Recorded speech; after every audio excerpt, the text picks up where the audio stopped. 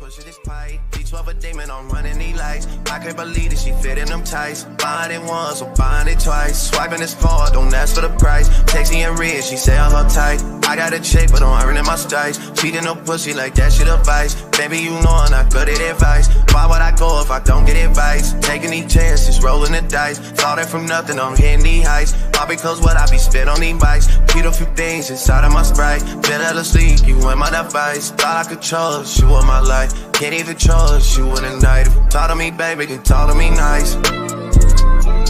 You talk to me, baby, then talk to me. Talk to me, baby, then talk to me. Talk to me, baby, then talk to me nice. You talk to me, baby. You talk to me, baby. You talk to me, baby, then talk to me nice. You talk to me, baby, talk to me, baby. You talk to me, baby, then talk to me nice.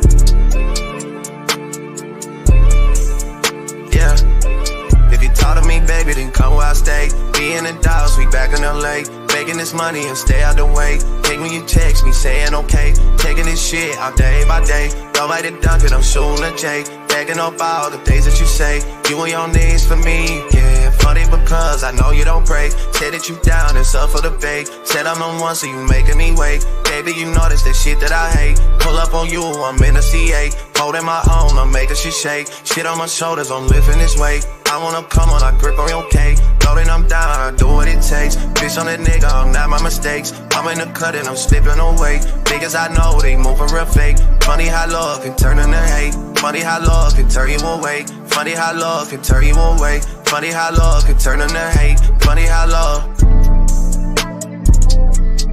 Funny how love can turn you away. Funny how love can turn you into hate. Funny how love. Funny how love can turn you away. Funny how love. They talk to me, baby, then talk to me nice. You talk to me, baby. Talk to me, baby.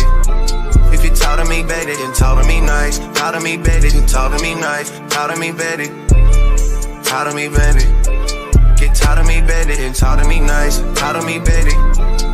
Talk to me, baby.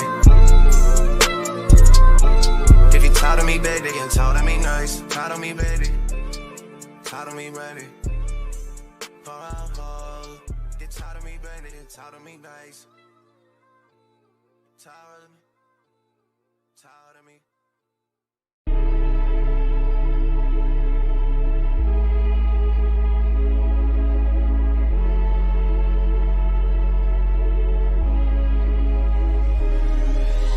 I can't stay too patient, cause shorty, you been fake to me. I'm just trying to let you know before I tell you. I can't see us out the plays, get the fuck up out the game. I just need a one-on-one with you before I tell them. I can't keep on getting paid without giving up a play for my people that have made me. I swear I told them I can't keep on throwing shade and expect you to create something better. It's a shame, had to let them know that everything a blessing if you brown me.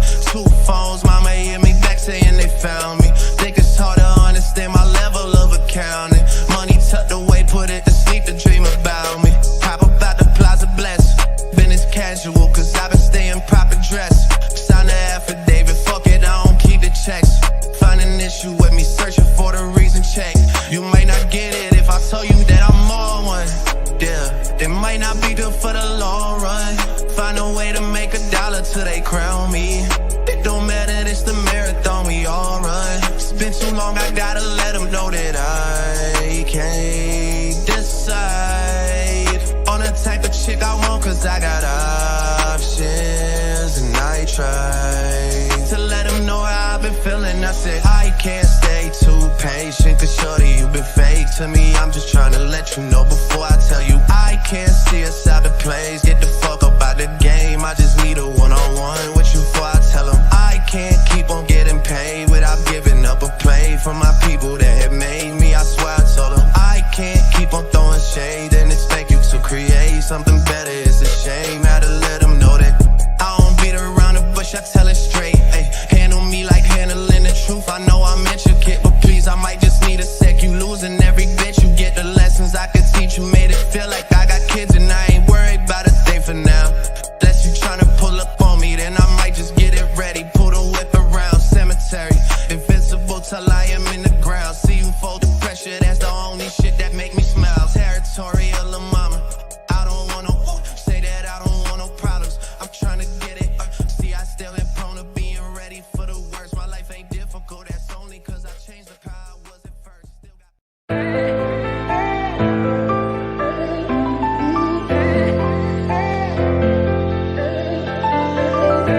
we done came from the bottom. Mad that we up, but I don't hear him talking. Started with knowledge inside of my noggin. We took a dream and then we started blogging. Put my city on the map now. I'ma say how it is and I don't back down. On the road to 100K, we finna act out. We gon' show them that we not just in the background.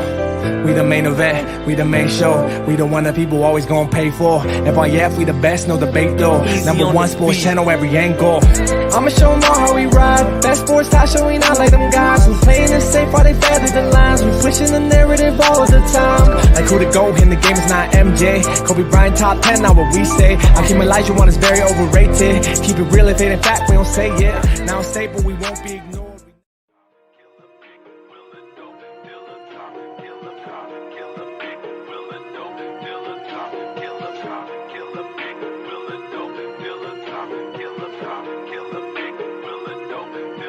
It's facts over feelings, you talk about listery. Boys, you Scooby-Doo talking in mysteries. You is a puppet to ticket, that's misery. Said that you bitey bang, boy, know your history. It's facts over feelings, you talk about listery. Boys, you Scooby-Doo talking in mysteries. You is a puppet to ticket, that's misery. Said that you bitey bang, boy, know your history. All in your feelings, you gotta be kidding me. Bad for respect, but you only show jealousy. Wanted some status, but you making enemies. Talk about bro workout like you burn calories. Calling a bait cause he come with the cavalry. Caught another L, rated, took another casualty. Now you on the 2, talking like you had a strategy.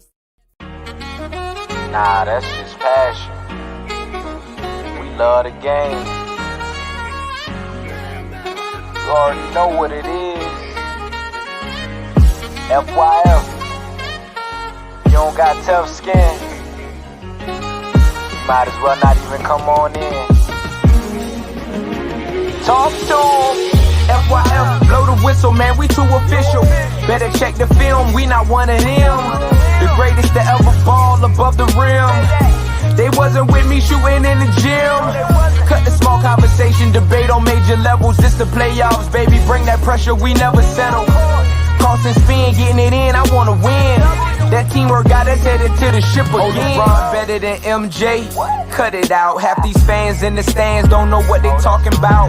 Half-court jumpers, crowd going wild. FYF ranked #1, you better say it loud. Intellectual talk, but fuck your feelings. Olajuwon too overrated, Kobe still a realist. Top 10 all time, now how they cut the line. Magic Johnson, Draymond Green, one in the same kind. Fuck your feelings, fast break, stop and pull a J. He got how many rings, nothing else to say. With the team, live streaming, play by play. This the dream, full steam on the road to 100K.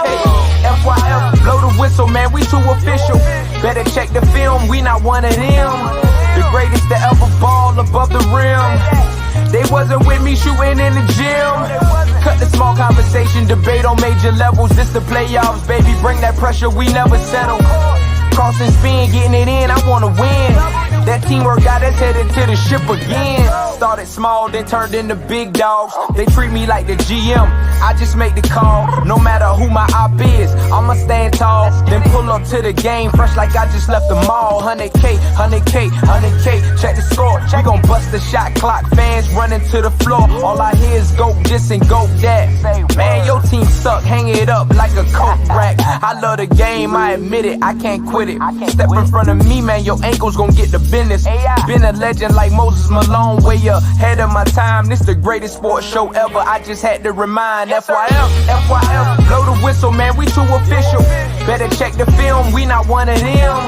The greatest to ever ball above the rim. They wasn't with me shooting in the gym. Cut the small conversation, debate on major levels. This the playoffs, baby, bring that pressure, we never settle.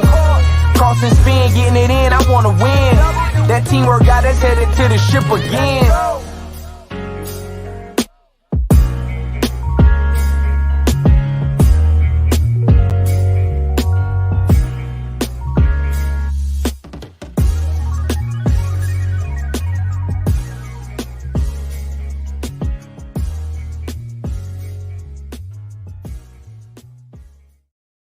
FYF Sports, man. It's Lamont, man. We back.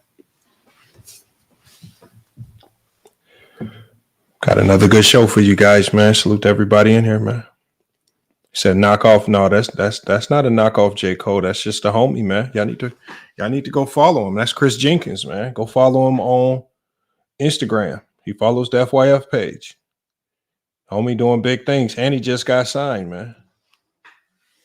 He just know how to switch up his flow a little bit. He's probably done like 4 of our intros, and you can't even tell it's the same person in some of them. He just know how to switch up his flow, man. Salute to Chris Jenkins, man. That's everybody that's pulled up today, man. We got a show a little later than normal, but we gonna cook on some things. And look, y'all. I know this is, I think, my second or third video on the Lakers. But this Laker team is like content gold for people that do film study.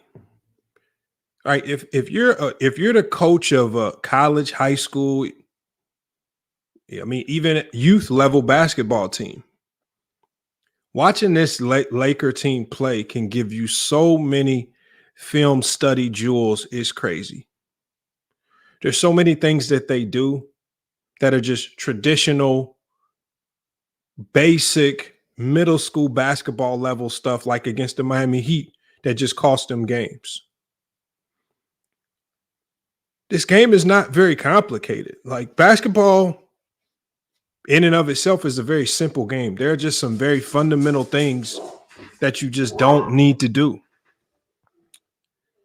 And this Laker team fell into that against Miami for whatever reason. It's wild the mistakes that this team will make on a consistent basis. We're going to get into that. We're going to get into the film study. We're going to break it down. I want to show you guys some of this stuff, some of the stuff that I see.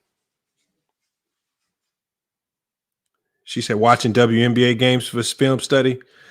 I don't know about that, man. Sometimes it's a tough watch. Right? I think the Las Vegas Aces, they got a lot of good stuff over there. That might be the only team in the WNBA that I'll watch that I'm trying to really extract something out of. But outside of that, man, I'm not really paying too much attention to what they got going on over there. I think they got to do some leveling up before we give them a little bit more recognition, man. Again, salute to Mingle Jester, Rundown Productions, Dante, Maria Knows Best. Hopefully I'm saying that name correct. A11 Gravy, Adam Hurley. We got to talk about it, y'all. So many storylines, so many narratives surrounding this Laker team. And a lot of this stuff is stemming from the leaders of the team, the role players, the secondary players. When I say that, I'm talking about the support starters like the Reeves and the D-Lo. It's just so many things that's coming from them. And the funniest thing is that they all are saying something different. I had to simply ball dropping podcast. I had to touch on it, right? I had to touch on this game specifically, man, because the Lakers have become extremely hard to watch, right? I know if you're a Laker fan, it's just hard to watch because you're losing. But I'm just talking about as just like from the coaching perspective, from the non-Laker fan perspective, from the perspective of just wanting to tune in and see a good game. They are progressively getting worse. I don't know what necessarily is causing it. And I think the saddest element to it all is that the guy that's going to take the fall for all of this is the guy that's least responsible for all of this. And that's Darvin Ham, the second-year head coach. The man just got thrust into this situation. I never thought he was the right man for the job. I always believed that, look, if you got a guy in LeBron James, you need to bring in a vet coach that knows how to handle the egos. And when it's time, a vet coach that can actually check LeBron and say, look, it's time to lock in. Stop BSing. And there's no presence there that can do that. There's no voice there that can do that.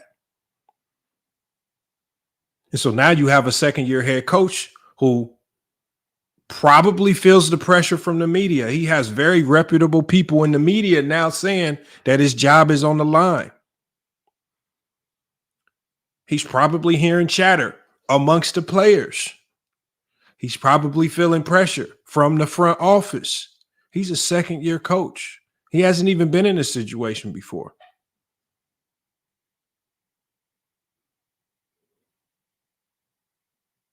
And so when we see Darvin Ham, and just like I said yesterday on the Locker Rooms podcast, I said Darvin Ham may ultimately end up being the fall guy for all of this. But just because you've identified a fall guy, somebody that can take the blame, similar to how Russell Westbrook took the blame last year, similar to how guys like D'Lo and Darvin Ham are taking it this year, just simply removing that element will not resolve some of the problems that I'm seeing. And some of the problems that I'm seeing go much deeper than some adjustment or lineup that Darvin Ham is putting out there. And so in this video, we're not only going to go over the film. I want you guys to hear from Darvin Ham, Anthony Davis, Austin Reeves, and we're also going to hear from some other people on their thoughts with regards to what's going on. And then we're going to start bringing people up to cook on this because it's just an amazing turn of events that's going on here, man. Amazing turn of events, man. But make sure you guys, man, make sure you guys hit that like button on y'all way in, man. We about to get to the film study review. We're about to go over this film from yesterday's game, and we got a lot of other film we're going to be going over.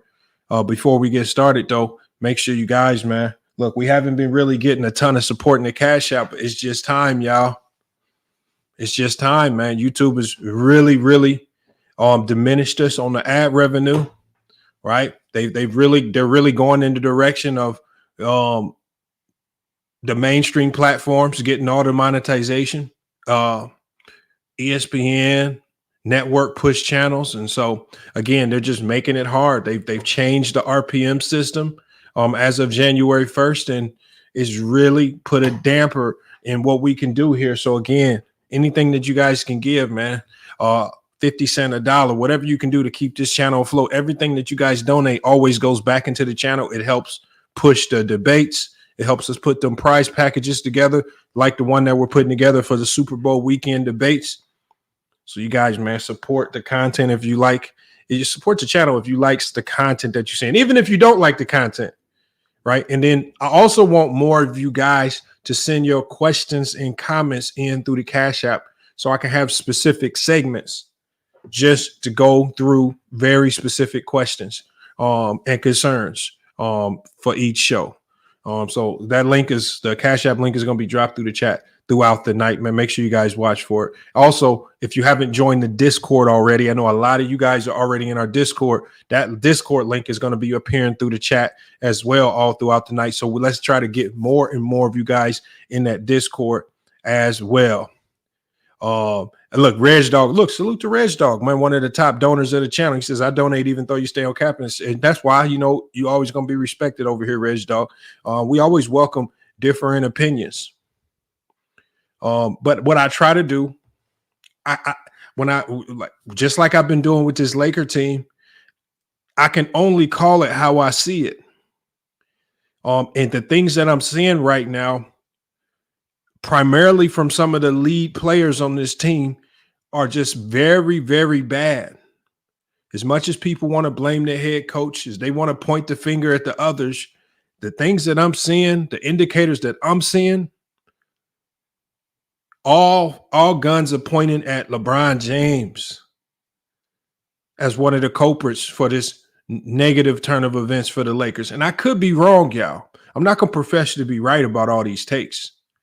But look, you guys, there have been some certain things that I've been saying about this Laker team from the start that have been, I did a video last year, you guys. Some of you guys might remember it when I said LeBron body language is kind of toxic. That man be real toxic on the bench sometimes. He ain't the same leader that he portrayed himself to be early on.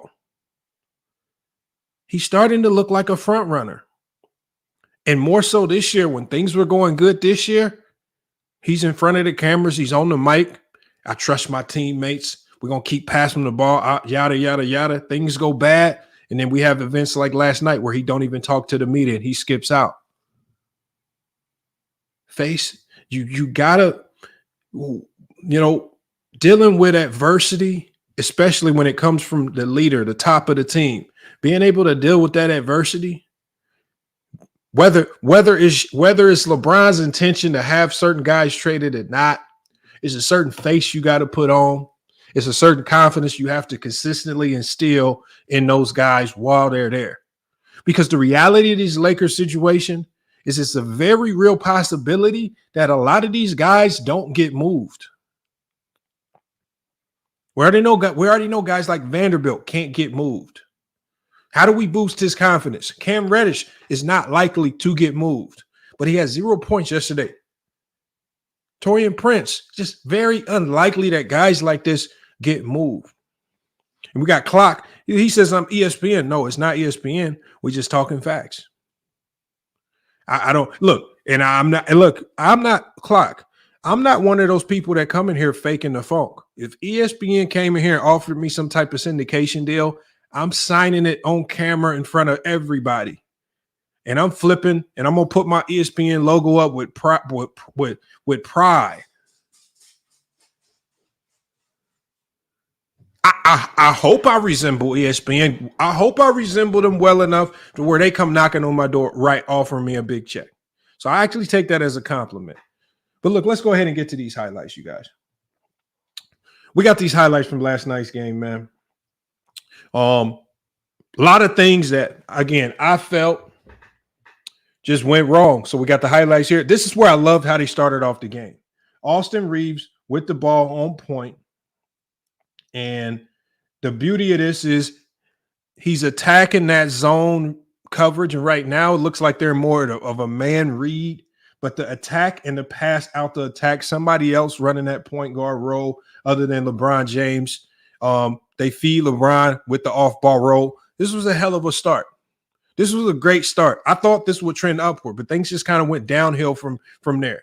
So we have AD off the pick and roll. This is a pick and roll that they spam over and over. Austin Reeves hits the tough shot. So, again, the start isn't too bad. But right here, I didn't like that. A no contest on Bam's open jumper, but scores are still 7-7, still manageable. So you still have three guys standing around, the Reeves and AD pick and roll. Not a lot of ball movement, but he's able to make a tough shot early to keep him afloat. Right here is one of those turnovers where this is one of those turnovers in transition where I'm really asking myself, what are you seeing, right? What are you seeing to where this even looks like a great idea? How does this look like a good idea when we're talking about this turnover from Vanderbilt? When I'm watching Vanderbilt on this turnover, I want y'all to see this again. Like he's in transition, right? Well, so you got Bron and Taurean Prince. Bron and Taurean Prince have already blew this transition play because there's absolutely no spacing. First of all, you got Vando under the rim. LeBron and Taurean Prince both stacked up. I want you guys, if you guys watch how Miami was running their transition, they always ran two guys deep into the corner wings. I want you guys to ask yourself, why is Bron and why is Taurean Prince, why are they not spanned out running the wings? One, we know why Bron is not. Bron is always looking to trail in the middle to get that power dunk on somebody if you can sneak the pass through. The Miami Heat, one of the best teams in the league with regards to getting back on defense, clogged the lane up.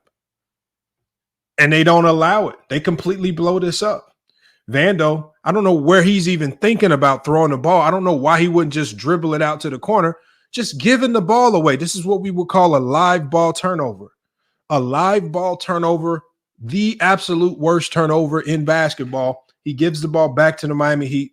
They're off to the races. And now look how differently, I want you guys to look. Look how much different the transition is going to look for the Miami Heat team. Watch the spacing and watch their willingness to pass the ball. Spacing. Tyler Hero already in the corner. You don't see Tyler Hero stacked up under the rim, giving no passing options. They space the floor. Wide open three. So in a game that started ugly, this is how they were able to get themselves going. Now they're up 18-9. Vando misses an easy one at the rim. He has to finish those. Another transition play. Space the floor. and they get a lob right at the rim. So again, the Lakers bringing it up. They got Bron running the point. I want you guys to be mindful of that. He slips the ball through. Early offense, gets the layup. Really, I like that right there. When you see that they're going to zone reads, right? But see, this is one of the portions of the game right here that I definitely highlighted, where I think the Lakers played some of their best basketball. This was a portion in the game at the end of the first quarter where LeBron James went out the game. Remember, they were just down 20-8. Now they're making a run. They go on a 6-0 run. Let me run this back just a tad. They take LeBron out. Now, I want you guys to notice when they take LeBron out, and look at the ball movement and the man movement. Pass to the corner. Guys flying to the rim. Vando even dove in on there off the 4-5 cut. You have to appreciate that, right? The effort on defense is a little bit better. Yeah, they get the dunk there, but you can see the efforts has a uptick there, right? We got to play right here. Watch the dive by Vando out of the zone. Guys are more active. Bodies are more live. For whatever reason, when LeBron goes to that bench, guys are a little bit more excited about playing on the offensive side of the ball. Tough shot by Jason Richardson right there. And then they end the first quarter on a missed three by Reeves. Okay, so now Bron's back into the game. As soon as Bron comes back in the game, what do they go immediately back to doing? Turning the ball over. Again, basketball 101. I'm going to take it back a sec. I'm going to show you guys basketball 101. Basketball 101. If you got a team, I want you to teach them this right here, what I'm about to tell you. And we're about to watch Austin Reeves do no, this is actually Max Christie, my bad.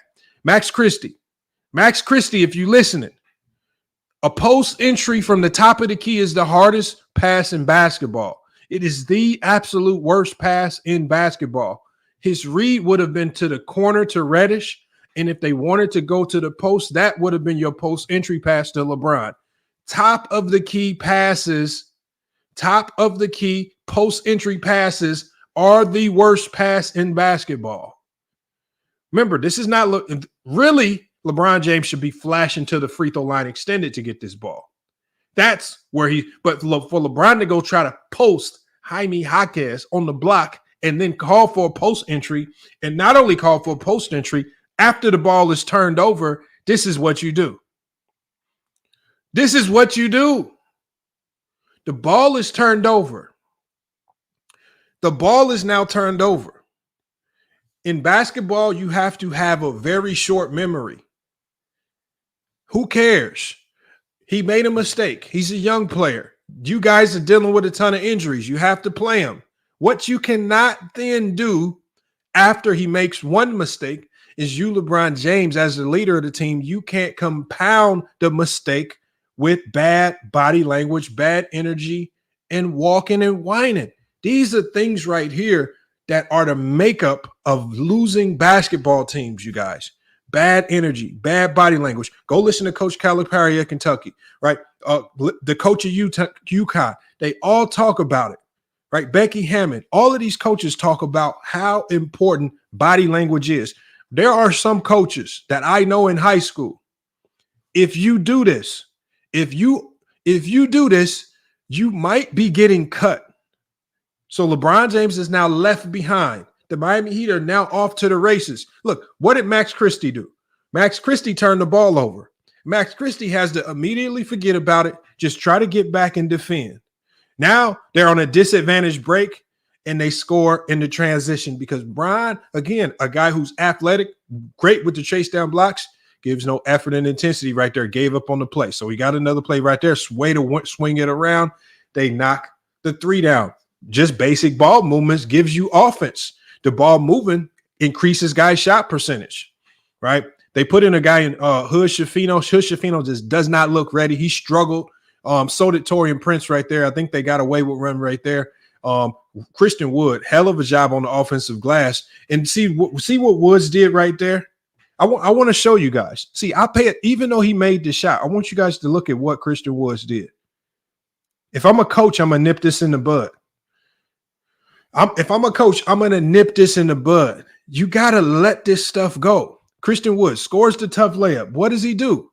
Hands up. So Christian Wood, what you need to be doing, Christian Wood, is you need to be sprinting back. but he scores a tough layup and he's looking to the ref holding his hands up. I want you guys to ask yourself, who do you think he gets that from? I want you guys to ask yourself, who on this team, whenever they don't get a call, look to the ref and put their hands up just like that? Where do you think these lower players on the roster get this whining mentality from? This losing mentality where they're less focused on getting back on defense. And they're looking to the refs as if looking at the ref, showing up the refs, showing your hands is going to get you better calls later in the game, and it's not. As a coach, you got to say something. Who cares? This team whining and crying about calls, especially when your makeup needs to be built on toughness and defense. You can't be looking to the refs whining for calls. He says, Christian ain't Brian. It doesn't matter. When Brian does it, he sets a standard for the rest of the guys. So when players on this roster see Brian do it every single game, these other guys are going to start to do it, and they're just going to fall in line. Why do you guys think when Popovich talked about Duncan's leadership was hinged on him always falling in line with Popovich? If he fell in line, everybody else fell in line. If LeBron's sprinting back to get on defense, I guarantee you everybody else sprinting back to get on defense. But because they don't care about the little things, because they don't care about the winning, they're struggling. We'll keep playing this. All right, so we're going to watch the Miami Heat, a team that's shorthanded, played 8 guys. Everybody scored in double digits, right? Cut to the basket right here. So a lot of standing right here, but we see Reddish on the drive. Great ball movement right there out of the zone. Way to hit the middle, 80 with the dunk at the rim. A little too stagnant right now. Another big no-no right there. See, these small things right here. If you're not a coach, you probably don't care about this. To me, this is a big deal. I'm going to run it back a few seconds. To me, this is a big deal. So after the AD dunk, I'm going to show you guys this right here. So the ball goes to Reeves at the top of the key. If you are a coach of the youth, you never pass the ball immediately back to where you got it from. It makes the defense's job easier when you don't reverse the ball.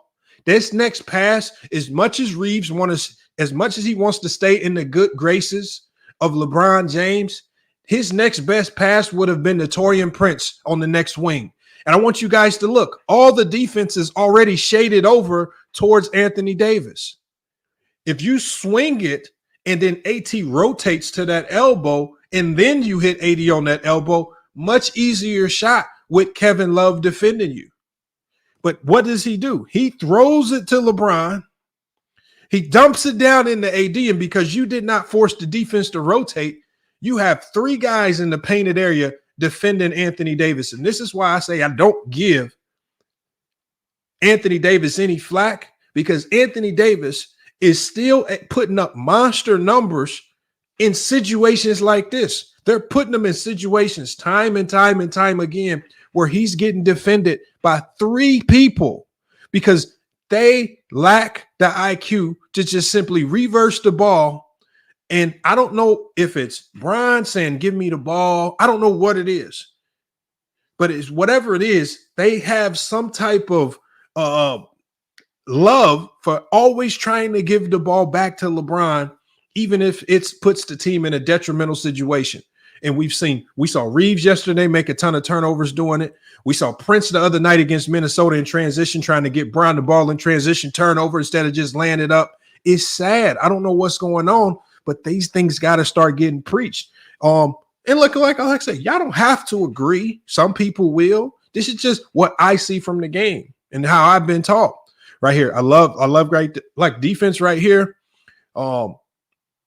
You let a team like this get hot, they start making tough shots. And then again, that 3 was right in LeBron's face. All right. So right here, bad post position. Again, another play where the rotations are late. Kevin Love's able to dive in and get the layup. Now they've gotten themselves going. Now they're able to force the turnover here. Get off to the races. Score in transition. Great pass to AD, right? This is a team that needs to play fast, similar to the 2020 Lakers. All right. Pick and roll defense is very suspect. I don't know what – I think they need to go more into a switching type of offense because this drop coverage is not really working right here. Tyler Hero, tough shot in the lane over Anthony Davis. We have a play right here. Reeves with the ball. Reeves is attacking. I think Reeves was one of the few guys that was really attacking, getting his head into the middle of the zone, making plays, wanting to find shooters. I think he had 8 assists on the night. Gets into the middle of the lane, up fake by Kyle Lowry. And again, because the Lakers, I want you guys to know the Lakers right now over the last, I think, 10 games are allowing teams to hit 16 threes per game on them. That's the most in the NBA. I said at the beginning of the season, this Laker team, for whatever reason, they cannot defend the three-point line. And over the last 10 games, they're allowing 16 threes per game. 16, which is the most in the NBA. They need to address it. So when I was on Players' Choice and I said they need to look to guys like OG Anunoby, 3-and-D guys that can contain the perimeter, that's why. They need guys that can shoot, and they need guys that are going to defend the three-point line. You have Anthony Davis under the basket. Anthony Davis, who's consistently getting 4 and 5 blocks every night, just run guys off the three-point line right at Anthony Davis. He actually can defend without fouling. But for whatever reason, they play this soft coverage on the three-point line, and teams just light them up. It's wild to me. We're going to keep it going.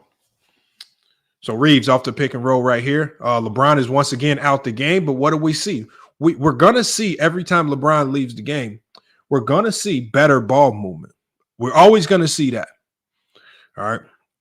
Hero, great move on 80 right there. That's just a tough shot. You got to live with those. Tyler Hero, one of the best young players in the game. Right there. Bron back in the game right here. We're going into the third quarter. Great way to start the third right here. Right? You go to a design play. You get Bron the ball. They recognize they were in the zone. They got a quick shot off. But right here, lackadaisical on the three-point line. Cam Reddish, I don't know why he started that second half after that atrocious 4-turnover first half. I would have had him at the end of the bench. I might not even have let him out the locker room the way he was playing. Great play right here in transition for Reeves. One of the things that you do to counter the zone, you play fast so they can't set the zone up. Great read by Reeves getting out there. Turnover there. Live ball turnover at that. It gives the Heat another layup. Now they're up 60-49. And the reason why the Lakers could never get back into this game, live ball turnovers and just turnovers in general. Right? Ball a little bit stagnant right here, but great dump down pass to Bron for the dunk at the rim. Right? Bron, who had a sluggish night, only 12 points. That was one of his few points, and I love what Reeves is doing. Reeves is getting his head down, making plays. Great play by Reeves right there. We got Bam, just one of the best players in the league, right? And so this assignment right here, like, for me, like, you know, it's just weird because whenever other players make this mistake, you see LeBron James looking at the other players, telling them about their mistake on defense. This is LeBron James's mistake. That was his help rotation on that. He gave it up, right? Who's going to start holding him accountable for that? I know he's 39 years old, but if you're on the court, you still have the responsibility of defending, right? AD right there, another great game. I think he might have had 17 rebounds again, close to 30 points, man. Hell of a game for AD, who kept his Laker team in it right there, right? Weak defense right there. No aggression and guarding. The three-point line, they give up another 3 to Jaquez right there. Ball rotation around the perimeter. They're in that zone. They hit the middle of it. Probably an extra pass could have did it, but they got the bucket anyways. Tyler Hero comes off the pick and roll. Very casual defending the three-point line. They get another 3 off by Jovic right there. They swinging it across the Bron. 2 passes. I like that. And Max Christie, one of the better young players, man. I think they need to find more minutes for him. He gets a great dunk at the rim right there. But that's how you beat this zone. You don't dribble against the zone. You pass them out of the zone. And AD was really trying to get aggressive around this time. And this is when they made that run to really cut into the lead. But once again, as they make this run, I want you guys to identify something. This is the second time they've made a run in this game. Who's not on the floor when they make this run? We can go back just a few seconds. Right? When they make their runs, I want you guys to identify who's not in the game.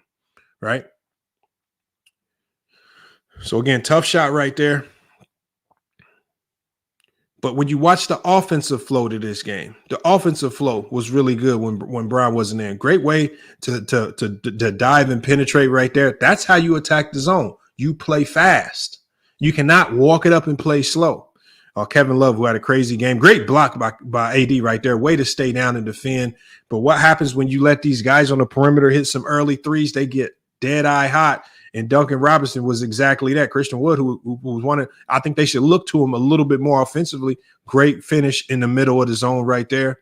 But Duncan Robinson, great dump down pass, kick it out. Casual defense on the three-point line, and Hawkes knocks down another three in the fourth. They just made it impossible for the Lakers to come back. Brian, who probably should have took a charge there, avoids the contact. Kevin Love gets the easy bucket at the rim. They just can't get stops when they need stops. Next pass right here. Reeves knocks down a tough three, but at this point in time, y'all, they just trading buckets, right? They at home trading buckets with a shorthanded Miami Heat team.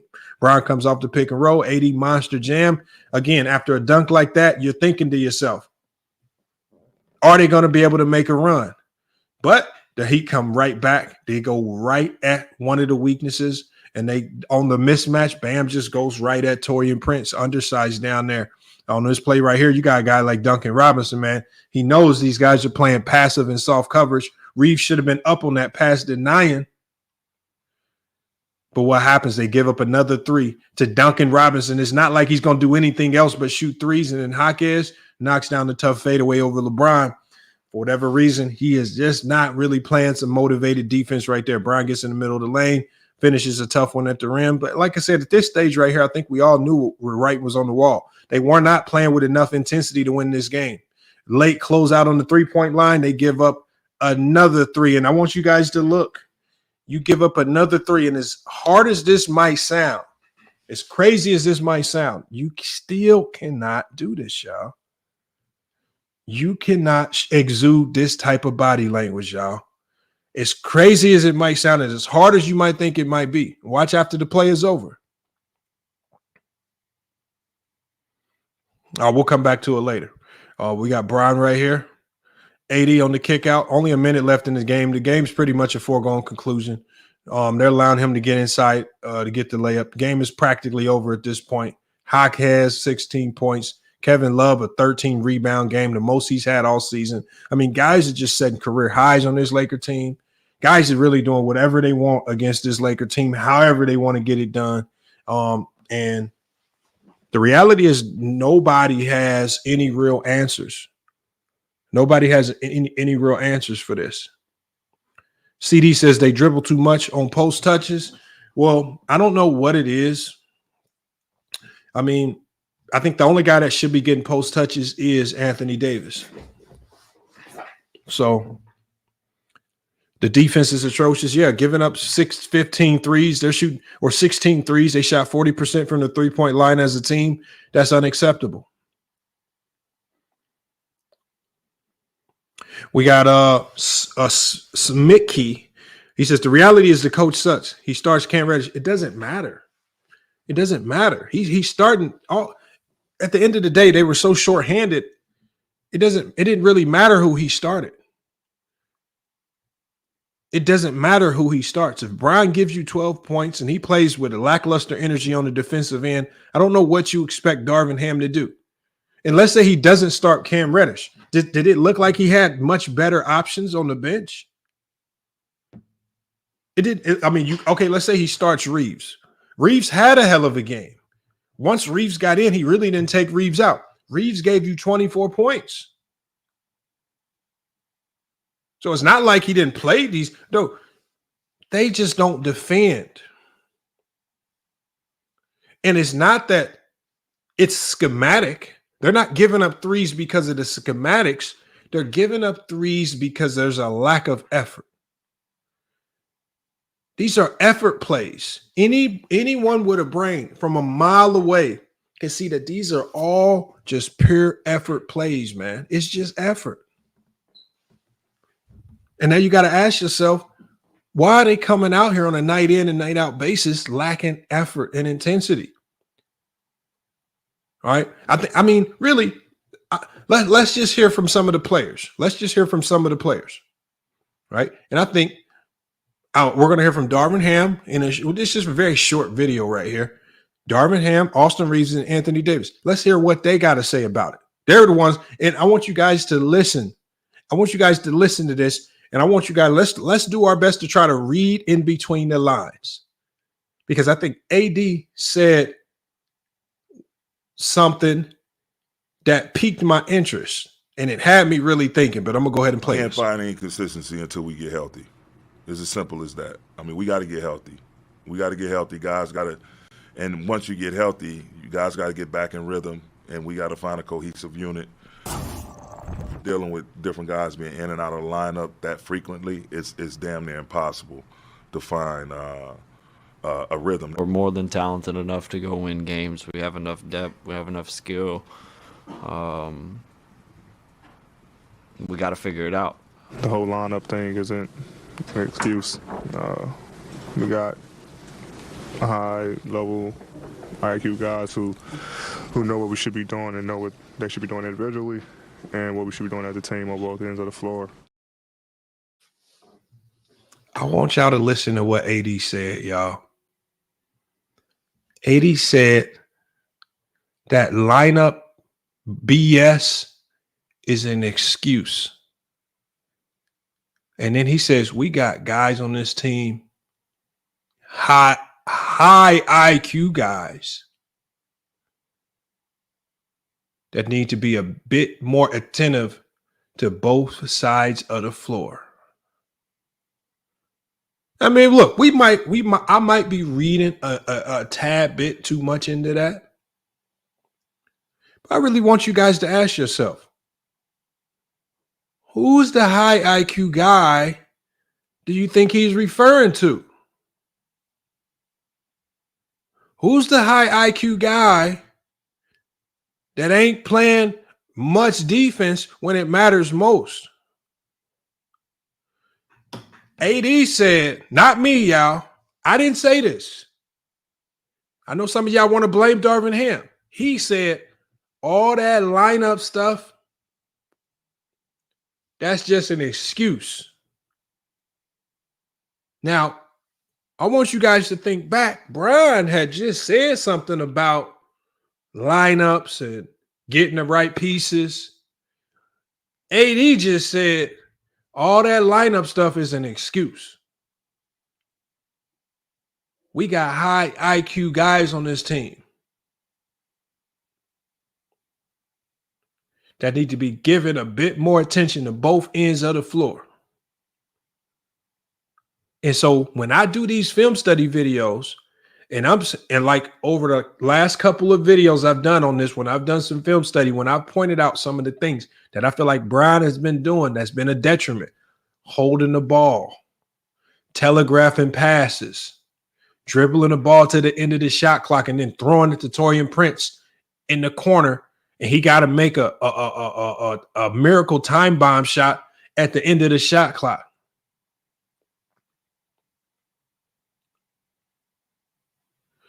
Look, y'all better so I've been telling people, right? Darvin Ham's biggest mistake. Darvin Ham can right this ship immediately.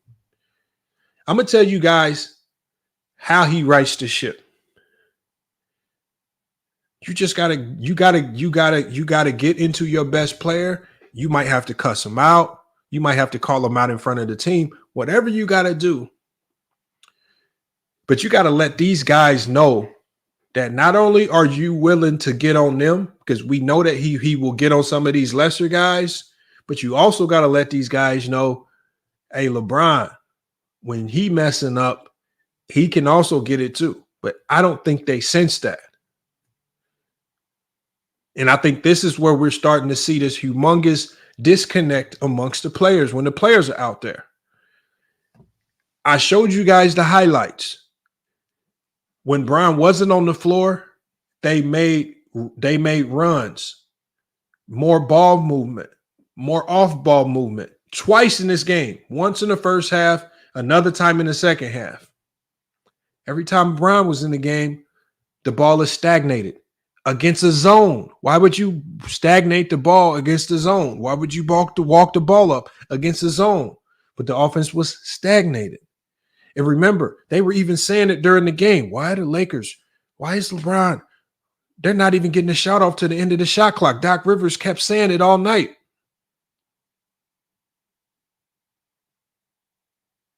Look, this is not me. Like, Doc Rivers saw it. I saw it. I'm just going to be one of the few people that's just going to attach a name to it. It's just very few people in the media that's just willing to say, yeah, this is kind of starting to look like it's on you, Bron. It's kind of starting to look like, because, and I think the San Antonio game, the 2 times they played San Antonio was the indictment as well. How do you beat San Antonio one night? And the only parts that switch the next time you play San Antonio is that AD sits and LeBron is in. And you guys think back to that San Antonio game, stagnant ball action, the lack of attention on the defensive end, and they get blown out by the Spurs. How did things change like night and day that much?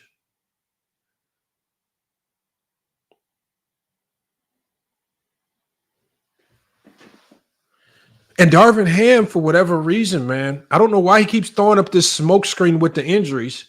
Why would he throw up smoke screens with the injuries, y'all?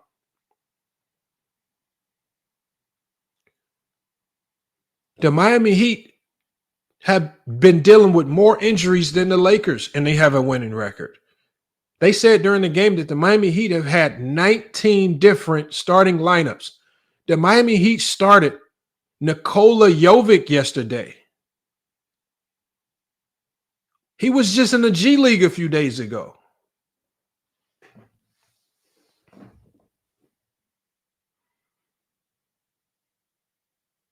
Hey, up y'all. If LeBron did not play yesterday, the way he was playing, they probably would have had a much better chance to win that game. They might have been better off. They would have probably been better off. Because the way they were dissecting the zone up when Bron wasn't in the game would have had the Miami Heat befuddled. They would have never been down like that. And this is coming from somebody where I don't have a vendetta against LeBron. This is not a LeBron James hate channel. I just try to call the game how I see it. This is just the game this is not an indictment on LeBron James's entire career. But when we're talking about just this year, this is what I'm seeing. So let's get to this more locker room stuff, right? I think another guy that gave us some insight, right? And I think this guy is much more credible than most people because he's the only reporter that I know that's actually signed to Clutch Sports. And so some of the things that he says, I'm almost positive that it's just an extension of LeBron James's voice. I want you guys to check out what Shams had to say. I'm told there's a growing, deepening disconnect between Darvin Ham and that Lakers locker room right now, and a lot of it is stemming from extreme rotational changes, lineup changes. There was a change that he made December 23rd in Oklahoma City, putting in Jared Vanderbilt into the starting lineup. So it was LeBron James at the point guard, Cam Reddish, Taurean Prince, Jared Vanderbilt, and Anthony Davis. And I'm told that had a lot of head scratching internally within the Lakers. And it's led to several players internally vocalizing, whether it's publicly or behind the scenes, about just the fluctuating rhythm that all these changes have caused. This team just won the in-season tournament championship, but now they've lost 9 of 12 games. They've lost 3 in a row. They're now under 500. And Darvin Ham's gone through a lot of adversity in LA, to put it lightly. You had the Russell Westbrook situation last year. That team started off 2-10. Then they make it all the way to the Western Conference Finals. So he's shown that he can get his players buying in and on the same page. But just last night Anthony Davis and Austin Reeves came out and said injuries are not a factor. This team has enough talent to win games and should be playing at a higher level. Whereas Darvin Ham took the other approach, blamed it on injuries, blamed it on a lack of consistency with guys in and out of the lineup. And at the same time, Darvin Ham also said that, in his opinion, being without Rui Hachimura, D'Angelo Russell, and Gabe Vincent is the same as Miami being without Jimmy Butler. And, let's keep in mind, D'Angelo Russell and Rui Hachimura have been in and out of the rotation at different points, in and out of the starting lineup at different points. And so it's for players right now, there's a lot of head scratching going on based on Darvin Ham's adjustments. He's tried 10 different lineups already this season. And right now, with LeBron James being at 39 years old, Anthony Davis playing at the level he's playing, patience clearly seems to be running thin in LA. Look, y'all, did y'all hear the staunch differences?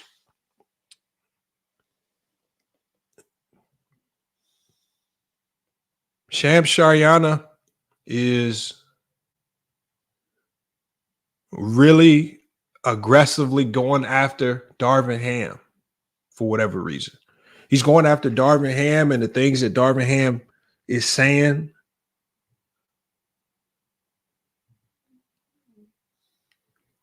I don't think it's roster. Earlier this year, I was on this bandwagon of, they're injured. Maybe it's the injuries. But the more I see this team play, it's not the injuries. This team is a broken team. There is no leadership on this team. There is no defined culture. This team has no identity. Right? During the in-season tournament, we believed that the identity just would simply be built on defense in transition.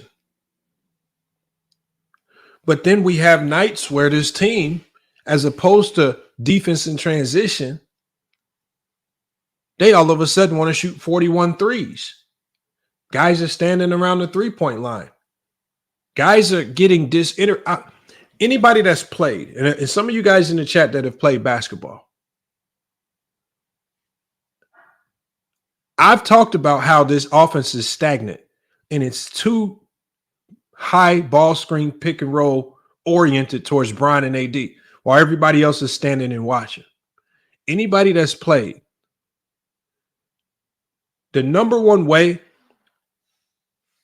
to make somebody disinterested in playing defense is not passing them the ball. Do you want to almost guarantee that if you want to almost guarantee a bad defense, put a whole bunch of ball hogs on the same team. Put a whole bunch of ball hogs on the same team, or just one or two guys that are just going to dominate the ball. And I can almost guarantee, I don't care how good of defensive players they are, you ain't going to get much defensive effort. It's in this league, it's just going to be hard to motivate some of these guys to play defense when they're not getting touches.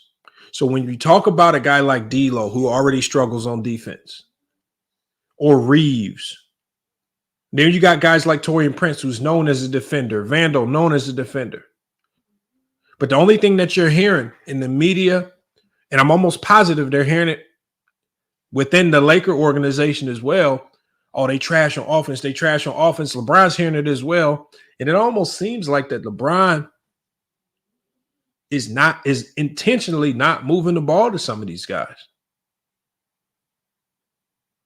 They spam the same plays over and over. They spam the same high pick and roll ball screen action. And if it's not with Bron and AD, it's with Reeves and AD. And they spam this stuff over and over. Do you guys notice it's the NBA? It's going to look good for one quarter.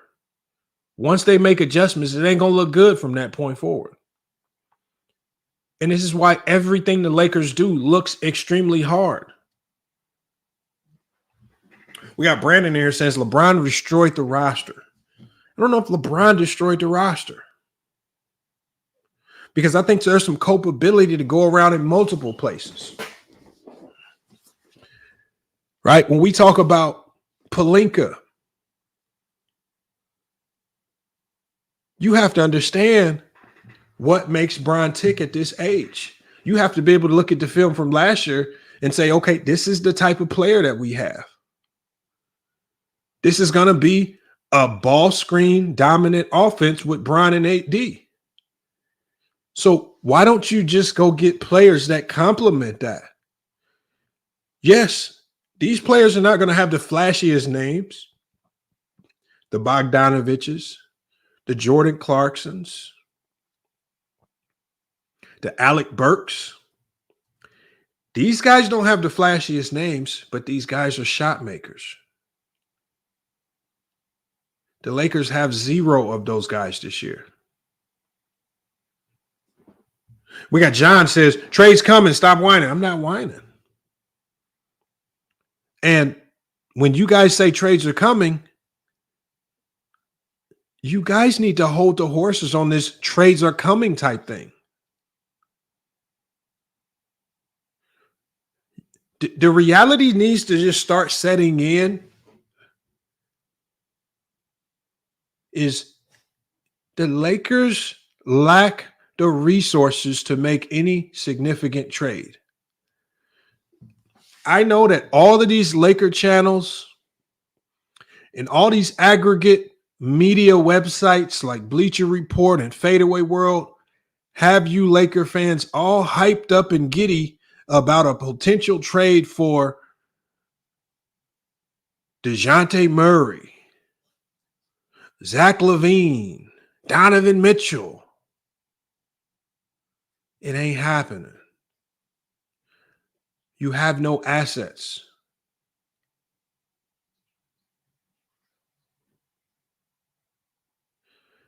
If you just look at what the Knicks gave up to get OG Anunoby, OG Anunoby is not even a star in this league.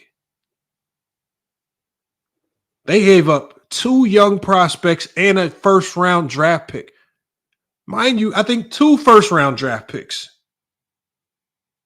OG has not even made an all-star game. And it took 2 young talents, RJ Barrett, who's a starter in this league, Emmanuel Quickley, who's a hell of a player in this league. Laker fans should know because the last time y'all played the Knicks, he lit you up. And it took 2 additional picks. The Lakers only have 1 pick to trade and very marginal talent. And any trade that the Lakers do, teams are going to be asking for Austin Reeves because with the new CBA, it's extremely beneficial to have that young talent on your team.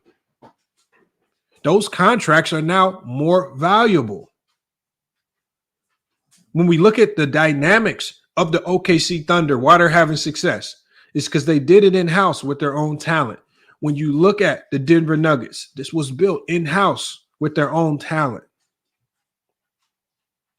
When you look at all of the teams that are blossoming right now,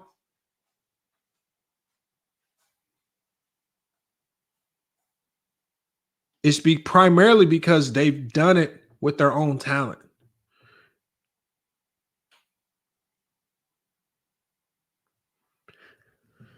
I'm just trying to have reality checks for a lot of the Laker fans. I know you guys are going to go into this trade deadline, and I'm almost thinking that the highest caliber of a player that you can possibly go out and realistically get is a guy like Gordon Hayward. These are the players within your scope of reach. All of these fake trades that just because you can make these trades work on the trade machine don't mean teams are stupid enough to take these weird deals where you guys put together as much of the Laker trash as possible and then you try to throw it into a trade machine and take another team's gold without giving them nothing in return. You guys do know with Zach LaVine, for example, the Bulls can just play him and keep him till the summer where they can get much more lucrative deals. You know, a guy like DeMar DeRozan who has an expiring contract, it's going to take at least 2 to 3 first-round picks to get this man. Brandon Katz, the Lakers cannot get DeJounte Murray. That's fake news. They don't have enough picks. Did you know the Atlanta Hawks gave up like 5 first-round picks to get DeJounte Murray? Do you really think they just going to trade him away for 1 pick after they gave up like 5 to get him? I want you to start using your brain. They gave up like 5 picks to get DeJounte Murray. Yet they're just going to give him away to the Lakers for 1 pick in 2030. That's extremely marginal and will have no impact on their future. These things that y'all make up in your mind as far as trades just kind of baffle me. The Lakers are not in play. DeMar DeRozan has already come out publicly and said, I want to be a Chicago Bull. He wants to be in Chicago. He wants to re-sign with Chicago, and I wouldn't be surprised if he re-signs with Chicago this summer at a discount.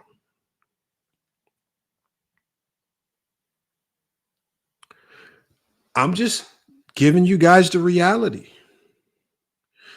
He says DeJounte Murray has nowhere near the same value now as he did when he in Atlanta acquired him. Oh no. All right, you can say that, Brandon. You can whine and cry. DeJounte Murray was just an all-star last year, Brandon. He was not an all-star when he was in San Antonio. So for a guy who just made an all-star game, and you're sitting there telling me his value has went down, you sound dumb, Brandon.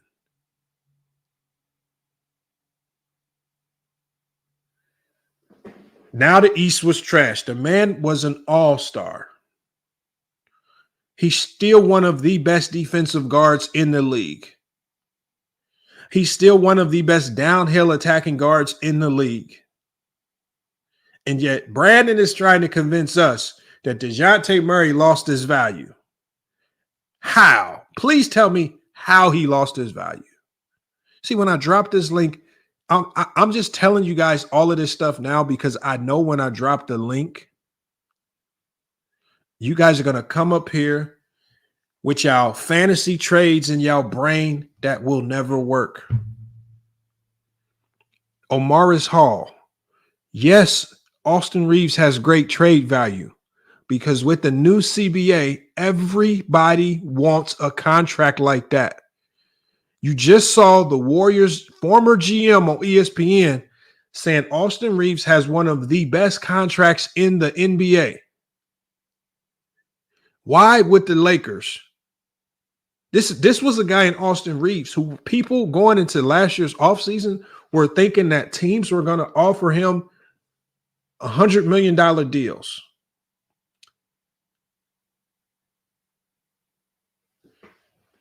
Like I said, John, these are not assumptions. This is just how the league works.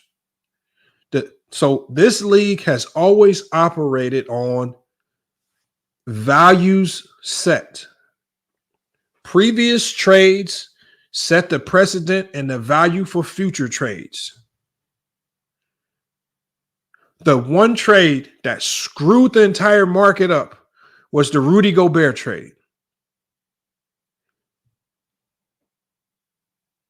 When the Minnesota Timberwolves gave up a massive package for Rudy Gobert, a package that could be compared to the likes of what you would get to get a superstar, it threw the market off. So it made it wildly expensive to get a guy like Kevin Durant. It made it so he threw off the market, and the market still has not balanced itself out from the Rudy Gobert trade.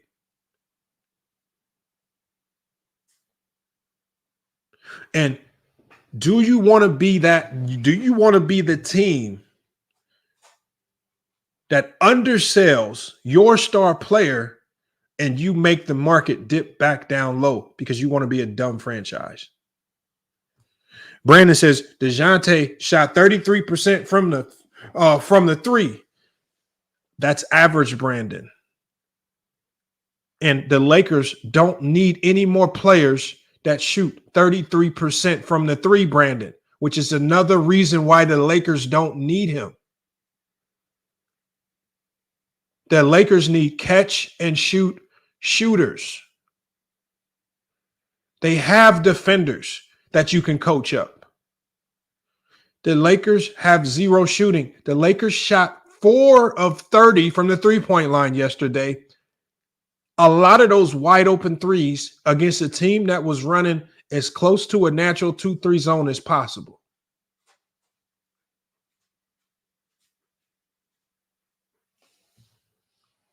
It doesn't matter. Okay, Brandon, that even makes it worse. Let's just say 33% is not average. That's even more of the reason why the Lakers don't need another below average three-point shooter. We already saw this play out with Russell Westbrook. I don't care how dynamic you are. If you are going to be a third option on the Los Angeles Lakers with Bron and AD, you are going to be relegated to being a catch and shoot corner three-point shooter. I don't care how good of a player you are. If you are playing with LeBron James, this version of LeBron James as we see him right now, and Anthony Davis, if you are the third option on that team, you are going to be a corner three-point shooter. This theory has already been tried and tested with Russell Westbrook, a guy who went to the Lakers. You're talking about a guy who we had just watched the year before he came to the Lakers. We had just watched him average a triple-double and lead a Washington team that nobody thought could get to the playoffs.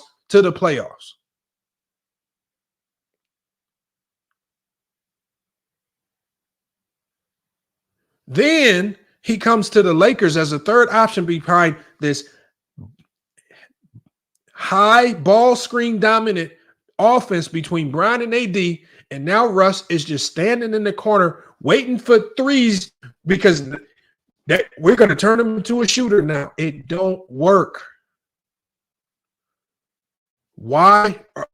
The Lakers are not going to be dumb enough to go down that road of bringing in another guy that cannot make threes and is not going to fit into that third row. The Lakers need to follow the formula of what they did in 2020 if they're looking to win again. Find guys who can defend. Find guys who have crazy, good percentages on the catch and shoot three. This is one of the reasons why I said OG Anunoby would have been a good fit for this Laker team. He doesn't demand the ball a lot. He's one of the best offensive rebounding guards. And he's shooting an unreal percentage from the corner three. I think at one point in time this year, he was shooting close to 40% from the three-point line. Even higher on catch and shoots. Fits in perfectly with what they already do. Why bring in another player that can only thrive with the ball in his hands?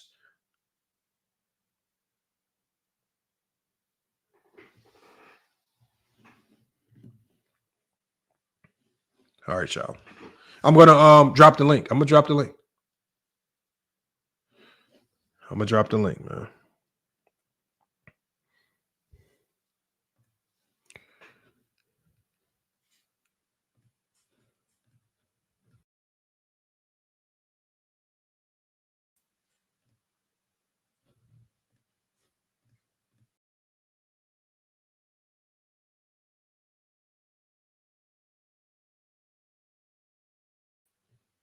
All right, y'all. I'm gonna fix it here in a second. He said Lamont got a PS1 graphic right now. I don't know. That ain't me. That's y'all. Y'all gotta talk to YouTube. Here, I'm switching my camera back right now, y'all. And then I'm gonna drop the link. I'm gonna bring y'all up.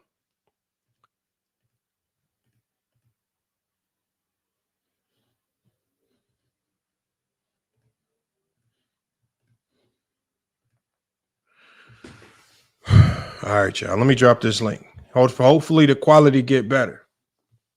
Nah, it ain't no KFC Wi-Fi, man. Y'all gotta stop.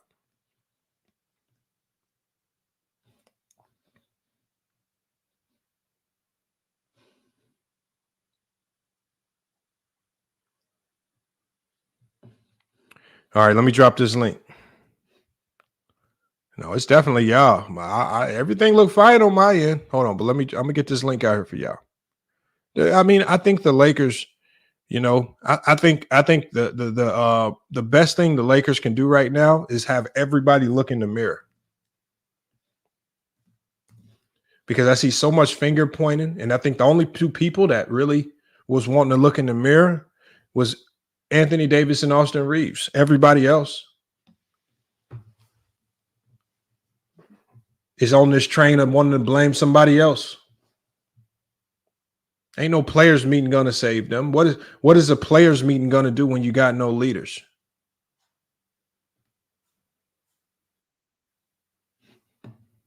Salute. Eagle Jump up here. George. What's good, y'all, man? I'm gonna start with Mingo, man. What's up? What's going on?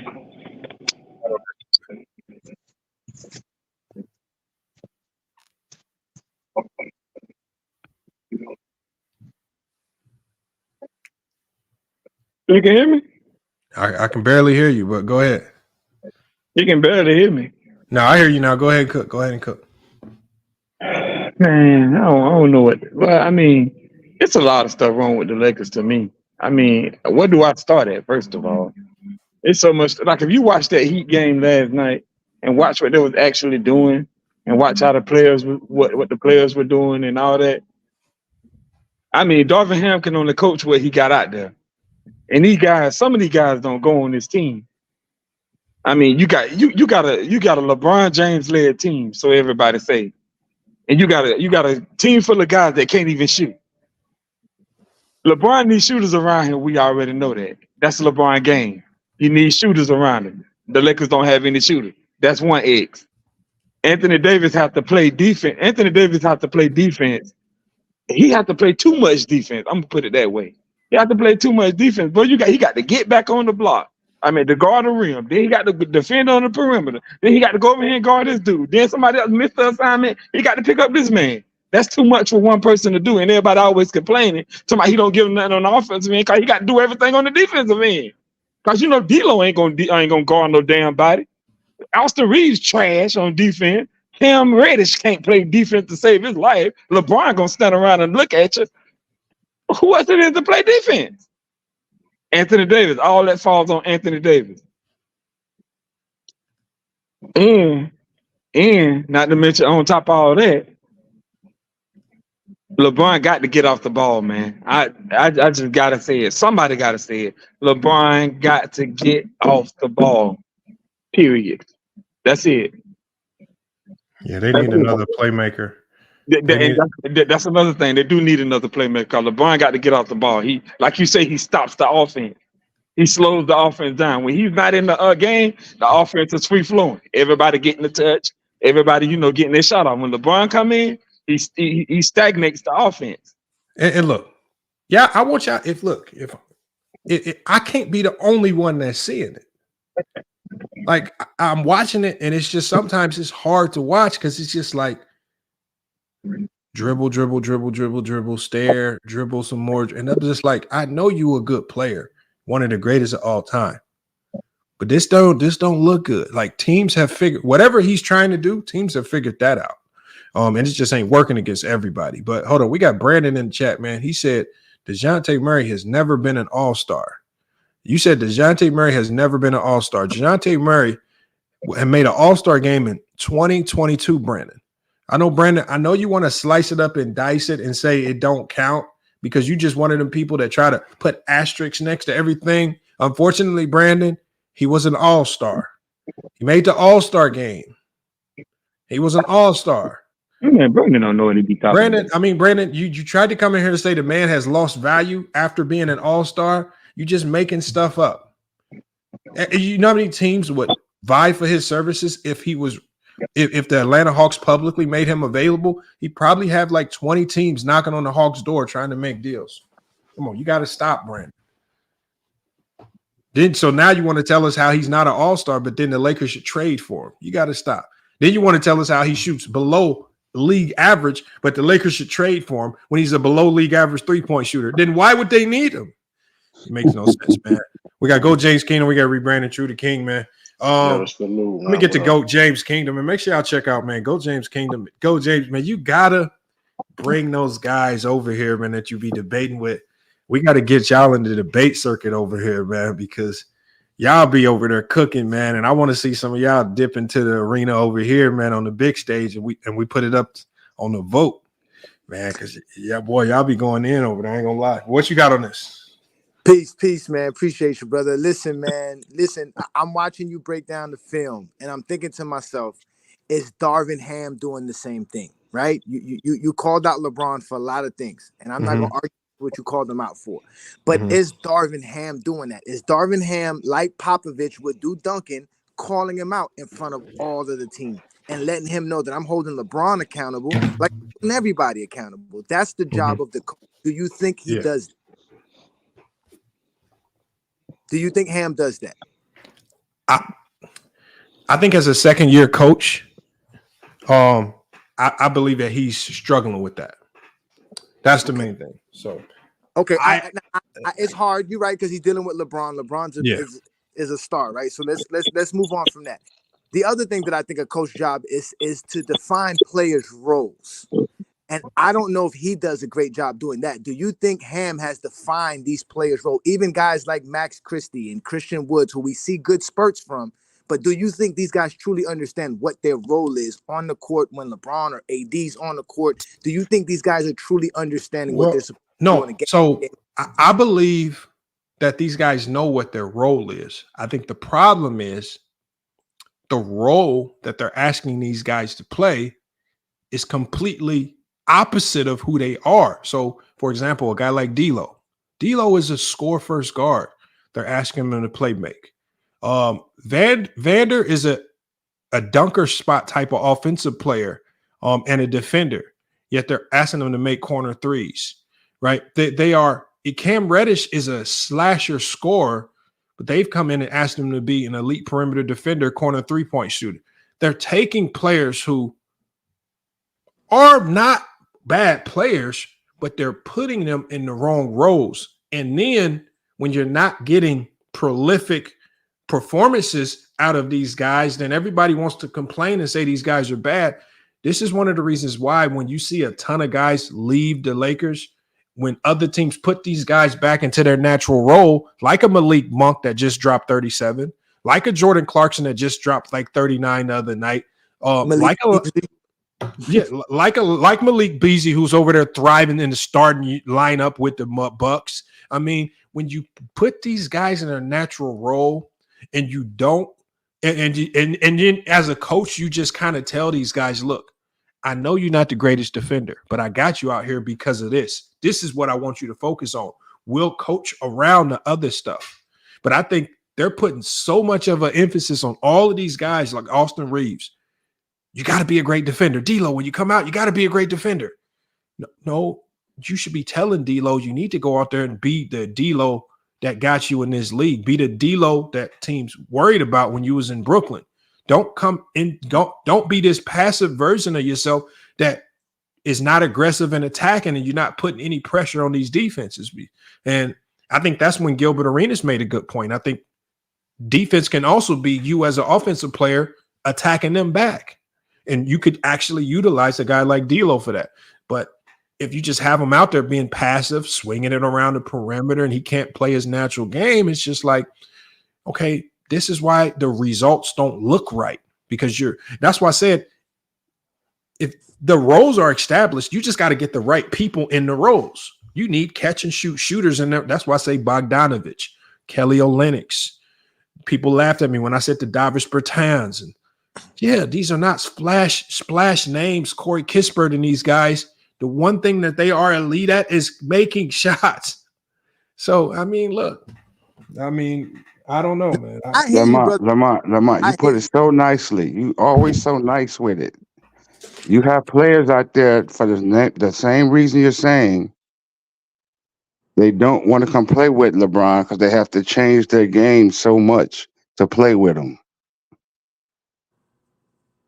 Now, I think honestly, a lot of guys can't handle the pressure of playing with LeBron because you have to do your part. And at the end of the day, it seems like the Lakers is more afraid of LeBron than they are of Coach Ham. And that's something they're going to have to figure out because LeBron is 39 years old. You can't have him controlling the whole team. He still has to just do his part. You can't have guys afraid to play their role because LeBron's on the court. Like, that doesn't make sense. LeBron is still doing his part, but you still should be able to beat D'Lo. Like you said, D'Lo should still be able to go out there and put up 30. LeBron's not going to be mad that you put up 30. So you shouldn't be afraid to go get up He there got 50. the ball. How he taking the air out of the ball? How can D'Lo be He D'Lo? got the ball. Not taking the air out of the ball. LeBron James is literally having the leading the team in assists. Like, that's what you guys. Dribbling the ball until it's at 2 seconds and then dishing the shit off is like, bro, you taking the air out of the ball, bro. Again, LeBron James is doing that because other guys is not taking full control of their offensive sets. When you have the ball, what are you doing with the ball? It's just like when Kobe Bryant didn't talk to Smush Parker for 2 years. Why? Because you're not. Come on. You're not doing your part. You have to be able to do your part. Where is D'Lo doing his part? LeBron's not a player that's going to look at you and say, "Oh, you can't score 30." LeBron's not trying to do that. If you can score 30, LeBron's going to let you score 30. He's letting Austin Reeves go off. Hey, go. That's not D'Lo role though. That's what we just asked D'Lo to do, to go off for 30. You're not looking to pass, go off, attack the basket, score. Hey, go James. Who do you think sets the tone on the floor for the Lakers? What do you mean by set? What kind of tone? Like the attitude, the effort. Like who do you think sets the tone for the Lakers? Well, it should be Anthony Davis, but it's LeBron.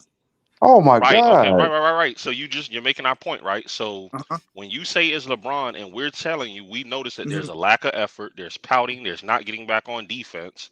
But you said LeBron is setting the tone. Listen, and LeBron's my GOAT, but we have to be honest here and start holding him accountable. LeBron is behind a lot of this shit. If you say he's setting the tone, I agree with you. I ahead. agree with you. I'm not arguing that point. My point is that as the coach, though, shouldn't you be calling LeBron out? Shouldn't you be the one telling LeBron, "Hey, LeBron, you're the leader. They're the one. They're looking up to you. The reason they're not doing what they're doing because you're not doing what you're supposed to be doing." So that's what I'm trying to say. So even if LeBron's not doing his job, whose job is it to hold LeBron accountable? The coach.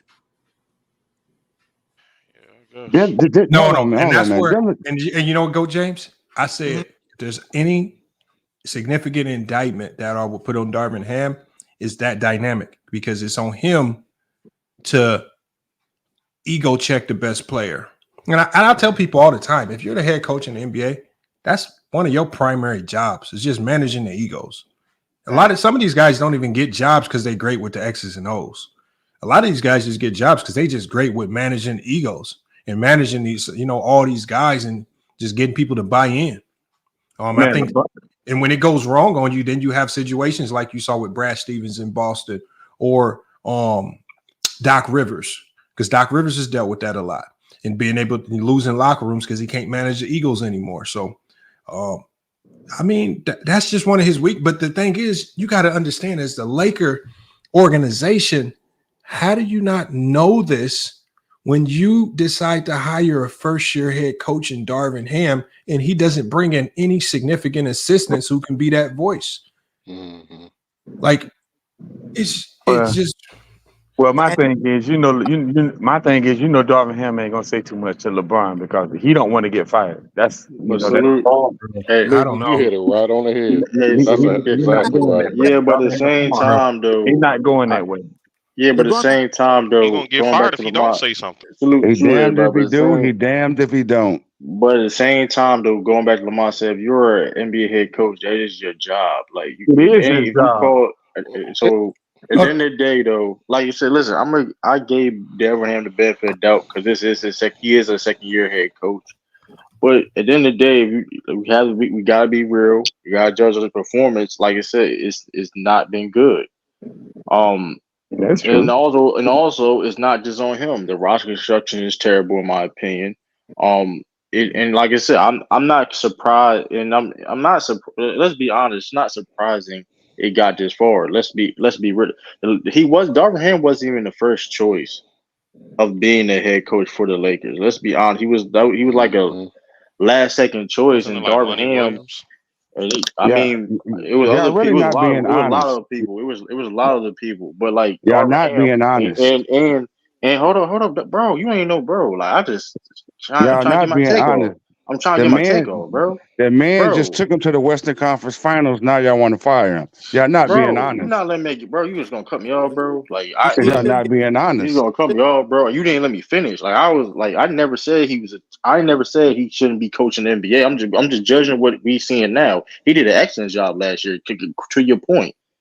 God dang, George, you're always trying to cook on something, but it should be burning the food. But anyway, but listen, man, like it's crazy. Like it's like I said, it shouldn't be surprising because, like I said, like I knew that the slot this type of situation. Listen, teams get through growing pains, whatever. Like he has a short lease, and like I said, as soon as Lakers struggling, he you know what I mean. Hey, it's gonna be tough. Like I said, the roster construction is bad in my opinion. Like I said, the team not bought in on Darvin Ham, and I don't know. I mean, listen, front office. I mean, everything has to be better. Like the Lakers, the Lakers need to be accountable in all levels and surfaces on this, right? The players, the coaching, and the organization at the end of the day. Because why? It's the same problems year after year.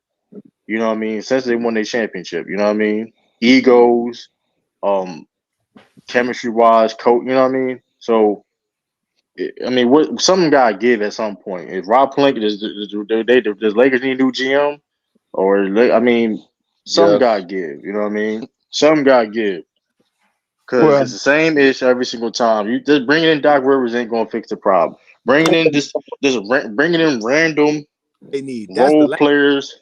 Yeah. Bringing in random role players or maybe quote unquote all-star players, whatever, that may not fix the problem.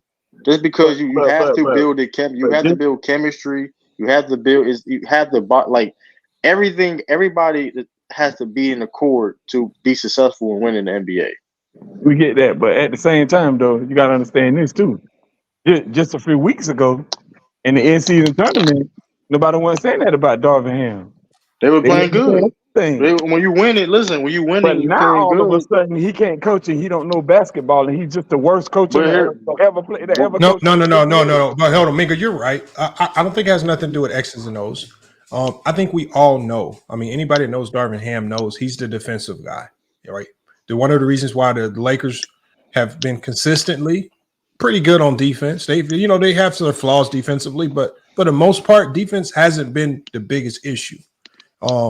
It's offense, and I think right now they're dealing with chatter that's affecting the chemistry of the team, like True the King is saying.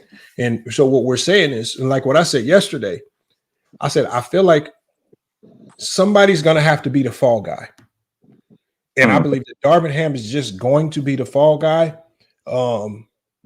because you can't trade LeBron. You can't trade AD. Why not? Oh, no, hold on, George. We're just talking in reality. You can't, hold on. You can do these things, but realistically, those things aren't going to happen. If they want a fall guy, Darvin Ham's going to be that guy. And just like Go James Kingdom said, Darvin Ham he's a player. He's a former player. Somebody has to be that voice that says to the LeBron, look, I mean, you the GOAT or you the second greatest, or however you want to label it, but it's time for you to come on back to reality, and we got to get back to winning games, and it got to start with you getting rid of the toxicity, the bad body language, the attitude, all that ego. You got to get it out the door. We got to lock back in, and you may have to reel back some things offensively so you can give us a little bit more on the defensive end. Maybe let a guy like Reeves and D'Lo do a little bit more offensively, right? Because we know LeBron still has the tools to be really good defensively, unlike D'Lo and Reeves, who just ain't good defenders. Bron, when he locks in, is almost a lockdown defender when he locks in. So he has that in him. So, but it takes a real strong coach to be that voice. And if they got to get rid of Darvin Ham and get somebody in there that can do that, then do it, because they're not in a position to allow a year to get wasted for LeBron. They have to try to maximize each year. I think, but that's the key right there. Lamont. Go ahead, Go James.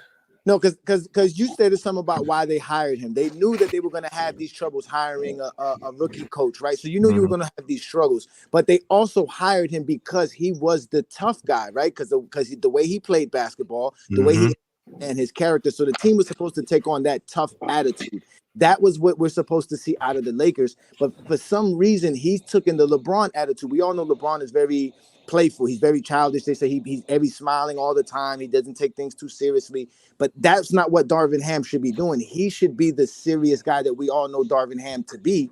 And I believe that's what they hired him to do. And I think that's where he needs to that's all he needs to do is just become the tough coach that he was hired to do, because that's what they hired you to be tough on Anthony Davis, to make sure Anthony Davis is on his game. And Anthony Davis has been on his game this year. So that's a good part there. You have to be the tough-nosed coach that they hired you to be. And if he starts doing that, we'll see that turnaround for the Lakers. It's kind of like T. Lue. Like T. Lue, he had to put his foot down, and he had to be the one that kind of sometimes check LeBron a little bit. But ultimately, that balance made it work, and they won. Right. And same with Eric Spoelstra. Eric Spoelstra had to be the guy to put his foot down. And even Pat Riley had to step in and be like, he ain't going nowhere. Fall in line, Brian. Let's just get these championships. Just fall in line. So you do need that balance. And I know Brandon had put a comment on the screen saying this is the coaching staff Brian wanted. Sometimes the coaching staff that players want isn't always the coaching staff that the players need. Yeah, that's a fact. So you just gotta put the people in there that can get the job done. Just like they say Brian wanted Eric Spoelstra fired, but that's not what he needed to win at the time. They needed Eric Spoelstra and that tough, hard-nosed mentality to win. And that's why they had the success they did in Miami. Well, he didn't want Spoelstra fired. He wanted Riley to come down. That's what he really wanted. No, he didn't. He didn't want that. So what was going to happen when Pat Riley came down? What Dwayne Wade told him, you don't want that. You really don't want that. That's what he told him. You really don't want Pat Riley coming down. That's what we don't want. We don't want. What does this do for LeBron's legacy, right? If this is another coach that's fired, like it's like, all right, LeBron, at what point are you going to take accountability and take ownership for you actually being on the court? Like, I don't care what anyone says, right? Like, we could talk about the lineups and the lack of calling timeouts when the momentum is going against his team, but it's like Darvin Ham is not on the floor. LeBron is supposed to be the coach on the floor. So if everything is falling apart, if we say LeBron is the GOAT and we say LeBron controls, winning, that LeBron makes everyone better, when is LeBron going to start making everyone better at this point? Because every time we see, tell me that when Jordan didn't retire in '98 because he couldn't have his coach. How about that? You say what? You tell me that when Jordan didn't retire in '98 listen, go James. Listen, and I hate to have to defend Jordan, right? Because I'm one of the biggest Bron fans, right? But at the end of the day, Jordan got 6 of them things. Jordan got coaches fired, and he quit because he couldn't have his coach. Don't bring up players coaching. No. This conversation. Hold on. So you're talking about hold on. Because you're talking about a nigga that says, hey, listen, at least let us run the shit back until we can't run it back anymore. Y'all firing my coach after we just won. We can run it back. LeBron ain't won shit Phil yet. didn't want to come back. Phil said, I'm not coming back. Phil said, I'm not coming back. So that means if you want to run it back. They already ruined the relationship. What relationship? What do you mean? The GM and Phil? They don't know, bro. They don't know. They too young to know what happened. What relationship did Phil Jackson with No, it was Jerry. Hold on. So it was Jerry Krause. Basically, Jerry Krause had said. Remember, Jerry Krause had said, "I don't care if you go 82-0, you're getting fired." So they kind of put Phil in the situation. They put Phil in a tough situation. No. Phil Jackson had already told the Bulls prior to that season he was not coming back. That's they gave him a 1-year deal. They gave him Jerry Krause. They don't know, son. Man, they don't know. They too young to know. Again, pay attention to what I'm telling you. Phil Jackson had already told the Chicago Bulls that he was not returning. He wasn't even going to return for '98. Because of Krause. This all because of Krause, sir. You don't know. No, I do know. No, you don't. It was all documented. Phil Jackson said that he doesn't think that his coaching ability. And look, y'all. Let's not get into too caught up in those particulars. I think what Jordan ultimately started to realize was that Phil Jackson is probably the greatest ego manager in basketball history. He did it twice with two of hardest players probably to coach in Kobe and Jordan. So he's probably the greatest at what we're talking about. You know, if there's anybody that could fix this team, it would be a coach like a Phil Jackson who could manage the egos and bring everybody together. So, of course, Jordan, once he saw that this formula works, of course, I mean, I wouldn't have wanted Phil to go either. Shit. I mean, I feel the same. Lamar, can I please say something? Because once you see the importance and the value of it, you don't want to lose that. So I'm not going to hold that too much. Jordan's not because I wouldn't want to lose my coach either. If we had just won all not good enough to keep his coach. That's the fact. He couldn't keep Phil Jackson around. He couldn't. No, that was the GM. Like, why would he want? Why? No, would, it wasn't. Hold on. So, Goat James, if we all sit here and we all go out and we win a championship, right? Well, like, in what world does it make sense to then let the head coach go? Because again, Jerry Krause did not want Phil Jackson to go. Phil Jackson did not want to stay. Phil Jackson said that he does not feel that coach. So we didn't hear Jerry Krause say they could go 82 and 0. Listen, Phil Jackson believes that you do not have an impact as a coach after 5 to 6 years of coaching the same players. He feels like it is time to move on. So that's why that is not true. We didn't hear Jerry Krause say they could go 82 and 0. He moved on from the Lakers after 4 or 5 years under the same circumstances. Man, please stop talking to him. That's not true. That is true. I have the document. I have it documented and prove it. You don't. Let me tell you something. Jerry Krause, all the time, he built the Bulls. He wanted to shine. He didn't get to shine. He was trying to break up the Bulls after the first three-peat. Y'all putting the Hall of Fame. Y'all putting the Hall of Fame. He was trying to break up the Bulls after the first three-peat. Do you understand what I'm saying, son? Why would he try to break up the first three-peat? Because he didn't get the shine he deserved. He built the Bulls. That's a lie. Did you know that? That's a lie. Okay, you don't know what you're talking about. Listen, Jerry Krause doesn't care about recognition. He was in the Hall of Fame. Hey, hold on, y'all. Look, let's just get back on topic. Y'all. I don't want to make this about Jordan and the Bulls. Yeah, it don't even mean but going back to the about Jordan because that's why they Go James. What percentage of the blame do you think LeBron needs to get in this right now? Under this situation right now, like I told you, the situation is the Lakers don't have. Give us a percentage. I can't give you a percentage because there's a lot of problems with the Lakers. And even if you talk about the roster, LeBron was the one that wanted AD there, and when they brought AD in, they stripped everything out. So listen, that's what makes LeBron the greatest player ever. Not only is LeBron the greatest basketball player, he's the greatest GM, he's the greatest coach. He does everything. Oh my God, this dude is what the fuck? He gets players signed, he gets players deals and traded. He does everything on the basketball court. Listen to him, Lamont. Listen to him very well. See why niggas hate us. Have that much power in my life. Listen, I've never heard that a player have that much power in my life. LeBron is the coach. He wasn't being shit. He's the agent. He is. Listen to him. So there's nobody on that squad LeBron didn't want or didn't okay to be there, right? Oh my God! Listen, LeBron James is not the GM of the Lakers. He did what not, you just said? No, listen, he did not want to get rid of the players. You say he the greatest GM ever? You just said that. No, I'm telling you. What you just say? Because that's what y'all think. That's what y'all think. Everything y'all that happens. Y'all can't read. Y'all can't listen. Y'all are crazy. Y'all literally put everything on LeBron James. But Jordan not being able to keep. They didn't have what you just said. They didn't have sarcasm back in when George was young, and rebranding rebranded on some drug that don't know what sarcasm is right now. Lamont, we gonna get the solutions because let's be honest, bro. Like, here's the truth, Lamont. This roster is flawed. It's that simple. Yeah. Like you show, like a lot of people don't know. Like you also show clips of LeBron getting inconsistent effort back in 2021, 2022. It's like, bro, like this is who he is. That's one. Unfortunately, every great player has leadership flaws with him, whatever, and that's one of LeBron's weaknesses. When he doesn't believe in the team, he's not gonna give his max effort every single time. That's who he is. He's not gonna change. His 39 is over, whatever. But no matter what, whether LeBron gave full effort like we've seen beginning of the year, or whether Darvin Ham put out any lineup that Lakers fans can can come up with, the roster is flawed. They tried to start D'Lo, help him create. He was awful. Go look at what he did the entire month of December. He started most of that crap. He was trash.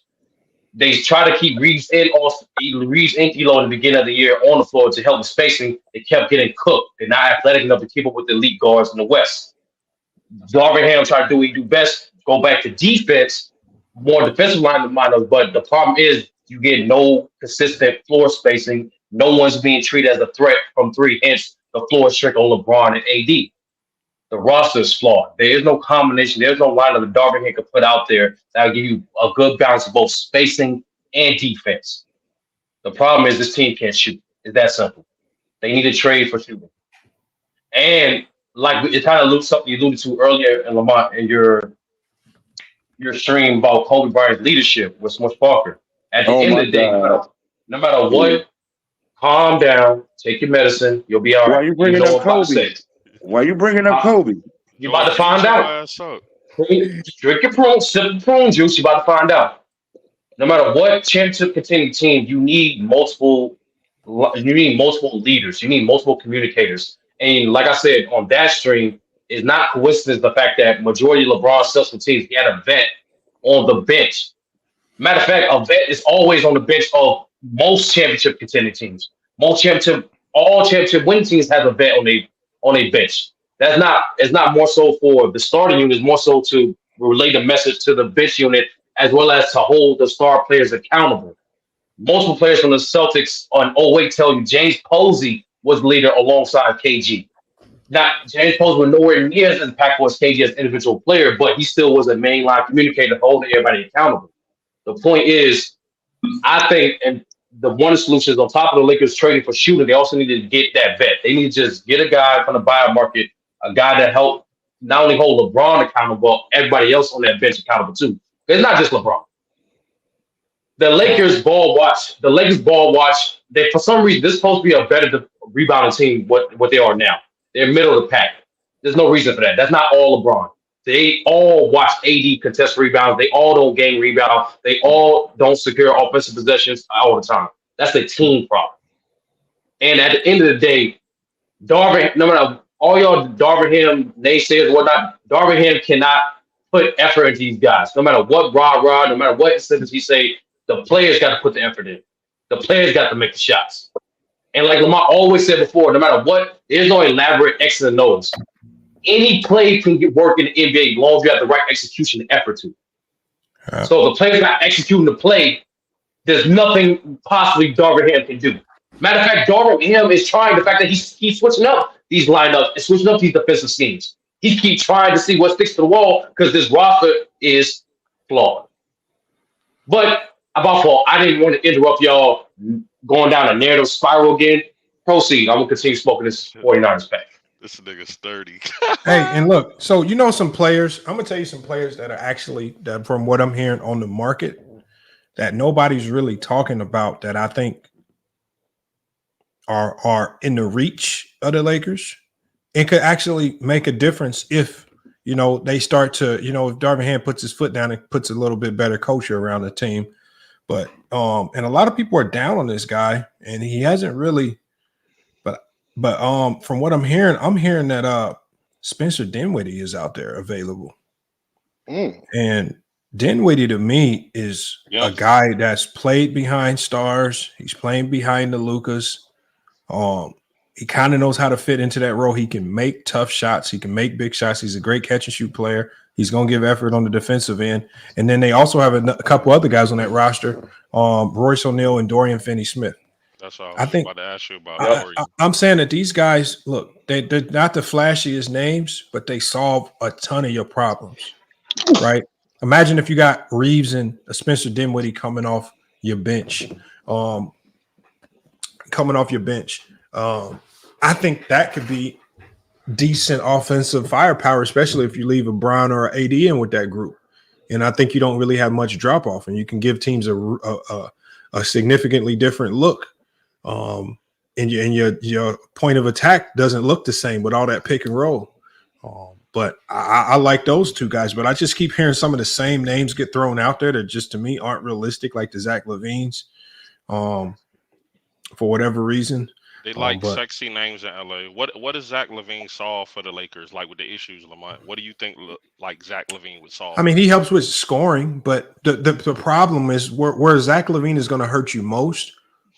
Trading for him is going to completely wipe you down. You're giving up. You're probably going to have to give up some combination of either Rui and D'Lo or Reeves and Rui, I mean, you're going to be giving up significant pieces, and you're going to give up at least 3 players for the one, which is going to present a number of problems. That means it's going to put you under 14 contracts, which means you're going to have to sign some G Leaguers just to get back to your 14 to 15 contract guys. So you're going to have more guys that are unplayable on the bench. And then you're going to be solely contingent on health. If any one of your big 3 go down, you might as well just start. You might as well just try to push to get in the lottery or something, because this is about to be a wrap. So I just think he wipes you down too much. And then do you really want to commit to him till 2027, where he has a player option for $50 million as a third option? Like, no, I'm not doing that, bro. If you ain't want an MVP, you're not about to be my $50 million third option, right? We give James Harden an exception on an expiring deal.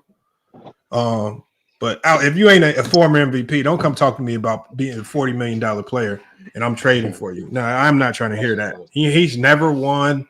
He's never proven he can win on any level, right? When the only time he was in the playoffs, he stunk up the joint and couldn't even win one playoff game. So, no, I'm not. That's just a bro. If you want to get fired, that'd be the fastest way to get fired if you're the GM. Yes, I And mean, in today's NBA, the current CBA just not gonna allow you to get that type of team no more. That quote unquote big 3 game is over. It's over for that, because with the new CBA, it forces you to be mediocre. Like it do. And you look at the last championship teams, that's not how the teams are built. You gotta have depth now, bro. You gotta have versatility. Like that's how you win. Ain't that big 3 crap is over. That was in the last CBA. It's done for that. See. This is how I know you guys are not Laker fans and you're the LeBron fans. You would do all not that. neither. nah, Wait a I'm not minute, either. wait a minute, bro. Neither Wait a minute, bro. one. Wait a minute, bro. Neither You one. wait a minute, bro. Wait a minute, bro. Wait a minute. You would do all that to try to win maybe one championship, but destroy the future for this dude. Oh, the future's already done What? though, George. Like the No, future's dead the already. future is not done, That shit but you done. would do that. Like Lamont just said, you would try to sign Zach LaVine for that many years and all that money. He would still be there. LeBron he'll be gone. LeBron But got the So like you future, believe you in still Zach? have Zach LaVine. So you believe in Zach LaVine I to don't. be okay? Then what are you talking about then? He said the people who still asking for this trade for Zach. I'm saying, look, think about the future if you're a Laker fan. The experiment is over. Trade LeBron, get some Bro, picks, that's the start dumb out shit, bro. over. Come on, bro. It's That's not the done, Why dumb. was bro. that It If is dumb? you a dumb. Laker It's dumb fan, because if you a no. Laker True. fan, Let you him have George, let to him but think. finish, Oh bro. wait, George, what are you If gonna get you're for a LeBron? Laker that's fan, dumb. you have to George, what are think you gonna get for about the LeBron? That's future. not What are realistic you gonna though. Hold get That's for on. not LeBron? That Let him is finish so y'all can realistic. hear the point. Go ahead, George. If Where are you you're a gonna Laker fan, you what, have to think about the future of the dynasty. It's not about one man, it's about what the Laker dynasty. what organization. It's dynasty? about the dynasty. What dynasty? It's the Lakers, the What team, was the the Lakers when organization. LeBron got there? Bro, first of all, nobody in their right mind going to trade LeBron James in any circumstance. That's dumb, Why Why wouldn't not? unrealistic. they? Why wouldn't they? A Why 39-year-old get not? draft They're picks not. back. Because Why You're not Brandon, gonna not? win. Brandon, You're I'm not not winning. arguing that. Why Sturdy, not? sturdy, Brandon, you got Who sturdy. is I'm giving not number you arguing one, that. number one, Boy, that GM get fired so Brandon, quick. number Why one, Say number what? wouldn't one. he? I'm about to explain to you, George. Number Why? one, you look at LeBron's age and his contract. You're not going to get as much draft compensation you think you're going to get. All these players, all these trades. Go look back in the last 3 seasons. All these trades that these teams got major draft compensation that you're asking for. They traded for players who had 2 to 3 years on their contract. LeBron don't have that. That's number one. Number two, if you are a Lakers fan, quote unquote, you should know that your owners primary source of income is the Lakers franchise, meaning they have a history of putting the buck before common sense, like keeping Kobe Bryant even though he was over the hill, like overpaying for a flurry of players, like a certain amount they did even before they got AD to maintain a spectacle. That's who the Lakers are. They always overpay for stars to maintain the show. That's the Lakers' way. That's always who they're They gonna would be. still have AD. Lastly, George, thanks for bringing up AD.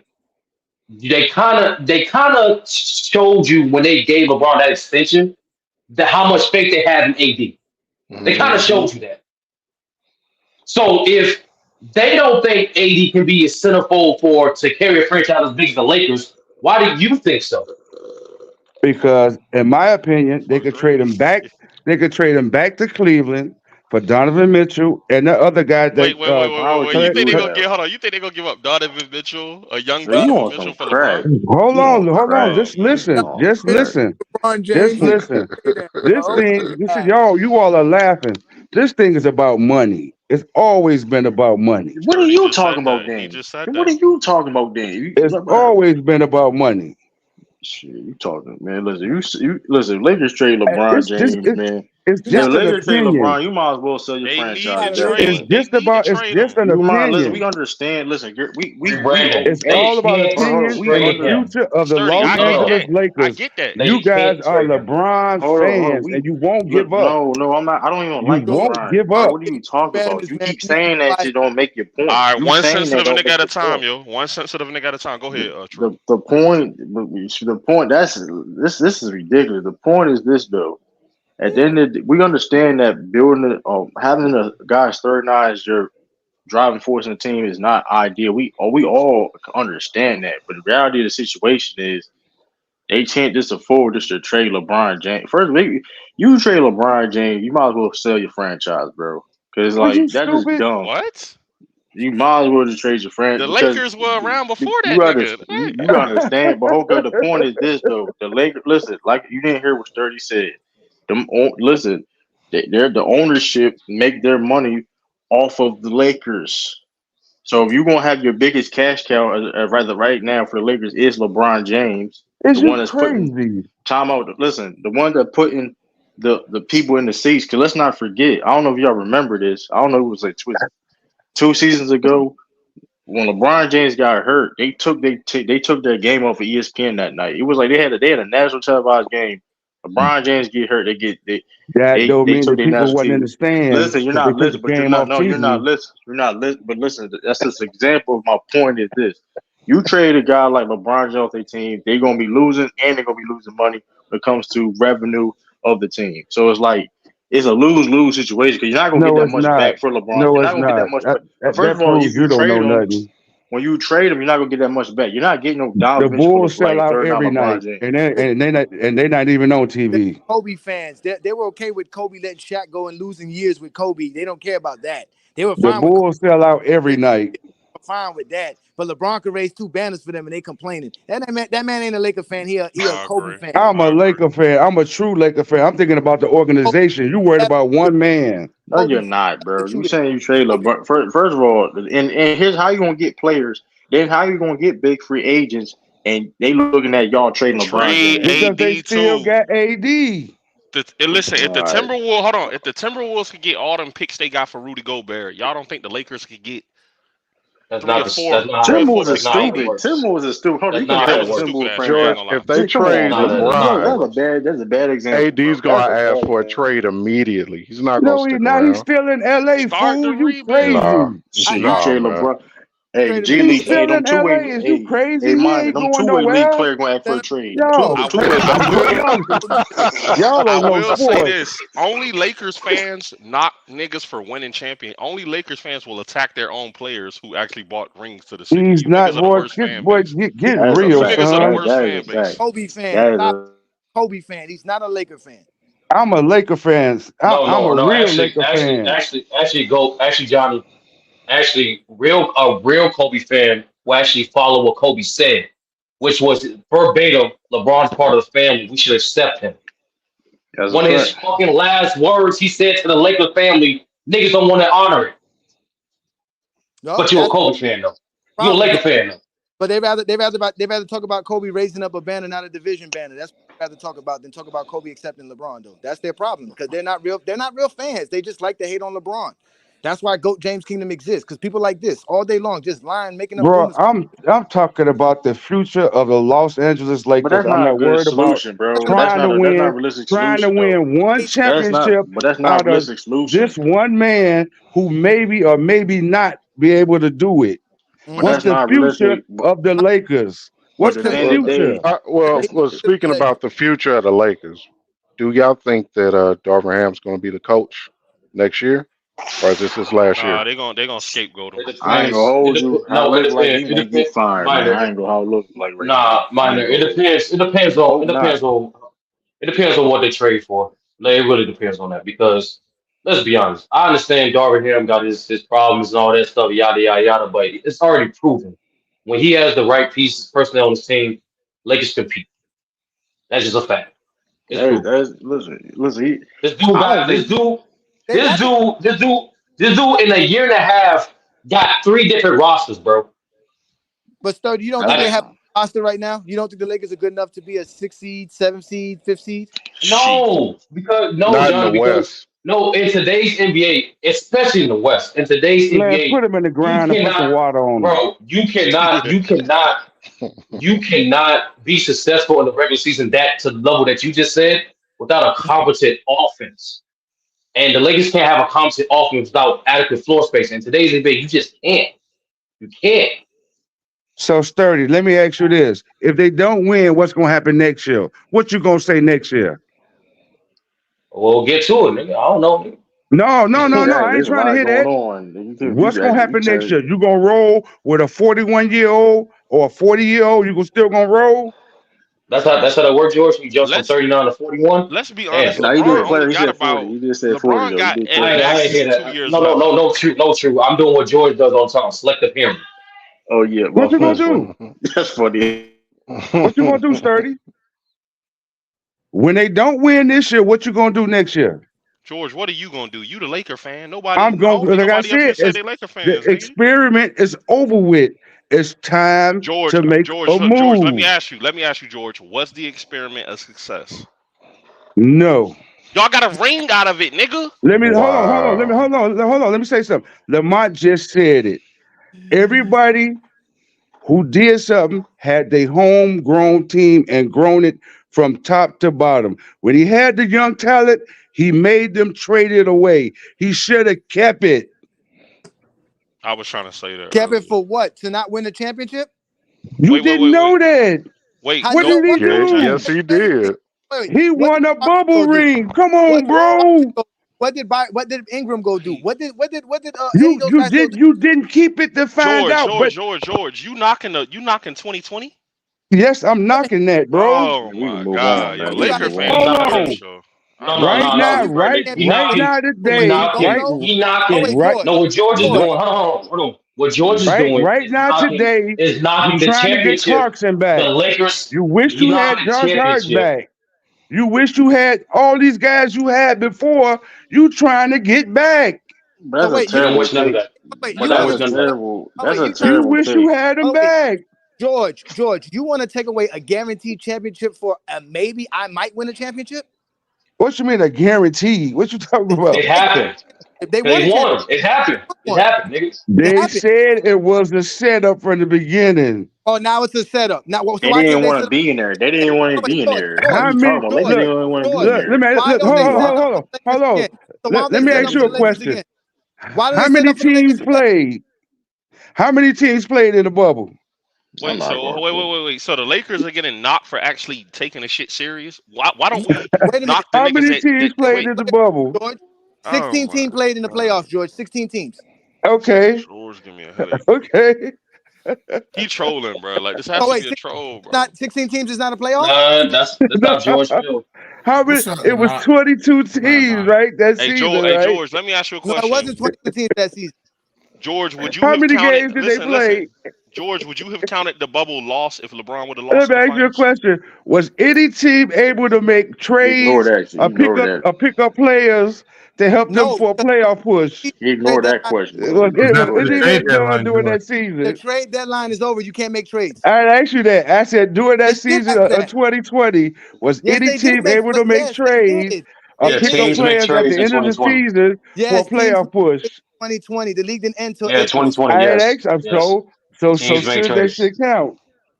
Yes, that's what I said. No, they wasn't. It does count. George hates on his own. Were they able to do that? Yeah. That's your question. Yes. Teams made trades in 2020.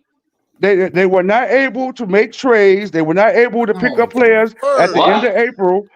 Ask your question. You can't make trades in the end of April, no season. I know that it wasn't the season. It was the What? season. No, What you think what? they played? It wasn't.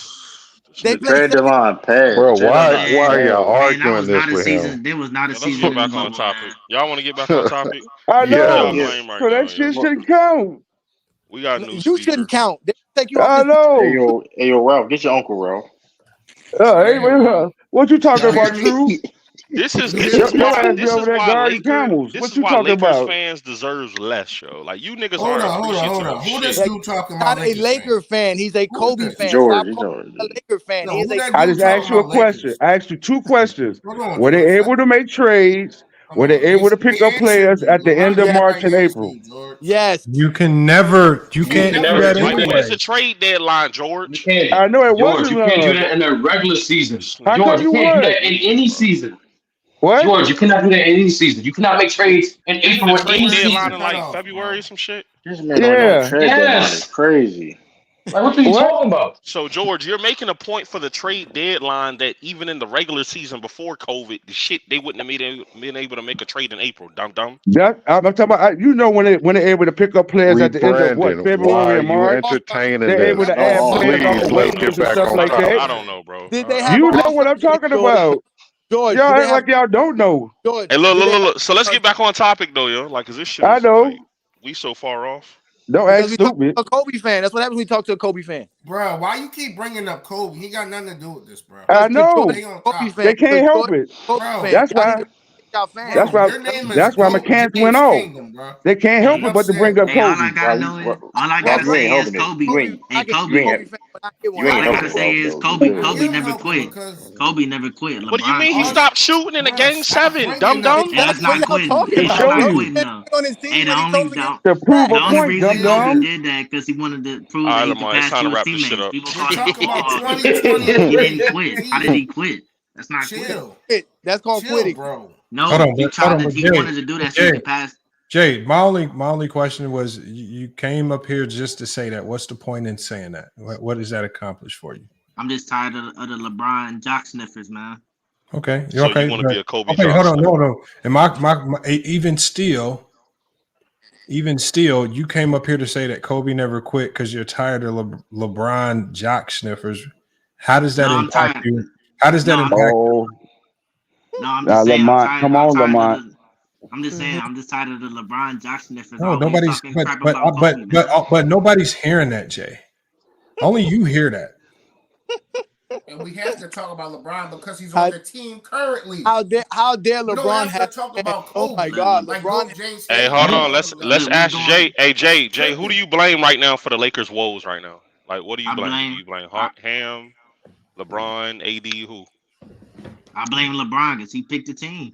It's his fault. See, he's the GM. I told y'all that. See, LeBron's the greatest GM. Okay, He picked his team. He picked his hold team. on, So Jay. he has to deserve the blame. So Jay, what insider information that you have where LeBron took the contract to D'Lo's house and Reeves' house and Manny's house?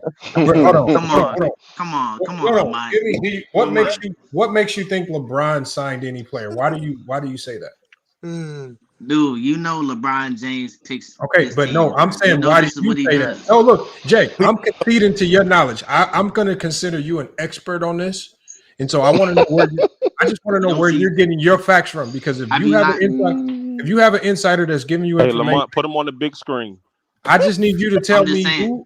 I just need you to show me where I can see the same facts that you're getting that shows me LeBron James is signing players. So you don't think LeBron James had anything to do with? But Jay, I don't want to hear what you think. I just want some facts to support it. Because remember, this is FYI Sports. I need the fact. I want to tell the masses your story, but I can't tell the masses your story unless I have real facts. What are some facts that you can give me so I can make tomorrow's show about how LeBron James signs players? Dude, you know he signs players. This is what he does. He But Jay, I just need a few facts. This has been a trend. This has been a trend. No. It's not been a trend over his give career. me one fact to prove that, and we're going to do a show about it tomorrow for you. Trust me, bro. We've seen this over his career, but we've seen this every team that he's hold on, with, but Jay, we've seen every single team in the league make trades. You're only saying that LeBron's trading and signing no, players. but out of all the LeBron, teams but in the here's league. my thing though. I've heard LeBron like complain like every Who'd time you hear goes that win. from? I'm talking about from his mouth, man. I always complain What like, were the oh, I complaints need that you help. heard? Give us specific complaints that he made. I'm talking about like back a few years ago when he was on the Cavs in 2017. What'd he And say? this dude said something. We need some more help. Even Charles Barkley exposed him on national TV saying It was- something. You got Hey, Kyrie hold and on. Kevin Love. But Jay, isn't that a bit hypocritical? Because Kobe came out publicly and said he needed more help, but you didn't. When You did he didn't do get that? mad at him for When wanting he was about to get Kwame traded to Brown Chicago. and George Parker traded. But Kobe, but the thing about Kobe is though, he didn't Didn't want to Kobe get threaten traded. to leave the Lakers if they didn't get him help? Kobe walked in. Kobe No. walked into a practice one day and No, told here, Nate, just let him answer. Kobe walked into a Kobe practice and said, stayed "Y'all there, not though. gonna He be here stayed tomorrow." there. That's facts. He only stayed there because Lou Hold on, Aldang. He was a Jay, just go ahead Chicago and answer boy. that, Jay. My bad. Kobe Bryant stayed there. He ain't never leave his organization. No, He Jay, ain't but never quit. Jay, I don't care if he stayed or left. What Why I'm do saying y'all keep bringing up Kobe? Did McCants tell y'all about that George, already? shut your ass up. Go to sleep. Hold on. Everybody mute up. Hold on, mute up. Everybody mute up. Hey, my thing is, Jay, you said that LeBron wants to have certain players traded because they're not getting it done. But then you came in here, but your favorite player, Kobe, is most known for calling out his players to the media, getting these guys traded whenever they didn't live up to the task. No, So that's then, not what could it be does. said that Kobe got guys traded and coaches fired? No, he didn't. I don't. Why? Think he Why did. do you say that? What's the difference? Because he doesn't complain. He just gets the job done. But he went on the Stephen A. Smith show and complained publicly to the world. Come on, man. That was play the clips. It was so bad, Jay, that he said he told Stephen A. Smith, "Yes, I want to get traded." Lamont, you know Jay wasn't around to hear that. Lamont, play the clip. Can you play the clip of this shit? Oh, hold on. So Jay, You never when I play this, Jay, will this change your viewpoint on Kobe Bryant? No, let me see it. Like, let me. Lamont, play the clip and then put him on the big screen and respond after. Right. This is Yeah, great. let that young man hear it. Don't I'm need tired. that. I'm tired of. You I'm guys- tired of the LeBron goggles, man. Listen, Lamont, So you don't want to be need a that. Kobe You guys goggle. all the time, Lamont. You get it more than we do. Hey, like I said, man. I said what I said, man. You said you want dick in your mouth. You just don't want LeBron's. You would rather have Kobe's. Damn. You know what you're doing. You know what you're doing, Whoa. man. You a pussy. You a pussy. Hey, hold on, y'all. Let me play this for Jay. Now, Jay, I don't want this to change how you feel about Kobe. No, because that person who said that he could suck my dick. No, Jay, stay on top. Now, what's going on? all I'm saying, Jay, is don't let this change how you feel about Kobe. Or if you want to make sure you're not hypocritical, you can just get on the hate train for Kobe, just like you hate LeBron James. I'm trying to see this video. Like what? Okay, here it is, right here. Let me see this, man. All right, now it's Jay. I'm sorry, man. I'm just apologizing in advance. All right. Oh, hold on. Let me get the sound in. My bad. I remember when I found out Santa wasn't real either. All right, here you go. All right, y'all. Make sure y'all mute up so he can hear this because he might not be too happy after this. Now tell Stephen A. Smith he wants out of LA.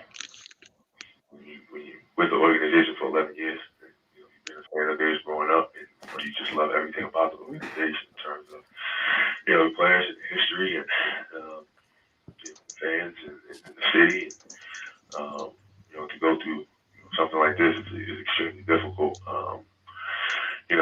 Finding out about the Shaq situation and didn't promising me one thing in terms of wanting to rebuild right now, and telling Phil Jackson another thing, and it's rough, man. But I just don't see how you can rebuild that trust, and I just don't know how you can move forward in that type of situation. Well, if you don't know how you can move forward in that situation, you're still under contract with them. Are you saying right here on this show that you want to be traded? Yeah, I would like to be traded. Yeah. There's no ifs, ands, or buts about it. It's not a situation where what if you know? I know before you reportedly said that you would like them to get Jerry West back. Are you saying now emphatically, regardless of what they've done, you want out of Los Angeles? Yeah, I would like to be traded. And as tough as it is to say that, as tough as it is to come to that conclusion, you know, there's no other alternative. You know, they obviously want to move in a different direction in terms of, you know, rebuilding. I wish they would have, you know, told me that, you know, prior to me signing with the team. They obviously want to move in a different direction, But they want to keep you though, Kobe. They want to move in a different direction, but they don't want to move without you. Well, you know, you got to be upfront about that, man. You know, 3 years ago when I was resigning, you know, they should have, you know, told me that they wanted to rebuild. Affected my decision, but you know, don't tell me one thing and then do another. Is there anything that the Los Angeles Lakers could do to make you change your mind and decide not that you do not want to be traded? No. Nothing. No. What about their notion that you're locked in for at least the next 2 years before you can actually opt out, and there's really nothing that you can do about that? What do you say in response to people who say you're not going anywhere, you will stay in Los Angeles, and you will be playing for the Los Angeles Lakers next season? You know what? I just want them to do the right thing.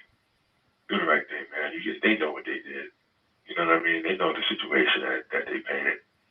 You know what I mean? Do the right thing, man.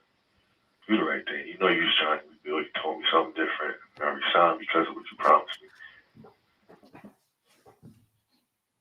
All right, and there you have it, Jay, man. Damn. Jay, you there? You good, Jay? Yo, you good, Jay? Be all right, Jay. Jay, you can, Jay, it'll be okay, Put man. him on the big screen, Lamont. Put him on. Jay, Everybody mute up. Everybody mute up. All right, look. He was a little frustrated, yes. But at the same time, he still did not end up leaving the Lakers. He ended up staying there and finishing his career out. So therefore, that's why I praise him, because he stayed, unlike LeBron James. LeBron James had to make a huge national announcement on TV saying he was going to leave the Cavaliers and depart for South Beach. And we have to give Kobe Bryant credit for staying in there and winning 2 more chips after Shaq left LA. I had to give him that. Because Kobe Bryant, unlike LeBron, had to do it by himself. LeBron has never did it by himself. And that's why when people talk about Kobe versus LeBron, that's why I have Kobe all around better. And it's amazing to me how people who cheer for the Lakers, and I don't even like the Lakers, but I'm just saying, like, I still have to respect Kobe and give him his respect. Like, bro's in my top 5. It's Michael Jordan. My top 5 gotta be Michael, Kareem. I got Bill Russell at number 3. I got Kobe at number 4, and then I got Magic Johnson at number 5. But yeah, man, like, Kobe is just way better than LeBron. I just don't understand how people just be excusing LeBron for his flaws and stuff. It's just crazy to me. The Kobe disrespect is just insane. I don't understand it. And it's all right, Jay, pitiful and ridiculous. This man about to record a whole song. I see the reality of it, man. It's just, it ain't sitting well with you. I know you sound a little bit confused. This man drop a whole freestyle off that beat. Now, I got a diss track. I got a diss track coming out soon for the locker room too. I got a diss track. Oh, that's cool. This is insane. Hold on, Jay. Jay, I want you to premiere it here on FYF Sports, man. Please, I got you. Can we get a few bars right now? My playbook, true. Hey Jay, can we get a few bars? I'm gonna do it the next. Hold on, Jay. You know we be having rap battles on here. If I drop the beat, can you spit? Can you give us a locker room freestyle real quick? No, I gotta do it the next show, man. I'm gonna do it the next show. I got you. Hold on. So you saying you can't freestyle it? Nope. I wrote it down. Man. Give us a few bars real quick. Just give us a freestyle. Just get 4 bars. 4 in bars. this circus, yo. Why you putting that man? Hold on, Jay. I got some beats for you, Jay. Jay, maybe the beats are motivated. I got you, bro. I'll do it. Hold on, Jay. Hold on. Let me see. Hold on, Jay. Let's get it, Jay. Hold on. We gotta get just 4 bars. Just 4 bars. Come on, let's get it, Jay. All right, let me see. Yeah. Yeah, it's like I can't do this beat, man. I can't do this. Okay, hold on. Let me get you another one. Hold on. You gotta give me like a Tupac or Mobb Deep beat or something, man. Okay, you want a West Coast beat? No, I like old school, like classic beats, like Mobb Deep. Play Mobb Deep. Let's see, Eye for Eye. Oh, here you go. Hold on. Play Mobb Deep, Eye for Eye. I can't do nothing copyrighted.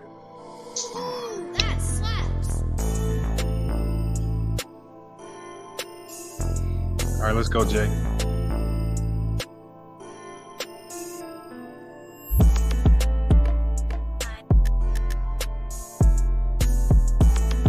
Are you playing the beat? Yeah. You can't hear it? Nah. All right, hold on. Let me play it again. Let me know if you can hear it. Can you hear it? I did, but it just stopped. I just played it again. You good? Bro, I'm serious, bro. I cannot hear it, bro. Hold on. Can everybody else hear it? Yeah, I can hear it. Facts, I can hear it. I can hear it. Oh, Jay, man. I'm serious. I'm not ducking, bro. I'm serious. Okay, hold on, Jay. I'm gonna give you one more. Hold on, Jay. Benny the Butcher type beat right here. Papa Doc.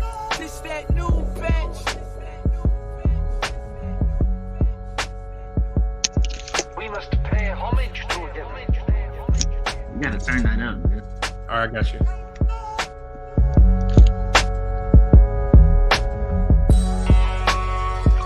You know what? Let me just do the Dr. Pepper flavor. This is not it. I cannot hear it.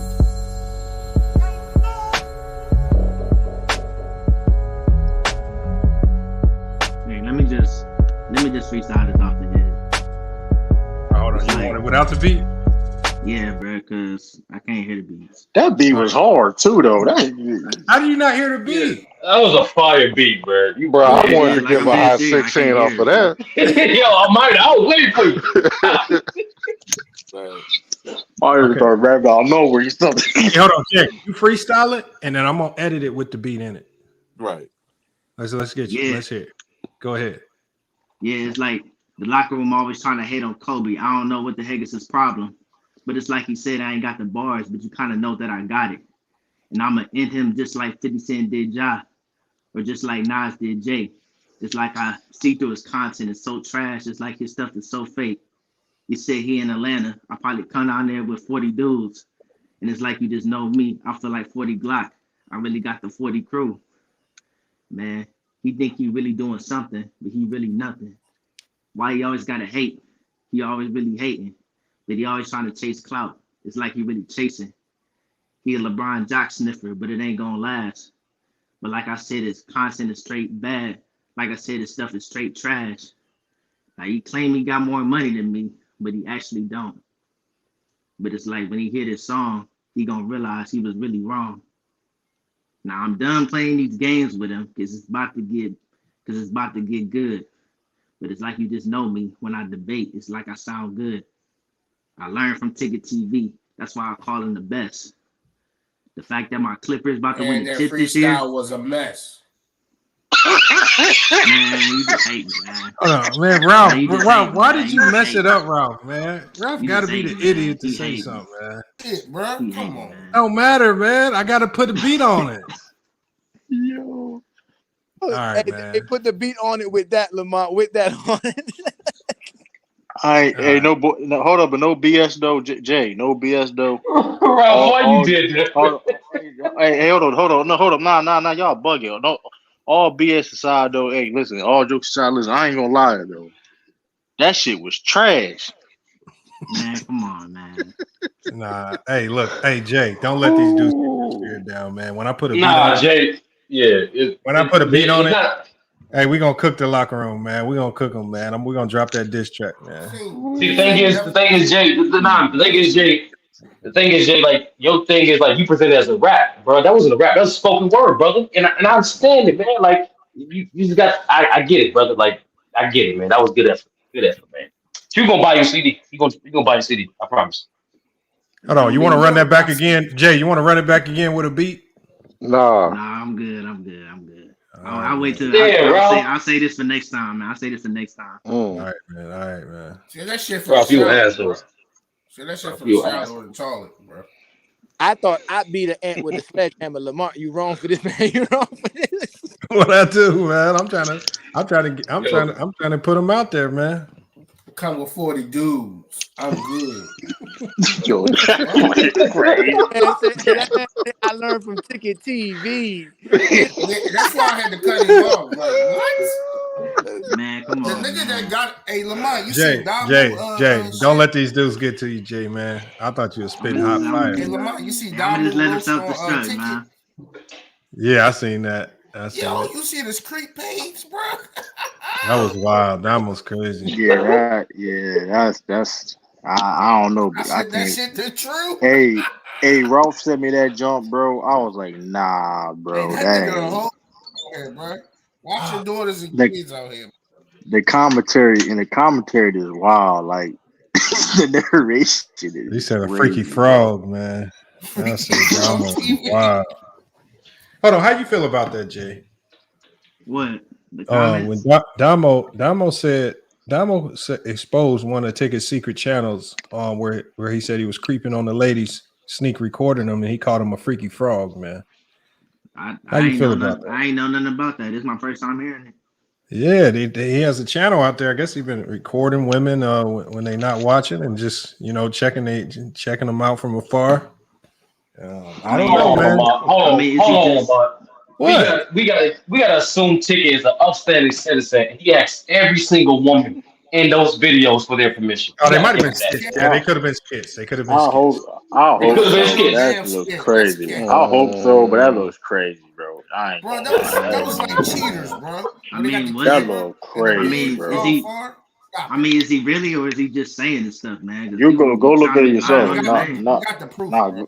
Go look at yourself. Brandon said Players Choice channel got suspended. No, it didn't. Did it? I don't think it did. No, I didn't get suspended. Nah. Chill and Fluent just had a show on recently. I just saw it yesterday. I think it was That was on Chill homepage, bro. Oh, that was? Oh, that's so that maybe it's so. Because you know what? I haven't seen something from PC in a while, to be honest with you. Now that y'all say that. I don't think they channel suspended, man. Suspended for what? No, they taking their hiatus. No, I don't believe that. You know, people won't spread rumors as long as they channel still up. I'm looking at it right now. They channel still good. Yeah, it's still up. It's still up. They haven't posted though in a while. I mean, they probably had to take a step back and do some rebranding on a few things. They got to make some decisions because, like I said, when they're starting to get to the point where they're so big, they're going to have to make some business decisions. And they're just going to start figuring out what's best for the brand going forward. So, they have to change. Salute to them. They have to change their name. Players Choice is owned by, I think, Baseball Players Association, so they can't have that as a trademark. So they have to find a new brand name. Yeah, I heard something about that too. I heard something about, but I don't know how true that was. So I mean, I got it from them. They said I heard it from from one of the hosts. They were saying how they couldn't trademark Players Choice because it's owned by baseball. They have to figure out. No, that's true, Lamar. But with the trademark, so because trademarks are kind of funny because you can have the same name as somebody and still trademark that name as long as you're operating in a different manner. Like, does baseball have a podcast called Players Choice or something? No, I think you know how that, but you know MLB though. Yeah, you know MLB got that. Because it's like if True opened up a restaurant and call it FYF Sports. He's operating different from me. He can trademark it as a restaurant. Like, I know that's like an extreme example, but it's different trademarks too. Lamar, different trademarks. It's true. Y'all serving casseroles? That's crazy. Hey, I ain't gonna lie though. But Lamar, he said camel milk. Sports entertainment industry. I know. Go, and that's why I said it's very close. It's very similar. Get that reference. Y'all be OG the channel. Get that reference. Casserole reference. Oh my god! Hey, hold on, but you don't got to be an OG of the channel to get this one. I knew it. See the king standing outside. Krabby Dicks. They don't make you. Hey, listen. That was terrible, bro. I ain't gonna lie to you. That was an air ball, bro. I ain't gonna lie. But hey, man, listen. Man, come You on. can clearly see that. You can clearly see that's Photoshop though, man. So I don't listen. How? We gonna play them games, Lamont, man. Listen, I got. Hey, listen, we gonna play them games, True. Lamont. Hold on. No, True is on record for he remember he told us Lamont that they had good food. We've asked him enough. Like he told us that. But Yeah. That's what I heard. go ahead, do your thing, True. That's what I heard. I mean, listen, I ain't Exactly. never That's been what you there. heard. Yeah, okay, allegedly. Do your thing. Y'all wild, man. So, but look, go, James, man. We got to get you into these debates, man. We got our ranking. Mm-hmm. Right, we got to get you in these rankings, man.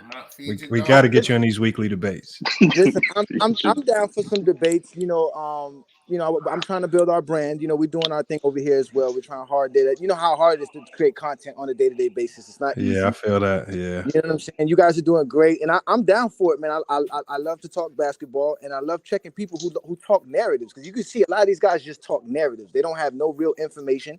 They just say, you're supposed to know this. You don't know this? I think I know. You don't know nothing. You don't really watch the games. You don't even study the stats. So you just somebody who want to be Stephen A. Smith, and you're not even good at Stephen A. Smith. So get out of here with that. I'm tired of these guys, man. They're the worst, bro. So I'm down. I'll anybody who want me, call me out. James A. Johnny the Exposer. I'm ready for any one of y'all. That's facts. I mean, hey, listen, you, man. little nigga. No, don't debate, Ralph. Stop it. Nah, hold on, Ralph. Ralph deserves Ralph, that don't chance, do though. that. Ralph Put that deserves that chance. ChatGPT up. No, he Hold on. just man. Hold on. Ralph, Let it happen. Let it happen, Lamont. Come on, listen. He told him out. Let it happen. He put that. She said, "Get that ChatGPT up." Yo, Chew, you nasty. Let it happen. Lamont, I believe no BS though. I believe in Ralph. yeah, I guess you can. I guess you can get some. I guess you can. I guess play some community college debates or something, man. Yeah, I mean, I got to start somewhere. Got to start somewhere. Ralph in the dojo. Ralph in the true dojo. Nah, but True. But True, you only got one debate though, bro. Why don't you take Johnny on? If Ralph want to debate him, I debate him too. Don't matter. I debate him too. But Ralph want to debate him. Let Ralph get debate. Listen, Ralph deserve. If Ralph want to debate, let him get a debate. He got a dub on here. You know what I mean? So hey. Listen, first off, shout out to all the debaters. I got no disrespect for none of y'all. I love what y'all do here at FYF Debates. It's great. I watch it when I can. Trust me. But listen, if you want the smoke, I roll up every day, all day. Let's get it going. I tell you that right now. It's so y'all got Ralph, only debate if you're gonna be serious about staying in the debates and being consistent. Bruh. I had debates and they didn't show up, bro. Stop it. That is a fact, though, Lamont. That is a fact. That is a fact, to be fair, though.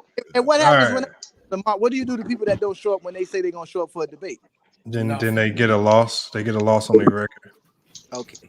All right. Now that works. Wait, Lamont. What's his favorite player, man? Is he a LeBron fan? His name is James Kingdom. First of all, I'm an NBA fan, but I have LeBron as the GOAT. And if you want to argue the GOAT conversation, then let's do that. That's all day. We can do that all day. Hey, Lamont, you think? Hey, Lamont, I think I can get him with Michael Jordan. I think I can get him. Nah, hold on. Come on, don't do that. Come on. Nah, let Jay get him. Jay. All I ask, Jay, is that you turn one of your rounds into a bar. You wrap man. one of your rounds. Just say no. Nowhere for him. No. Just say no, bro. No, hold on, Jay. You want to go James Kingdom? Man, I want to debate Michael Jordan versus LeBron James. Yo, we already doing that. We tired. My man's actually doing that. They doing that with Locker Room H. Locker Room H doing that anyway. What about LeBron versus Kobe? Bro, we tired out on them LeBron. We tired out on that. I ain't gonna lie. We have some real. Like, That's why I never put pressure to come on the show, because, like you said, most people just want to have the same argument: LeBron versus Kobe, LeBron versus Jordan, 90s. Oh no, Johnny, no, we got a solution for that, Johnny. We got a good solution for that. We trying to get you. What about Kyrie versus Steph? What? Who you got? Kyrie or Steph? I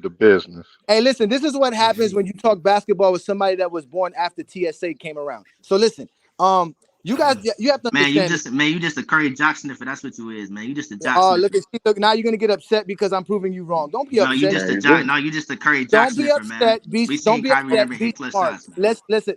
No, Curry, Again, you just you're a talking Curry about jock clutch sniffer. That's shots. what you is, bro. Listen, you're being Did a Steph Curry missed that game shot? He Yo, missed this that. man He getting missed his, that. this He man missed getting that his clutch ass shot, whooped man. on a He missed sparring. that clutch shot in game 6, man. I seen Steph Curry. Bro, I he seen is Steph getting Curry worked. I seen Steph Curry time after time after time come That's how you get better, though. clutch That's how you get better, though. No, I seen Kyrie Irving. no, We it's seen not. Kyrie Irving. No, We it's seen not. Kyrie Irving hit clutch Throw in shots. the The bucket towel. scheme ahead. The Throw in bucket the scheme damn consistent to win the towel. game. We have not seen that from Steph Curry consistently. See But what we seen it from Kyrie. What are you talking about? I'm talking about when the game. I'm talking about when the game matters the most. We've seen Kyrie Irving hit clutch Look. shots. We have not seen Steph Curry hit clutch shots. When do the game matter the most, bro? In the finals, nigga. What you think? Lamont, call this. It is over. Listen, you still have yet to show why you're saying 10 seconds or 5-second shots makes you more clutch. We still haven't understand that. You have to break that down. Jay, do you want me to ask ChatGPT if the game 7 is clutch? No, we gonna see. No, we trying to see more. No, I think we should. No, Jay, because ChatGPT can get these things right for you. Let me share my screen. Oh my god. Oh, Jay, just to help you out, Jay, just so we can kind of get some commonality on these things.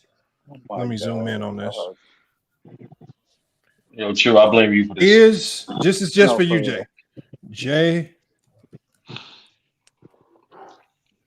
on the panel of FYF. That's how you get clever. Wants to know if a game 7 in the NBA playoffs is considered a clutch moment. Is he an idiot?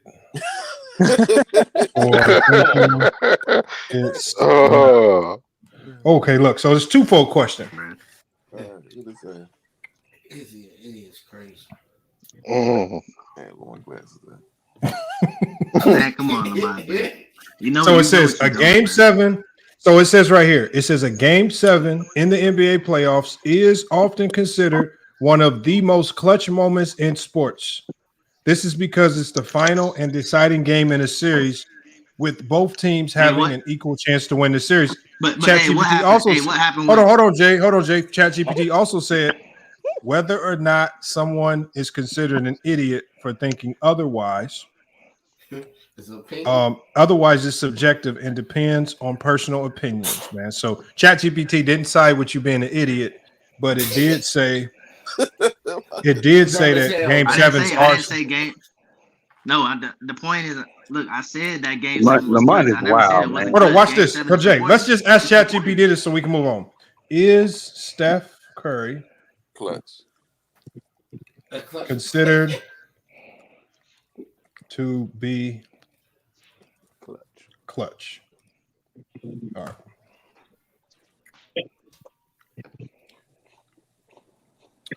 It says Steph Curry is widely considered to be a clutch player in the NBA. This reputation widely stems from his consistent ability to perform under pressure, particularly in crucial moments of high-stake games. Some key factors contributing to this perception: game-winning shots, playoff and finals performances, impact on team success, records and accolades. So ChatGPT says he's clutch. Hey, look up Kyrie. Look up Kyrie.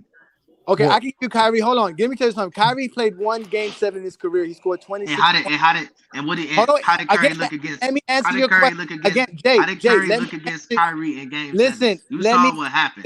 Let me answer your question. Kyrie Irving has one game 7. He scored 26.6 rebounds and 1 assist. Stephen Curry in game 7s averaged 32 points per game, 7 assists, and 6.5 rebounds in 5 games when we're talking about game 7s. Okay, so yes, Kyrie Irving does not perform as well on that. In closeout games, Kyrie Irving averages 22 points per game, 5 assists, and 4 rebounds in 12 closeout games. That's what he does in close. Okay, that's clutch. That's what you call clutch? Yeah, I think Kyrie more clutcher than Steph. That's a fact. That's not what the stats say. That's You not what talking about? Lamont, man, look, come on, bro. Come Wait, on, man. Stephen Curry. Steph Curry a front runner. Stephen Curry is a front runner. Stephen Curry in is a front closeout runner, games. man. Stephen Curry in closeout games averages 28.4 points per game, 7 assists, 5.5 rebounds. That's in 34 playoff games. My friend, he not only is a better scorer, he's a better passer. He's actually better on defense than Kyrie. Hold on. ChatGPT has spoken. ChatGPT says selecting one player as more clutch between Steph and Kyrie is largely based on the criteria to define clutch. However, if I were to make a choice based on the overall impact in high pressure situations, I would lean towards Steph Curry. ChatGPT chose Steph Curry, Jay. Man, they just hating on Kyrie, man. Who's they? Have emotion, sir. But who's they, Jay? Who's Curry they? jock sniffers, man. That's what they is. But Jay, this is a it. ChatGPT is a it. It's not a they. Learn your pronouns. Learn your pronouns. Man, they just crazy. just Curry jock sniffers. That's crazy. So hold on. Hold on. Jay says they just some Curry jock sniffers, man. Hold on, watch this. Jay says that you're Steph Where's Curry. Brandon? That's the question. Where's Steph Brandon? Curry. What did you call him? Steph Curry. Steph Curry jock sniffer. Steph Curry jock sniffer, man. Should I come off the panel for Yeah, this? you gotta stop using ticket line. Hey, Kyrie's most best game in a closeout game was 31 points in the game with 5 assists. Get out of here with Kyrie Irving, bro. These guys love Kyrie Irving for no reason. Man, you love Steph Curry. You love Steph Curry for no reason, man. How you show Stephen Curry? I don't even like Stephen Curry. Listen, Stephen Curry's a front runner. top That's all 30 he on is. my list. Stephen Curry's not even top 30 on my all-time list. Stop it. Hey, how that look? Hey, how it look in that game 7 of 2016 though? Wow. The same way Kyrie looked in 2018 when he was in Boston. Go James Keenan. Name 30 players better than name 29 players better than Steph Curry. Go. The reason I don't have Stephen Curry in my top 30 is because his career's not finished yet. The only player I have in my top 30 with a finished career is LeBron. I mean, that hasn't finished their career is LeBron. That's kind of similar to how I do my list. Okay, that makes sense. That makes sense. Okay. If I was to rank him, he would be somewhere between 20 and 25. Right. Man, this is pitiful. The Kyrie a little low here is ridiculous. for Steph. Garbage. I have a thing with all NBA selections. Curry only has 9. He's been in the league 15, 16 years. How many more? Only 9? That's a lot.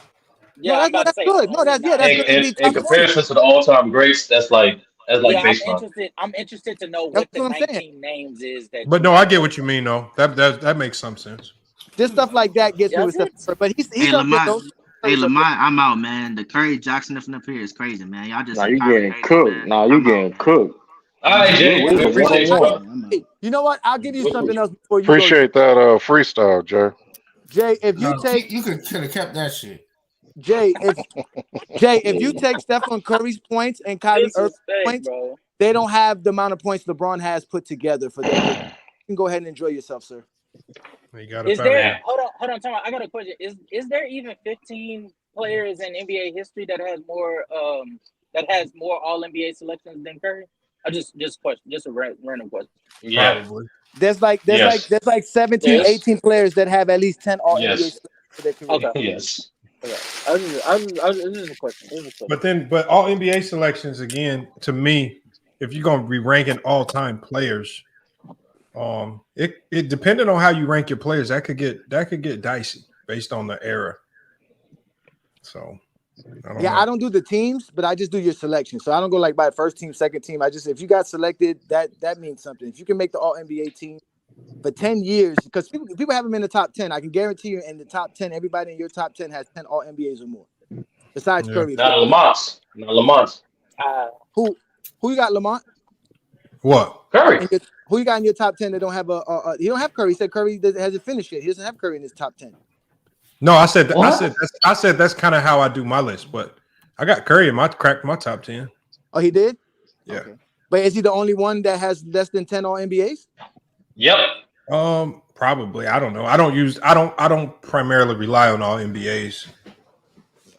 Oh, that's how I hold back on Stephen Curry. Like I said, he gets another that work. Yeah, I look at your total package of dominance over your era. That's true. I mean, he still. I mean, like I said, once he gets to 25,000 points, 10 All NBAs, I can't see holding him out of the top 15, top 20 for sure. Hold on, Brandon. There's a spot open. You can hit the link, Brandon. You keep saying. Hey, Casual, how many debates you got for Saturday? Yeah. How many debates you got for Saturday? I got a debate against Jalen. And I think Herm wants smoke. So when is debate? I think just those two. All right, so here's what I'm trying to do. Saturdays at 7 p.m. Yeah. Copy. Saturday. Yeah, so Johnny's looking for an opponent. You got one debate. True got one debate. Who gonna step up?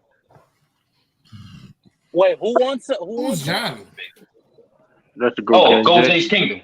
Yeah. Gold J's Kingdom right there. Hey, Johnny. Man, Yeah. what? No, Sturdy, stay out of this, bro. Ralph won a debate. He won It says the debate. Cavs. It says the Cavs just bought out Ricky Rubio. You think somebody's gonna sign him? No, he's retired. Nah, he retired. He going back to Slam. Shoot. Yeah, he said gonna be working on his mental health. Yeah. Yeah. I wonder what the He hell's talked about since all season. Mm. All right, so y'all ain't gonna say nothing. Casual with you. You ain't gonna say nothing. Ralph said he wants. I debate him. Listen, hold on. Ralph, listen, I can debate him too. He's one person. Listen, Ralph can get a debate with him. I can debate. I don't matter to me, but you know what I mean. Hold on, wasn't Brandon? Oh, Brandon's up here. Brandon, what's good? Yeah. Okay, you said, what did I lie about with DeJounte Murray? What are you talking about? Yeah, no. So two separate things. First of all, the Atlanta did not trade 5 first-round picks for Murray. They traded 3. But you also said Murray was an all-star last year. That's wrong. Murray's never made a legitimate all-star team. He was only named to the all-star team in the West because he was an injury alternate for Green. But you're missing the point about what Murray is. When Atlanta traded for Murray, right, the belief was Murray's a young player who was on a trash team in San Antonio. So the belief was Murray would get better. He'd be better on a better team. He's not. If you look at Murray's three-point shooting numbers over the last 3 years, he's at 32%. The average guard in the NBA shoots 37%. So most NBA teams are driven by analytics now. They're all about three-point shooting. So Murray's value is nowhere near now what it was when Atlanta traded for him. The Lakers could get Murray for a first-round pick in Austin Reeves. Reeves has a small contract of only right around $12 million a year. The Lakers could get Murray. I mean, and the thing about, the casual take that people keep making is that LeBron needs shooters. LeBron's old as fuck. He needs playmakers. He doesn't need shooters anymore, like in Cleveland and Miami. So Murray's a playmaker. He's a defender. You're talking about Dinwiddie. The Lakers have no identity right now. The Lakers could add Murray. Brandon, slow down, Brandon. Let's address one thing at a time. Hold on, Brandon. Man, Brandon, you're an idiot. Hold on, Brandon. Look, here's the thing, Brandon. We all could come up here and run down a whole bunch of the Lakers' problems and probably be right. You're not some special rocket scientist because you can showcase the Lakers' problems. I got 4th and 5th graders that could probably do it all the same because the Lakers are just that bad. That's just low-hanging fruit. What I'm saying is the Lakers are not. What I've said is the business of basketball is not going to allow the Lakers to make any significant moves in this trade deadline.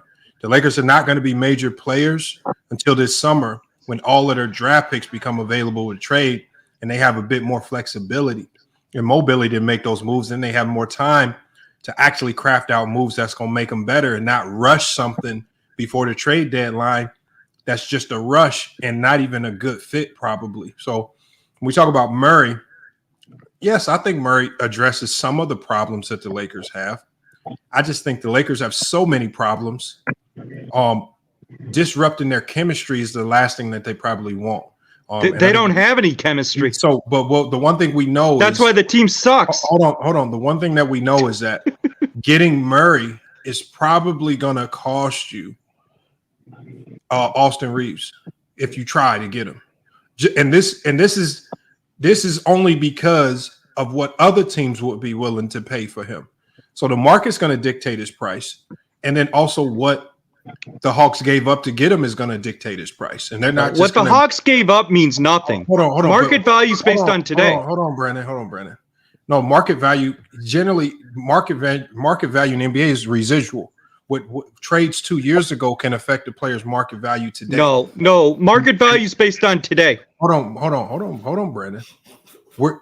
As I explained before this started, I said the league is still getting a residual impact off of the Rudy Gobert trade.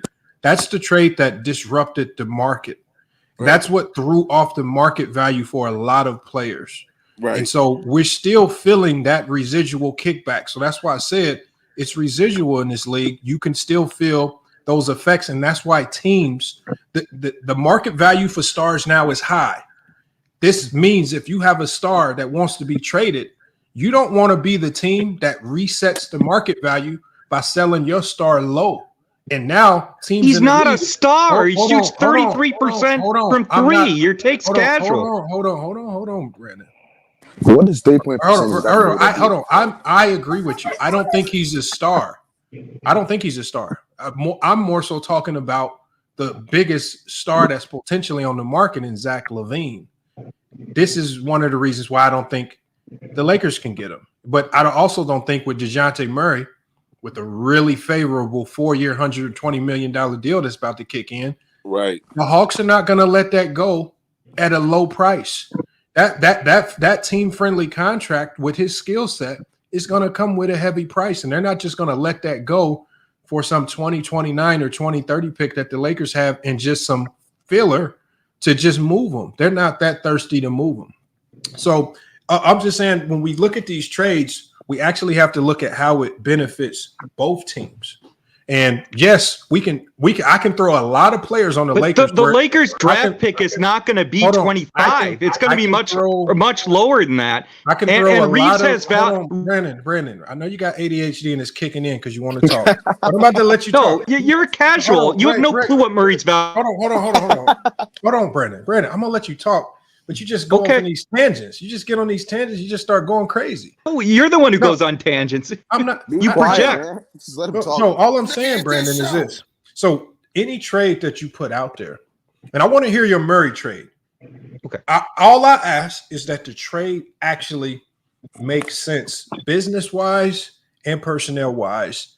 We know almost any trade at this point in time for a decent player is going to make the Lakers better. So all trades that we come up with are probably going to make the Lakers better. I don't care, DeMar DeRozan, Caruso. We come up with all these names. But you're going on a tangent that you just told me not to go on. I know. It's his show. That's what I'm saying. But Brandon, let's hear your DeJounte Murray breakdown of. Obviously, we know it's going to make the Lakers better. But tell us how this makes the Hawks better in the long run as well. Let's hear it. Right. So I'll say what I want. What I'm saying is the Lakers have two options. They can try and improve the team significantly offensively, or they can try and improve the team significantly defensively. They can try and do both, but it's not going to work because LeBron is a below average 3-point shooter at this point in his career. I don't care what LeBron's 3-point shooting numbers are so far early in the year. LeBron will regress. And Anthony Davis is one of the worst 3-point shooters with high volume in the NBA. So Darvin Ham's a defensive coach. Lakers got to the conference finals last year with defense. So the Lakers' best option is to try and get the team back to the Lakers need an identity. Their best option is to take the team back to what it was last year, being a top defensive team. Russell and Reeves can't play on the court together because they're both trash defenders. So the Lakers' biggest problem is they need to improve defensively, and they also need another playmaker to take pressure off LeBron. DeJounte Murray is a top defensive player, even though he's very limited offensively. He's not a bad offensive player, but he is very limited because he can't shoot threes. He's not a great off-the-ball player, but he would still improve the Lakers significantly because he's a top defender and he's a playmaker who would take pressure off LeBron. The other thing is that when you add DeJounte Murray, Murray can run the point. So that means LeBron can load manage. Right now, LeBron can't load manage because there's no other point guard on the roster. Russell's a shooter. He can't run the point. So if you add Murray, LeBron can load manage. You go back to your identity defensively, and you have a playmaker to take pressure off LeBron. Now, the trade that would work would be Reeves and a first-round pick. When you say that the market resets and Rudy got 5 first-round picks, Murray's value has depreciated. When Atlanta traded for Murray, the belief was if you put Murray on a good team and Murray was still a young player, that he would ascend. Murray's not ascended at all. And if you look at Murray's three-point shooting over the last 3 years, he's at 33%, which is significantly below the league average for guards of 37%. So Atlanta would take a first-round pick and Reeves for Murray because the Lakers' first-round pick is going to be nowhere near where you said it will be, Lamont. The Lakers' first-round pick is likely going to be a top 15 pick. So as long as it's not a protected pick, Atlanta would take the pick and Reeves. You would throw in some filler contracts to make the money work with Murray. Atlanta's team is complete trash, and the top teams in the East are much better this year. Boston and Milwaukee are both better this year than last year. So Atlanta has no chance to do anything. Tangent. I'm not, hold on, Brandon. You said one thing. Hold on, Brandon said one thing that I feel like you kind of lied, Brandon. Atlanta has no chance to contend in the East. Brandon, hold on. Watch the Atlanta Hawks. Hold on, y'all. Murray is a top defender. Brandon, hold on. Oh, he's not. You said yes, he is. Hold on. You said Murray is a horrible 3-point shooter. Yeah. The only thing that I've seen over the last 4 years is that every year over the last 4 years, his 3-point percentage has actually increased from 31. Yeah, and it's still horrible. Hold on, from 31 to 32 to 34 to this year, he's shooting 38% behind the three. So again, for you to say that Murray is a player that's not getting better or living up to expectation, he's still averaging 20 points per game. He's improved his 3-point shooting to the point where he's shooting 6 threes a game. He's making. He's not shooting 6 threes a game. That's a lie. Hold on, Brandon. I can put it on the screen. Right. He shoots 2. Okay, hold on, Brandon. He makes 2 points. He makes 2.4 threes a game. He's averaging 6.2 threes per game. All right, let me just put it on the screen because I don't know if Brandon has just got it ahead of himself. So hold on. Let me put it on the screen. I still need to break out some DeJounte Murray defense film because his defense has not been that good this year. Murray shoots a lower field goal percentage now than he did in year 3. There's no evidence that Murray has improved at all. His 3-point shooting numbers are the improvement is marginal, and the sample size this year is way too small. No, it's not. It is. It's not a small sample size. But why would the Lakers want him then, Brandon? You just said the Lakers need. Thank you. Because the Lakers cannot play Russell and Reeves at the same time. So the Lakers are a better team with Murray. I'm talking about Murray's defensive impact and his playmaking. Defense is not Murray is a solid playmaker and he's a solid defender. He's a better player. He's a better overall player than Reeves and Russell. Murray's a limited player. The Lakers are not contenders with Murray. But they're a better team with Murray than they would be with Reeves and Russell. So you'd rather keep Russell and get rid of Reeves? Is that what you're saying? No, I'm saying that would be ideal, but nobody wants Russell's contract. Teams want Reeves, they don't want Russell. So I'm saying the deal that would get Murray is Reeves in a first-round pick. But Lamont, you're lying. Lamont, you're lying. Murray's shooting 46% this year. He shot 46% year 3. So he has not improved at all. 3-point percentage. I was just talking about threes, man. Why you gotta lie, Brandon? Right. Murray shot 37% from 3 his 3rd year. He's at 38 this year. Hold on. He hasn't improved at all. Brandon, I said it's not a noticeable improvement at all, and the sample size is too small to do anyway. Brandon, what I said was over the last 4 years, his 3-point shooting percentage has increased every single year. From 30 to this year, he's shooting 38%. I mean, you could say that's a small sample size, right? That's a complete lie. But it's not a small sample size. It's a lie. He's shooting 6 threes per game. It's not a lie. The stats on the screen. Like you're trying to convince us that this guy can't shoot threes, but he's shooting 38% better than any shooter on the Lakers. And I don't 100% think he's the answer. Because I don't think he's the right answer because he has a long-term contract that's attached to him. And so if you make this trade, it's one of those trades where you have to be convinced that this is the move that's going to get it done. Because like you said, Brandon, if you're going to give up Austin Reeves, your young asset, the player that you drafted, you have to make sure that you're hitting a home run, because you said you're trading. Not only are you trading the only draft Reeves pick is a sixth man. He's not a you're star. giving up your best young asset. These are the last two trade assets that the Lakers have worth any real value. And if you're going to give it up for DeJounte Murray, you have to convince me as an ownership group that this move is going to win us a championship. Otherwise, I'm not pulling the trigger on it. Secondly, we know that deal definitely kind of favors Atlanta because it gives them a ton of flexibility. Reeves is on one of the best contracts in the league. Right. That's why they would do the deal. The Lakers give up Reeves and the pick just to get Murray, who's an extremely because Reeves who's just only a question mark. Right. So Reeves' kind of a defense lateral is move.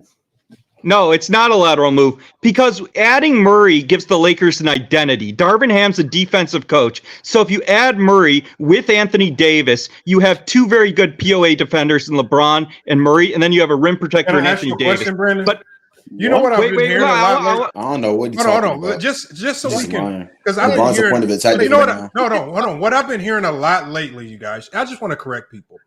I've been hearing a lot of people, and I know this kind of terminology kind of stemmed a little bit off of PC, but a lot of people have been using this term point of attack defender. If I just a slight correction, you guys, a point of attack defender, that terminology is generally only used, y'all, for teams that play heavy matchup zone. And the POA defender is the guy at the top, or sometimes, depending on how you rotate your zone, the guy at the bottom of your matchup zone. So it's probably it doesn't make you sound like you know basketball by saying that, Brandon. Okay. It just really kind of makes you sound like you're just using basketball terminology to try to sound fancy, but you don't know what it is. Okay, well, so let me respond. Wait, no, let me go. So first of all, your take that Murray has improved the last 3 years is a horrific lie. Okay, that's not what I said. Murray shot. But Brandon, where are you getting all this stuff? Why are you keep muting my mic like a fucking pussy? Brandon, where are you getting the Brandon? I just said the man got better from the three over the last 4 years. Right, that's not true. That's a lie. Hold on. First of all, I said he was it's a total lie. Hold on, Brandon. I said he was an all-star in 2022. Right. You said he was an all-star last year. Brandon, I said he was an all-star in 2022. I put the. You also said they traded 5 first-round picks. That was a lie too. And so this right here, I put this on the screen. Right. He was an injury replacement. He was not chosen as an all-star. He's an injury replacement. He was not chosen. Hold on. Is this an all-star appearance, you guys? I don't care. Yes, he was not chosen as an all-star. He was an injury replacement. He was 100% all-star caliber. Like no, he was not an all-star caliber player. Yes, he was. No, he was not. Even as a replacement. Hold on, guys. Even as injury replacement is not a fucking all-star. Get the fuck out of here. And he's not gotten better the last 3 years either. He shot 37% from three his last year. He shot 37% from three in 2020 in San Antonio. He shot 3 percentage points worse than that from three in aggregate over his 3 years in Atlanta. Makes no sense that you're doing this. He's not a better player. Hold on, Brandon. Hold on. Let me say one thing. He's not a better player than he was. Hold on, Brandon. Hold on. Nobody's saying that. Hold on, y'all. No, that's what he said. The funniest thing about this is, remember, we're trying to do realistic trade scenarios. And in a trade scenario where he's trying to convince us that the Lakers should give up their best young asset and draft pick for DeJounte Murray, he's sitting us here telling us how this guy has not improved his game. But he wants the Lakers to take on this dude's 4-year, $120 million deal and commit to him for 4 years, even though Brandon says he's gotten worse over the last couple of years and not better. Brandon, you gotta stop, Brandon. So basically, that's not what I said. That's not what I said. I did not say that Murray has gotten worse. What I said is that you don't understand why the trade was made for Murray. You don't understand the NBA. When Atlanta traded for Murray, Murray was a young player. So the belief was that Murray's trajectory was that he would get better. Murray did not get better. So the point is, Murray's not a worse player. He's the same player. But you're missing the point. Austin Reeves' defense has gotten exposed, so Austin Reeves can't guard on the wing. Austin Reeves does not have anywhere near the value that you think he does, because guarding on the wing is everything in the NBA. Reeves can't guard on the wing at all. So the Reeves. Brandon, has Murray gotten better? Yes or no? No, he's the same player. Okay, so why should the Lakers commit to 4 years, 120 million for a guy that ain't got that? For two reasons, right? The first is Darvin Ham's defensive checks and you don't care. That's why. No, that you're not listening. First of all, if you're talking about cashing the checks, okay, if the Lakers trade for Murray, they're a better team. They get to the playoffs. That's more revenue. That's more money. Okay, the Lakers can't play with Reeves and Russell. They have to move one of the two. They can't move Russell because nobody wants his contract. They can move Reeves' contract because people want it. So they moved Reeves in a first-round pick, and their identity is defense. That works. Hold on. Brandon, do you know the Lakers? They can get to the playoffs. Hold on. Do you know the Lakers? No, they can't get to the playoffs with their current roster. Hold on. Yes, they can. They've been injured all season. No, they can't. Memphis is going to be much better now that Moran. He said, man. Hold on, y'all. All right, man. Yeah, the Lakers are not a playoff team. Hold on. Let me ask you something, Brandon. Hold on. Go, James. James. I'm gonna come right to you next. Go, James. Do you know that the lineup with D'Angelo Russell and Austin Reeves had one of the best net ratings in the NBA last year, and it's the starting lineup that got them to the Western Conference Final.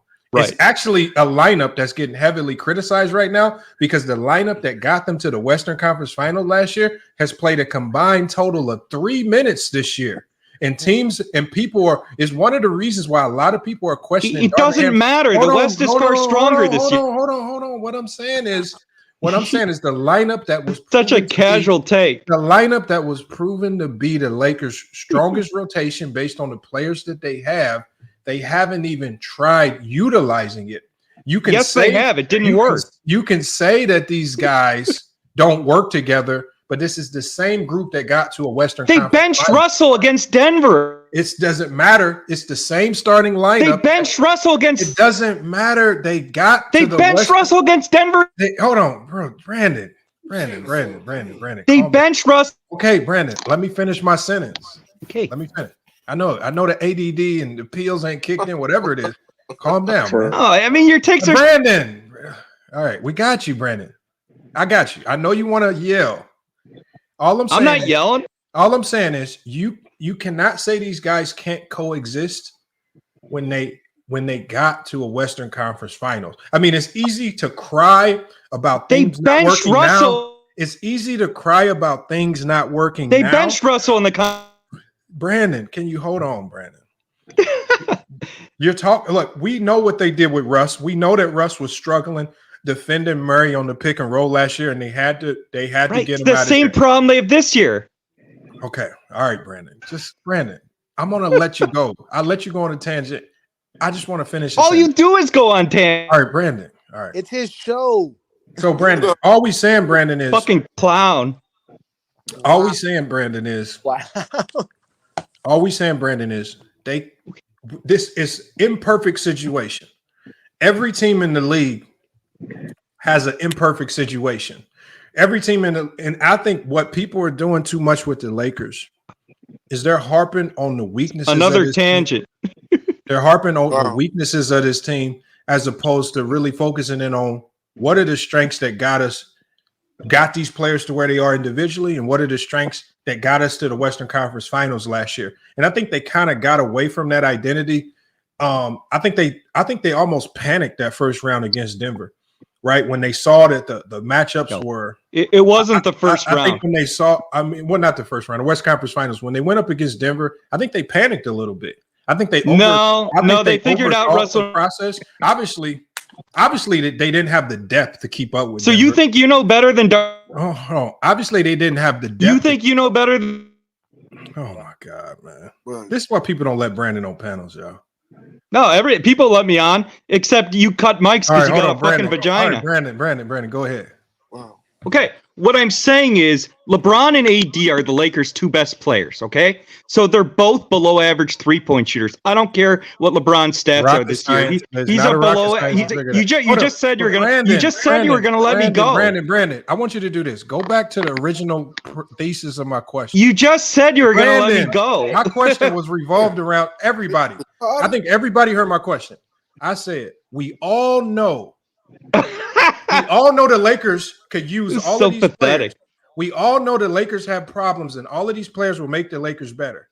I said, if you make these trades and if you offer up these trades, you have to give me a realistic trade. One trade we know is that the Lakers aren't giving up. Another dumb tangent. Hold on. So tell me how, because you weren't talking about DeJounte Murray trade until Bleacher Report reported it. That's not true. I don't even read the Bleacher Report. This bright idea of DeJounte Murray. I don't even read the Bleacher. Before the DeJounte Murray talk. I don't read the Bleacher Report. Give me a player outside of DeJounte Murray, because they're going to have to look at various trade scenarios. No. Giving up Austin Reeves is something that the Lakers can't afford to do with the new CBA. That's wrong. What's the realistic trades? Okay. I mean, you just interrupting and cutting my mic, which is the only way you can debate. And that's why your channel's a fucking clown fest. Brandon. Okay, so can I talk for 10 seconds without you interrupting? The fucking clown fest. Can you give us realistic trades and tell us how right? these trades, the Lakers players ultimately got to go to the other team. How did these players right? So so first of all, you blatantly lied about what Atlanta got. Hold on, give me trades where these you blatantly lied about what Atlanta got. Okay, bro, we're not talking about Atlanta anymore. Right. They got 3 first-round picks, not 5. Okay, we got that. We're not talking about Atlanta. Right. You lied about multiple things. Okay, Brandon, let's just say you're right. Let's just say I am right. Lied about him being an all-star. The all-stars just made up. No, he was not an all-star last year. Bro, let him answer the question. He was not an all-star last year. I lied about the 2022 all-star. That was just no. You said he was an all-star last year. I lied about. You also said Atlanta traded 5 first-round picks for him, which was a total lie too. Brandon, let's just say you're right. Your nose is growing 2 feet. Brandon. Okay, Brandon. He's not shooting at 38% from the 3-point line. We'll just pretend like you're right. That's 30 games. It's too small of a sample size. Can we pretend like you're right so we can move on, Brandon? Right. No, Murray has not improved since he's been with Atlanta. Murray has not shot. Murray shot better from 3 with San Antonio than he did with Atlanta. You said you didn't say he didn't improve. Now you just said he didn't improve. No, I said Murray shot better with San Antonio than he did with Atlanta. And if you look at Murray's field goal percentage, it's exactly the same as it was year 2. Why are you telling us reasons why the Lakers shouldn't trade for him? Okay, because I'm saying you're missing my point. I'm talking about Murray. I'm talking about Murray as a playmaker and a defender. Right? So the Lakers are never going to be a top offensive team with AD and a 39-year-old LeBron. The Lakers' best chance, it's not perfect, but the Lakers' best chance to be a contender is to add a player who's a playmaker and a top defender. And that's what they get with Murray. I know that's going to make the Lakers better. They could get Murray for Reeves in a first-round pick. Okay, but they're not giving up Reeves. Okay. Yes, they are. Brandon, they will. Reeves can't guard anybody. Brandon, they add Reeves. I mean, they add Murray to the Lakers. What is the ranking of Murray as a defender on the Lakers? What is he, the best perimeter defender, the second best perimeter defender, the third best perimeter defender? What would Murray be on the Lakers roster as a defender? I would say that Murray and Vanderbilt are both very good perimeter defenders. They're both in the same range. But if you give Murray AD, so you have let me finish. No. You answered the question. Let me finish. No, you answered the question. My question to you is okay. So he becomes the Murray can guard multiple positions. So if you have AD as a rim protector and you have Murray as a POA defender, and LeBron can still play defense at times along with Vanderbilt. He's not going to be a POA defender. They don't run zone. Than what Brandon, they have now. Answer my question, Brandon. What is DeJounte Murray going to bring as the number 1 defender that Vando can't do right now? Nobody in the Lakers is doing that right now. Why is Murray going to be able to do it? That's not the point. The point is that is the point, because you want somebody to do something that's not happening. How is DeJounte Murray going to be able to do what no other player is doing? Let me ask you a question. You brought up Darvin Ham being the coach and them. No, you're not answering. Listen, you're not listening. You don't listen. What I'm saying is You're not listening. Pay attention to what I'm asking you. You brought, listen, Brandon, you brought up that with Murray. Brandon, you brought Murray's up not even that. I'm not gonna lie. Vanderbilt's a Murray's not zero even on that good of a perimeter defender. Listen, Y'all just be saying that because No, of his Murray's a resume. good perimeter defender. He's not. Brandon, you are saying, Guys Brandon, you are is saying going by Darvin Ham will consistently. I get don't know what you're Murray to seeing. play a certain style of defense when he can't get Vando to do it. Vando's a better defender. Ruby's a better defender. Vando's He not can't a get better them defender. to do it. Oh my god. No, look, Vando has AD behind him, so he looks better than he is. Murray can absolutely defend at the same level as Vanderbilt, and if you put Murray with a rim protector behind him like AD, he can be a very good. He can be an excellent He has Clint defender. Capella. But What is he doing with Clint Capella? What is he doing with Clint Never going Capella? to be a top offensive team. He has Clint Capella. What is he doing there? The Lakers' best path to being a good team is to focus on defense, not offense, because their two best players are below average three-point shooters. They're never going to be a top offensive team. Their best path is to do what they did last year and focus on defense. And Murray's not going to make the Lakers a top defensive team, Brandon. Murray's not making the Lakers a top defensive team. So you're not helping the Lakers. Okay, I don't agree with you. You don't agree with nobody because you don't know basketball. You don't know basketball. Oh, by the way, your take on the Bulls in '98 was a complete lie too. This nigga changed the conversation. What's wrong with this nigga, man? I don't know, bro. Like, This is crazy, bro. Listen, not only can I prove basketball and the things you say are dumb. not only can I prove that Phil Jackson was going to leave the Chicago Bulls no matter what, not only can I prove that. You do not care about that, bro. Wanted to Stick prove he could win without Jordan. That's what False. happened. It had nothing False. to do. All right, y'all. We're gonna stay on topic. Jerry Krause had no beef with Michael Jordan. But we do not care about that. Just drop Brandon so we can continue, man. Krause had no beef with Michael Jordan. These are what these I'm idiots. not gonna lie. You could just tell certain people just don't really watch basketball. They don't. They don't. Because DeJounte Murray hasn't been a great point of attack. DeJounte Murray is not since going like to make the Lakers 2019. win without Jordan. Since he was a role player, ever since he took the offensive lead, he hasn't been that good. I've just never heard anyone try to promote a trade then proceed to tell us how bad a player was. Exactly. I didn't say he's bad. I never once said Murray's a bad how he player. helped the Lakers win. You downplayed him. You downplayed him the whole time. He said he was a bad 3-point shooter, and you said he's not getting better. I never once said he's a bad player. And then you say, because the thing is, you're telling us the negatives about this guy, and then when I look at what you have to give up to get him, a first-round pick and your best young asset, that's kind of highly coveted around the league because he's on a team-friendly contract, primarily because of the contract. So you're giving up your best contract for 4 years, $120 million for a guy that you say is not improving, that shoots 32% from the three.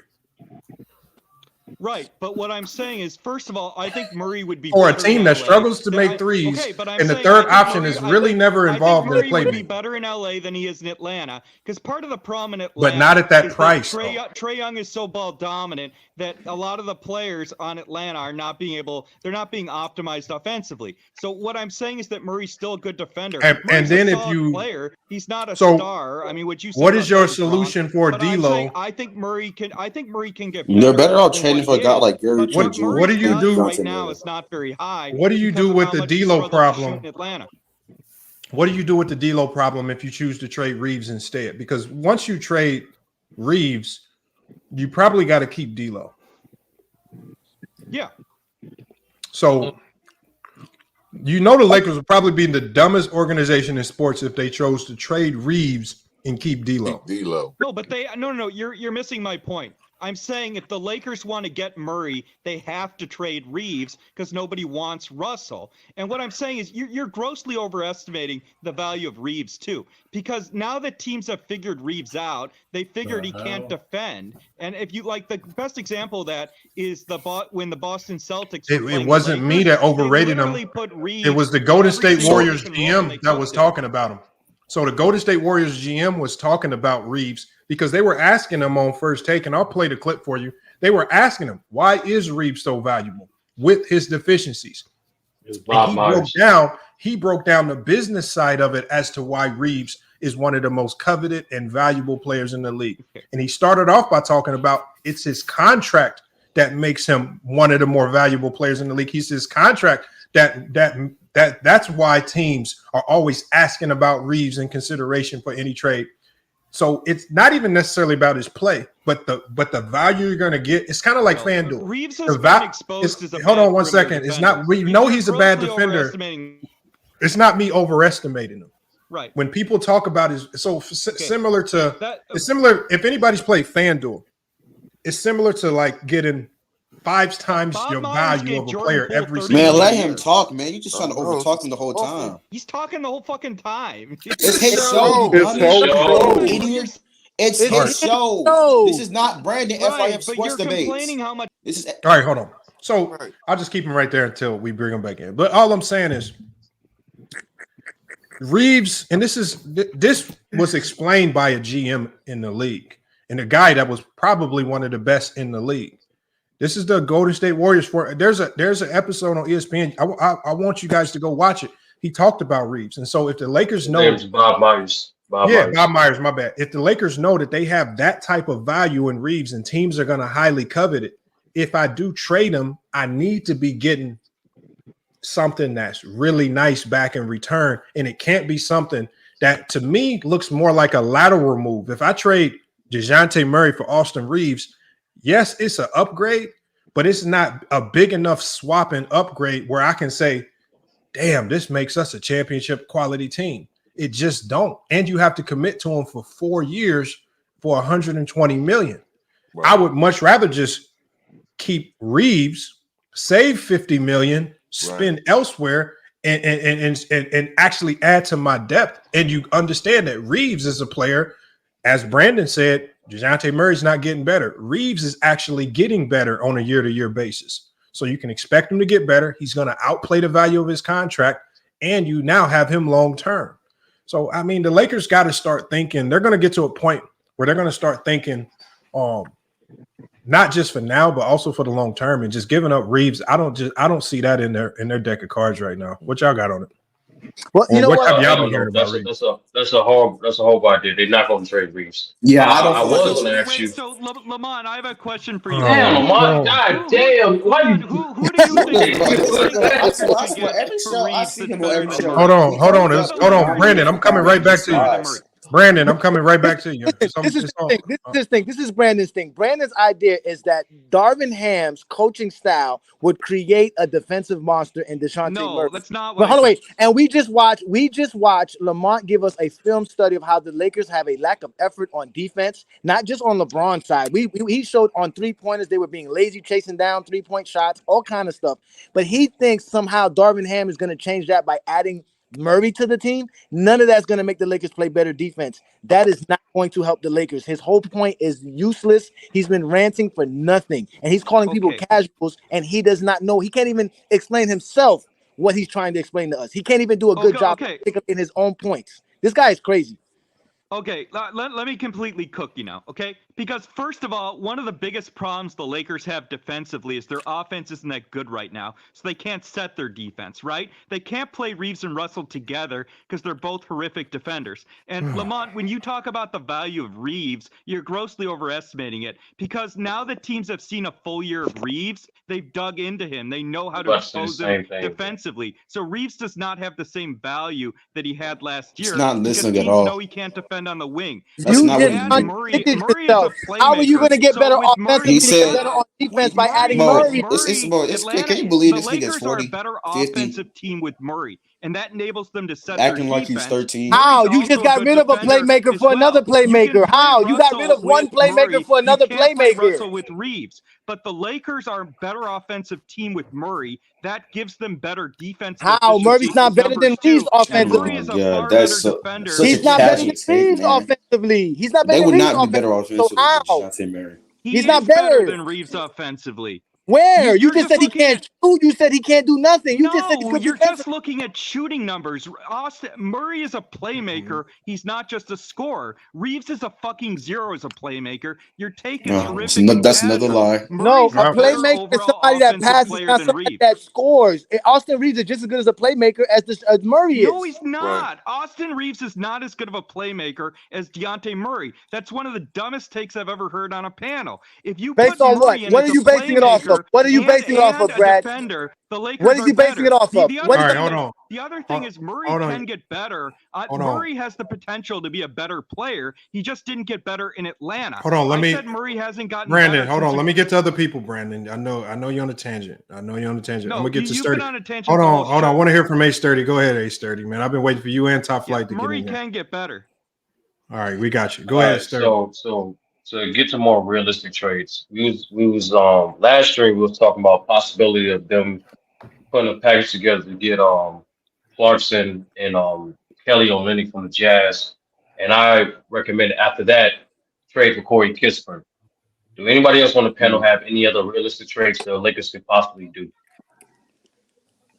No, the Lakers could get DeRozan too. That's another option. it's not realistic. Okay, my bad. No, it's not realistic. So DeRozan's from LA too. All right, hold The on. Lakers were actually- Hold on. the Lakers were actually gonna Hold on. sign DeRozan before. Hold on, You're not Brandon. gonna hold on, Hold on, Brandon. Right, I'm the going to Lakers top. were gonna sign I'm DeRozan. going to Top Flight next. It's on Top Flight, and I'm gonna go to Minor. I'm just trying to hear everybody's trade thoughts.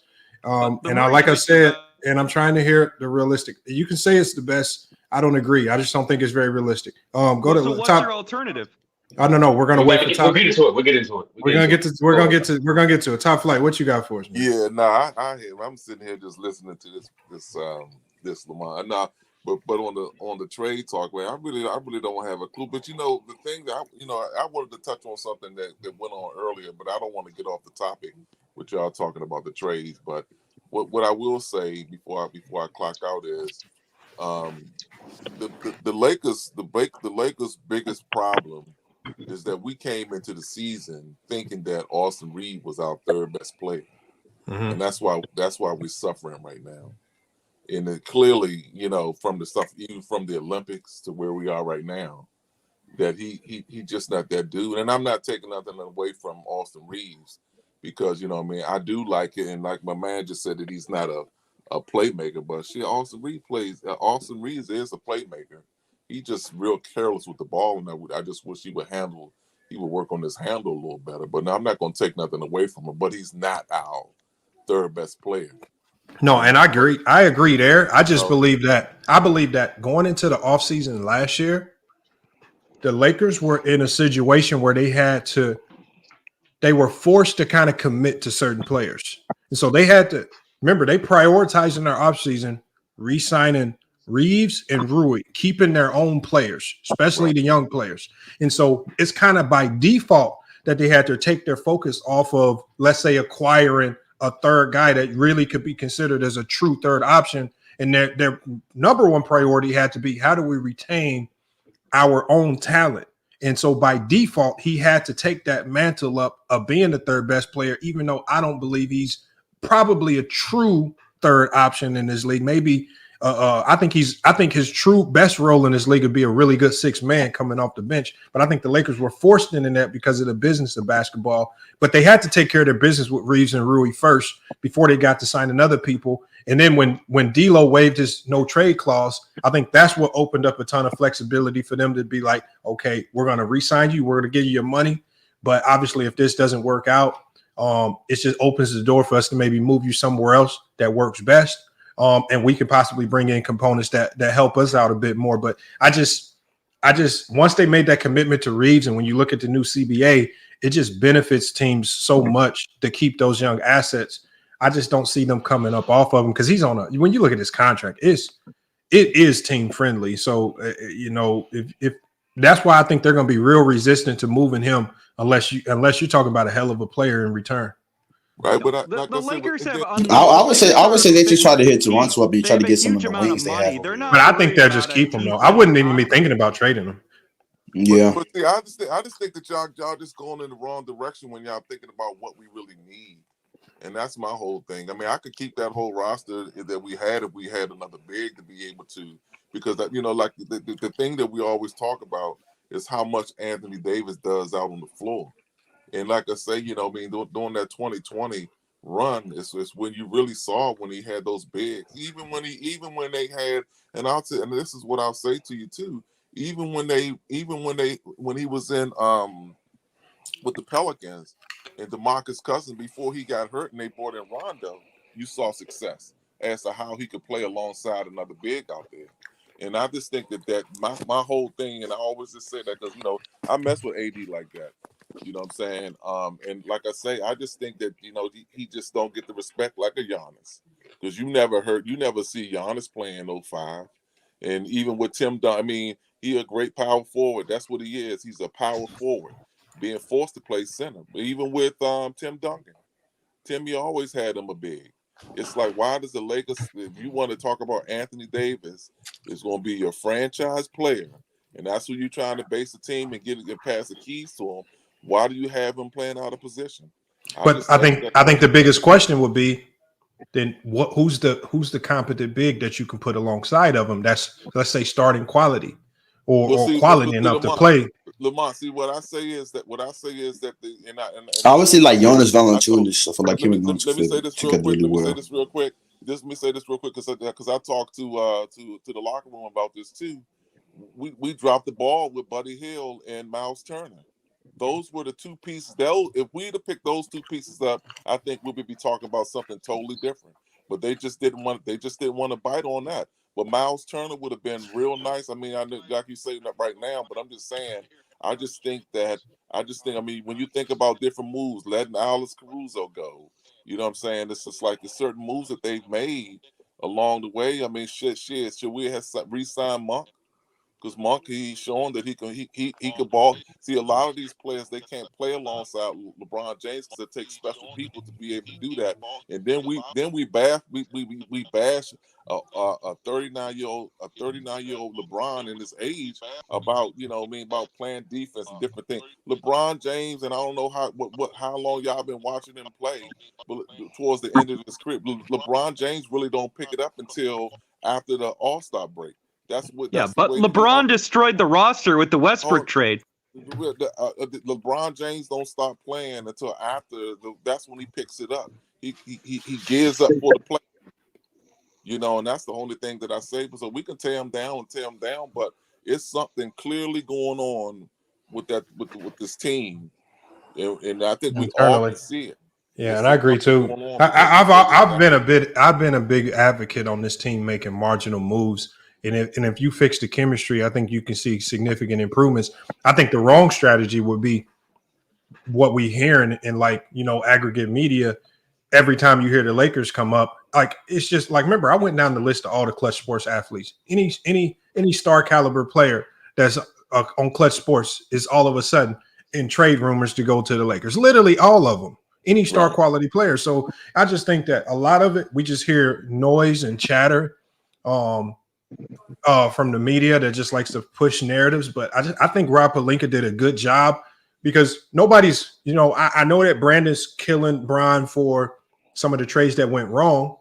But I mean, if you're going to tear him down for the trades that go wrong, then you got to give him credit for the trades that went right, like getting Rui, being able to flip that trade and then getting to the Western Conference Finals. So there have been moves that they've made that have worked out.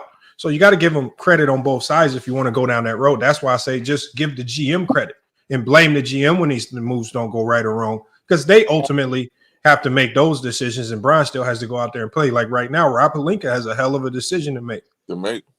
Yeah, I think it's him. Wait, but Lamont, what's your alternative? So you're critiquing my trade for Murray. What's your proposal? Right? I mean, put your idea out there. Well, I have multiple. I mean, what's your idea? You saw the Bleacher Report. So my ideas, and everybody's. I mean, your idea is Dinwiddie. I mean, that doesn't move the needle at all. Well, that wasn't my idea. That was just something I read, and I just asked people if it interested them. Okay. So what's your idea? Okay, so I've had multiple ideas because obviously all these are hypothetical situations. So remember, the first one that I brought up was one that I brought up on Player's Choice, which was a guy like OG Anunoby, which again, he did get moved. He just didn't get moved to the Lakers.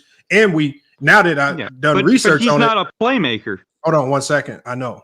And like I said, with the Lakers have so many problems. Even after they make trades, they're still going to have significant problems. Right now, they just have to choose which ones do we want to try to fix, and we'll live with the others. They're not going to be able to fix all their problems. You know, if they go after a big, like Top Flight said, then they're still going to have problems on the perimeter, but they'll fix the backup big situation. If they go after a perimeter defender that can stop teams from chucking up these threes. Remember, over the last 10 games, teams are averaging 16 threes on the Lakers. So if they go after a perimeter defender to cut down on some of these threes, but then they may sacrifice more or a lack of three-point shooting or something, and they still have the backup big problem. So no matter what you try to fix, there's going to be holes that they're going to have to just – that's where coaching comes into play. Okay, but the only way the Lakers could have gotten Anunoby hold on, Ben. Some of my moves have been obviously the Lakers would have had to trade Reeves. Hold on. I'm just trying to give you some of the moves. Okay, the OG trade obviously is a trade. They would have had to trade Reeves to get in. Hold on, I know, and I'm just telling you players that I thought of. And again, I can admit that some of them are not very realistic because it would have took a lot to get OG based on Toronto's asking price. Another player I like Clarkson and I like Olynyk. And I think they play no defense. I think those are two atrocious defenders. Not every trade is going to be perfect, Brandon. It's not perfect. That's what Clarkson I'm saying. and Olynyk are atrocious defensively. Brandon, what I'm saying is there's no trade that's going to fix all of their problems. But when we look at the Lakers, that trade doesn't even improve them. When we look at their most crucial issues, defending the three, I've been saying this all year, defending the 3-point line and not having catch and shoot shooters. If you're going to be high pick and roll dominant with Bron and AD, and a lot of these guys are just going to be relegated to being standstill in the corner shooters while Bron operates off that pick and roll, which we know that pick and roll is elite, but teams are starting to clamp down and make it hard on AD because they don't believe in those shooters in the corners. Even when you have a night where Taurean Prince makes 5 threes, they still don't believe in him because he'll come back the next night just like he did last night and go 0 of 6. Right. So consistent catch and shoot shooters, the Bogdanoviches, like Corey Kispert was a player that I talked about. Guys that have the potential to come in and be sustainable in their role. Do they fix all problems? No. Do they take away from the defense? Probably. Bogdanovich is an atrocious defender. So I think I'm mentioning Corey Kispert. Kind of counter some of those guys by just having guys like Vandal out there. If you can keep with Taurean Prince, if you still got AD on the back line, the one thing you can also coach up, especially if it's about contesting the 3-point line, just coach up effort, just like the Miami Heat do. The Miami Heat last year, not a lot of lockdown defenders like Max Struss, but these guys contested the 3-point line like no other. They gonna chase you down and they gonna always sprint up and down the court. Just like last night we saw the Miami Heat. These guys will contest and they will get active on defense, but they just have to be motivated to go do it. You don't need clamp down, lock up defenders to do that. You just got to be able to coach up the effort. So you think your trade proposals are better than mine for Murray getting Olynyk and Clarkson? I mean, are you fucking kidding me? No, but it's not about whose trade is better. It's not a contest, Brandon. If you want to make it a contest, it's on you. I just want to hear everybody's ideas, Brandon. You want to make it about, mine is better than yours. And we really don't care. No. But you were shitting on my idea. Okay, I'm not. You said Reeves is so valuable, and your ideas are complete trash. But Brandon, nobody shitted on your idea. I just said, why would that be your trade scenario? But you're up here just telling us about how bad DeJounte Murray is. No, I never said Murray was a bad player. I said Murray. No. Let me clarify, okay? I think Dejounte Murray can get better. You don't have to clarify, Brandon. But I am not saying Murray's a bad player. I'm saying that Murray's trade value's gone down since Atlanta acquired him, which is why your take that it. We got you. Nahari, what's your trade scenario? I would try to Murray's trade value's gone down since he went to Atlanta. All right, we heard you say that about 5 times, Brandon. Nahari, right. Well, you keep saying the same. Okay, Brandon, we got you. Nahari, right. You keep saying the same dumb thing. All right, Nahari, what you got for us? I didn't say Murray's bad. I would try to. Okay, we got you, Brandon. Yeah. Well, stop lying. Okay, all right.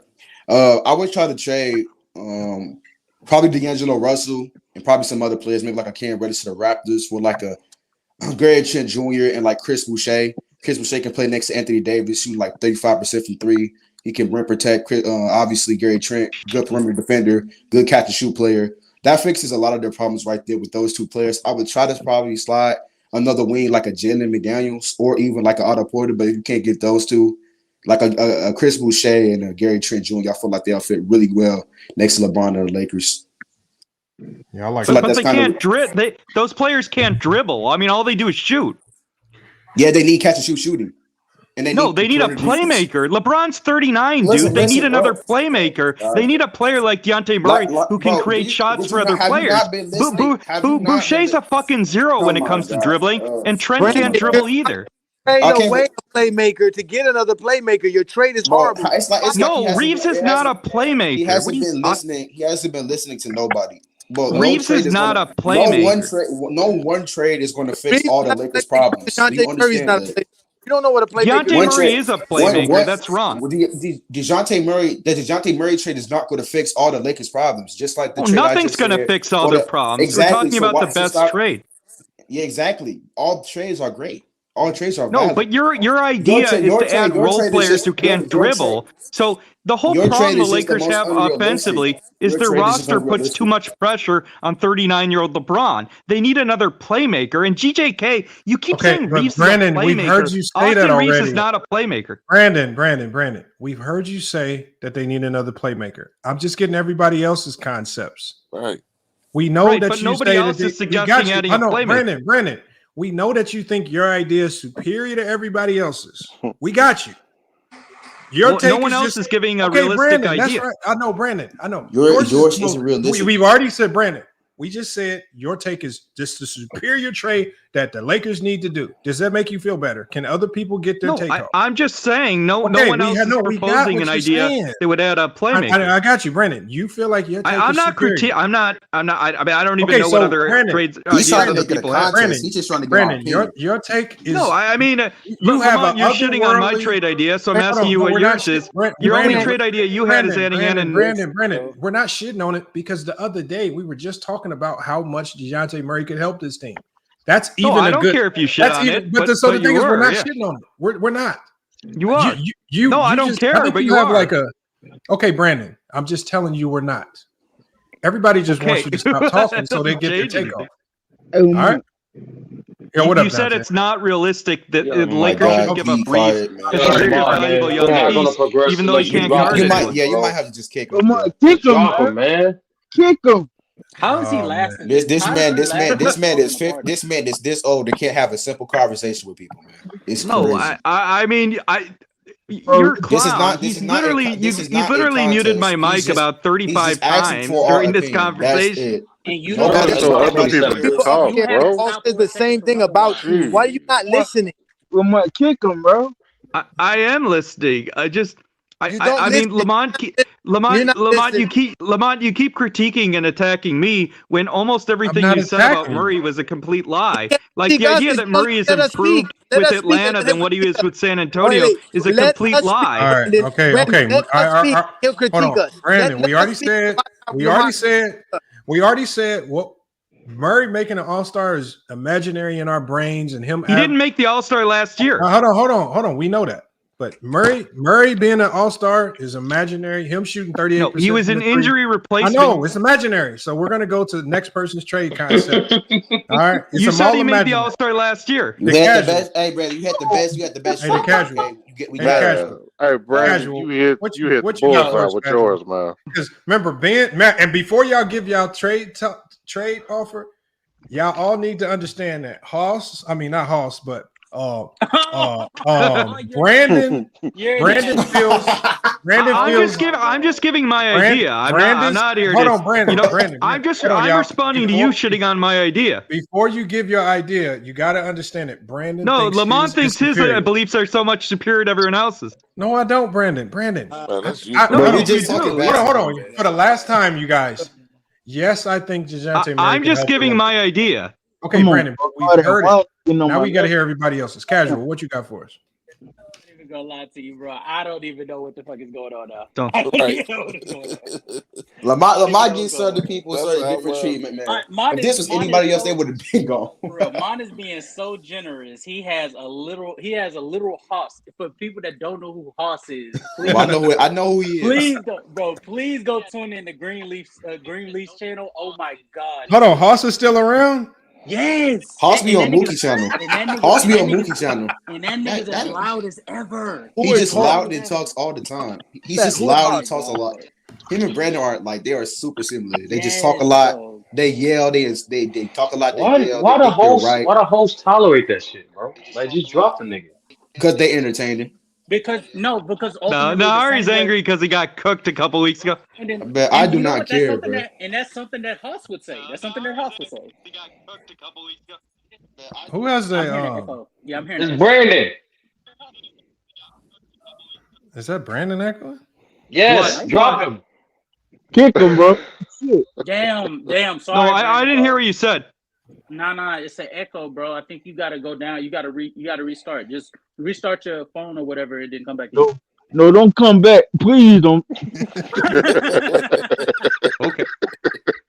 Nah, I'm not gonna lie to you. So I was thinking this last season, and I don't know why they didn't go for it. But Bojan Bogdanovic is still playing for the Detroit Pistons, and he's a really good 3-point shooter.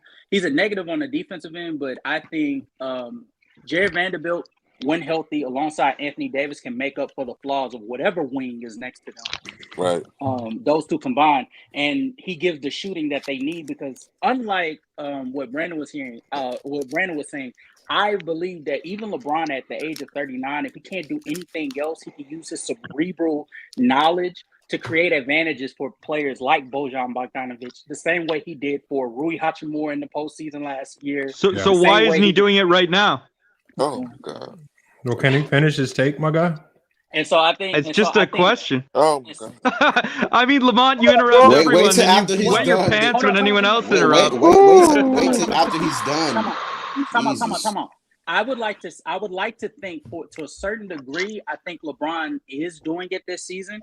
I think the problem really is his effort on the defensive end that's really making it tough for the Lakers to really do anything because Anthony Davis has so much work he has to do on the defensive end, and he can only do so much on the offensive end.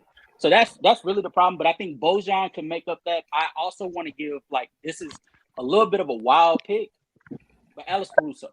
I know everybody has thought about it. It's a little bit of a wild pick because I think everybody wants Alex Caruso on their team. And I think that an argument could be made that there's teams that just have better they have better assets. Yeah, they have better assets than the Lakers. But I think that that Alex Caruso, bringing him back to LA would answer so many questions that the Lakers have. It would give him that on-ball defensive perimeter defensive player that they need. It would also give them a reliable 3-point shooter because him catching shooting this year, I think is actually very respectable this year for the Bulls.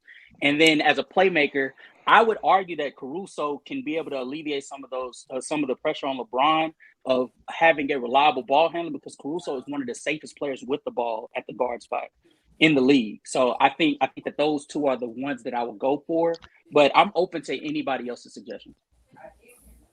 Okay, I just have a question. So when you say LeBron's the cerebral player who can create for others, why is he not doing that now? I answered your question. He's not. The Lakers suck.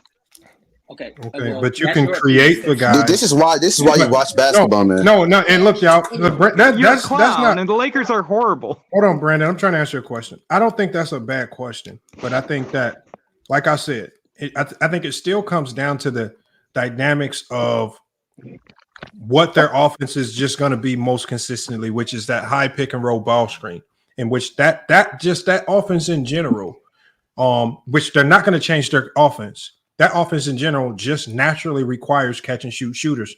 And this is why you see guys like Vando and Prince getting those late shot clock corner threes open or contested. Even Cam Reddish gets a ton of them. And what's happening is because this is not those guys' natural skill set in the league, they're trying to turn those guys into catch and shoot shooters, but it's not their natural MO to be catch and shoot shooters. And all I'm saying is just put in the guys or get guys what that's their natural role. And then do your best. And we've seen this happen in the past. It just coached them up on defense, knowing that you got the defensive anchor behind you in AD, just like the Warriors did with Draymond. Understand that you got Draymond as the anchor. Coach the guys up on the perimeter who might not be as elite, like the Stephs and like the Jordan Pooles, and you can still have some level of success just by coaching them up and playing defense as a team and not relying on lockdown, clamp up defenders to do all the work, which will ultimately in this league will never work anyway. You have to defend as a team to have success. But I'm saying there's a fundamental difference between the trade I'm proposing and the trade that a couple people are with, like Olynyk or the other players, like when you talk about Anunoby. Because Dejounte Murray is a playmaker. He's a downhill player. When you talk about these players like Anunoby and these other guys, they're just 3-and-D players. So LeBron's 39. He can't be a top playmaker for 82 games. You need another playmaker to take pressure off LeBron. So like Lamont, the trade that you're talking about with Anunoby's just 3-and-D. He doesn't create at all off the dribble. I mean, that and Bogdanovich, Anunoby, none of these guys are playmakers who create off the dribble. I mean, LeBron's 39. You need a younger playmaker who can create open shots for the Lakers role players, because LeBron's not doing it. Like when he says LeBron's the cerebral player who can create shots for other players, he's not doing it. Brandon. What does a playmaker do off the dribble? What is that? What is that? Just so you know, Brandon. What does that mean? What you're saying, Brandon, is correct. They do need. I said just a few days ago on the show. I know. Hold on, Brandon. I've said they need a playmaker. All I'm saying is, and all everybody else is saying, there's no trade that's going to address shooting, playmaking, defense, and backup big man all in one. So basically, everybody's basically saying, based on how they view the game, which is the most important to feel, and then how do they feel that in slot. You've chosen playmaking at the guard spot and defense. So you went with Murray. I prioritize a 3-and-D player, so I prioritize defense. When I talked about the OG trade, catch and shoot, shooting from the corners, that's what I prioritize. You can't expect everybody to prioritize the same exact things as you. And we all agree that Murray makes them better, but other people have their own concepts as well. We're just trying to hear everybody's concept. This is not. But I'm saying this is so not you're about shitting on my idea with no, Murray. I didn't. I don't understand how your trade changes the Lakers roster. LeBron's 39. But Brandon, you got to get out. LeBron's 39. Hold on, but Brandon, he's not going to create for every. Brandon, you got to calm down. Nobody's shitting on your trade. We just talked about the Murray trade the other day. I'm perfectly calm. You're the one muting. So, hold on. So, but I'm just saying. You keep saying we're shitting on your trade. You're the one muting Mike. Okay, I'm muting you because I'm just trying to get the point across to you. You're getting your points across. Nobody is shitting on your trade. Nobody's shitting on your trade. I'll see you guys in the VC. So all we're saying is, look, it's your trade works. Your trade makes them better. Hey, the casual, Giannis the best player in the world, man. I don't know. We gonna talk about that in the VC. No, I don't care if you shit on my trade, but I just think it's funny that when I critique your trade, you wet your pants, and then when you critique my trade, I don't care either way. I mean, I think debates are good. I think it's pathetic to be muting mics. What I'm saying though is that when you talk about adding Anunoby, LeBron's 39. He's not going to be able to play make the way he did even 2-3 years ago. If the Lakers don't add another playmaker, they're asking a 39-year-old LeBron to create shots for the whole team. Brandon, you know what, Brandon? That time you convinced me, man. Your trade is the absolute. That's what I said. Your trade is the superior trade. I'm just giving an idea. No, you got Brandon. Brandon, you have the Oh, superior trade here. I'm just giving an idea. I mean, you're the one you're the one calling me a casual and shitting on my trade. I'm just giving an idea. Oh, we're not calling you a casual. Nobody. There's actually somebody on the panel. I'm talking to Lamont. Right, I'm talking to Lamont. Hold on, I didn't call you a casual. You're talking the whole time. Playmaker is. No, I'm not talking the whole time. You are. He's muted my mic about 40 times. Because you don't know how to shut up. You don't know how to shut up. How come nobody else is getting muted but you? Brandon, you gonna shut the fuck up, Well, man. that's a question for Lamont. I'm not the one in control here. Only one that won't shut up. I'm not. I guarantee you, Lamont's talked about 90% of the time, and that it's his channel. That's fine. But I am not. I'm not talking anywhere near as much can as you Lamont. ask ChatGPT if you've been talking for 90% of the time in this conversation? Brandon, No, I nobody's haven't. listening to you. No one's here to listen to you. No one at all. No one cares what you have to say. You don't have a channel. You don't have followers. You don't have nothing. So shut up and let Lamont do his show. Okay. You actually fucking thought that the Bulls. All right, let it go, man. Oh my You thought the Bulls broke up in 98 because of Fairfax? You don't know anything about anything. I will cook him, Lamont. Hold on. I can let you go ahead. Go James. Go ahead. Okay, first off, you said a playmaker shooting off the dribble. A playmaker doesn't shoot off the dribble. A playmaker creates plays for his other team for them to shoot the ball. You guys have to stop saying somebody who creates their own shot is a playmaker. Creating your own shot doesn't make you a playmaker. So DeJounte Murray is not a playmaker because he can shoot off the dribble. So let's get that off the top. And if the Lakers did trade for Anunoby becomes the automatic first defender on that team, which Murray would never be that. You don't even need Ham to coach Anunoby. Anunoby would be a great defender without Ham. So that's why Anunoby would be a better trade than Murray. And as far as the Phil Jackson thing, I'm going to repeat this. Phil Jackson told Jerry Krause, I am not coming back no matter what. So that's why Jerry Krause told you it doesn't matter if they go 82-0, Phil Jackson is not coming back. Phil Jackson left the Bulls because Phil Jackson wanted to leave the Bulls. No other reason. That's it. It had nothing to do with Krause, had nothing to do with Michael Jordan, had nothing to do with nothing but Phil Jackson being a weird man and saying he's tired of coaching and wants to do something else. That's it. But Phil came back and coached the Lakers 4 years later. So you already fucking cooked yourself. And the other thing is that Michael Jordan is on record as saying that he made a decision to not come back when Phil said he wasn't coming back. And Jordan said he didn't know Phil wasn't coming back until after the year was over. The other thing you don't understand, Krause wanted to prove. Let me finish. I didn't interrupt you. I did not interrupt you. Let me finish. Okay. Jerry Krause wanted to prove he could win without Jordan. Jerry Krause fucking hated the fact that Jordan got 100% of the credit. So he wanted to prove when he drafted Tyson Chandler and Eddie Curry that he could build a successful team without Jordan. That's why they moved on. It wasn't because of Phil Jackson telling anyone they were moving on before the season started. And when you're talking about playmakers and DeJounte Murray, Anunoby cannot dribble. Anunoby's a good three-point shooter and he's a good defender. He can't dribble the ball. So if you add Anunoby, you're still asking 39-year-old LeBron to be your only best and primary playmaker. Listen, again, if you don't trade Reeves and you keep Anunoby, you don't need to get another playmaker because Reeves. You're not getting Anunoby without trading Reeves. Is it my turn to speak or not? D'Angelo Russell is a playmaker. So is LeBron James. You have three. No. Okay. Let me ask you a question. How would you get Anunoby without trading Reeves? The Lakers have. Brandon, you can talk when the time is up. All right, there you go. Nah, ain't no way, Lamar. Ain't no way. How would you get Anunoby without trading Reeves? It's not your turn to talk. Let go, James. Yeah, I don't care. How would you get Anunoby without trading Reeves? Go ahead, go, James.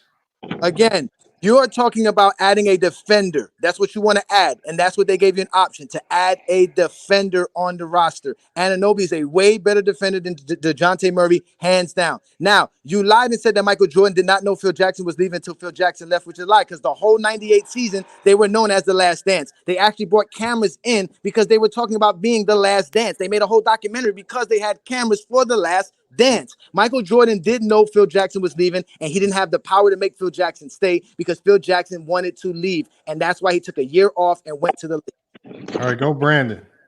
Yeah, that's a blatant lie. First of all, The Last Dance was the name of the documentary. That name was given about 15 years after the season ended.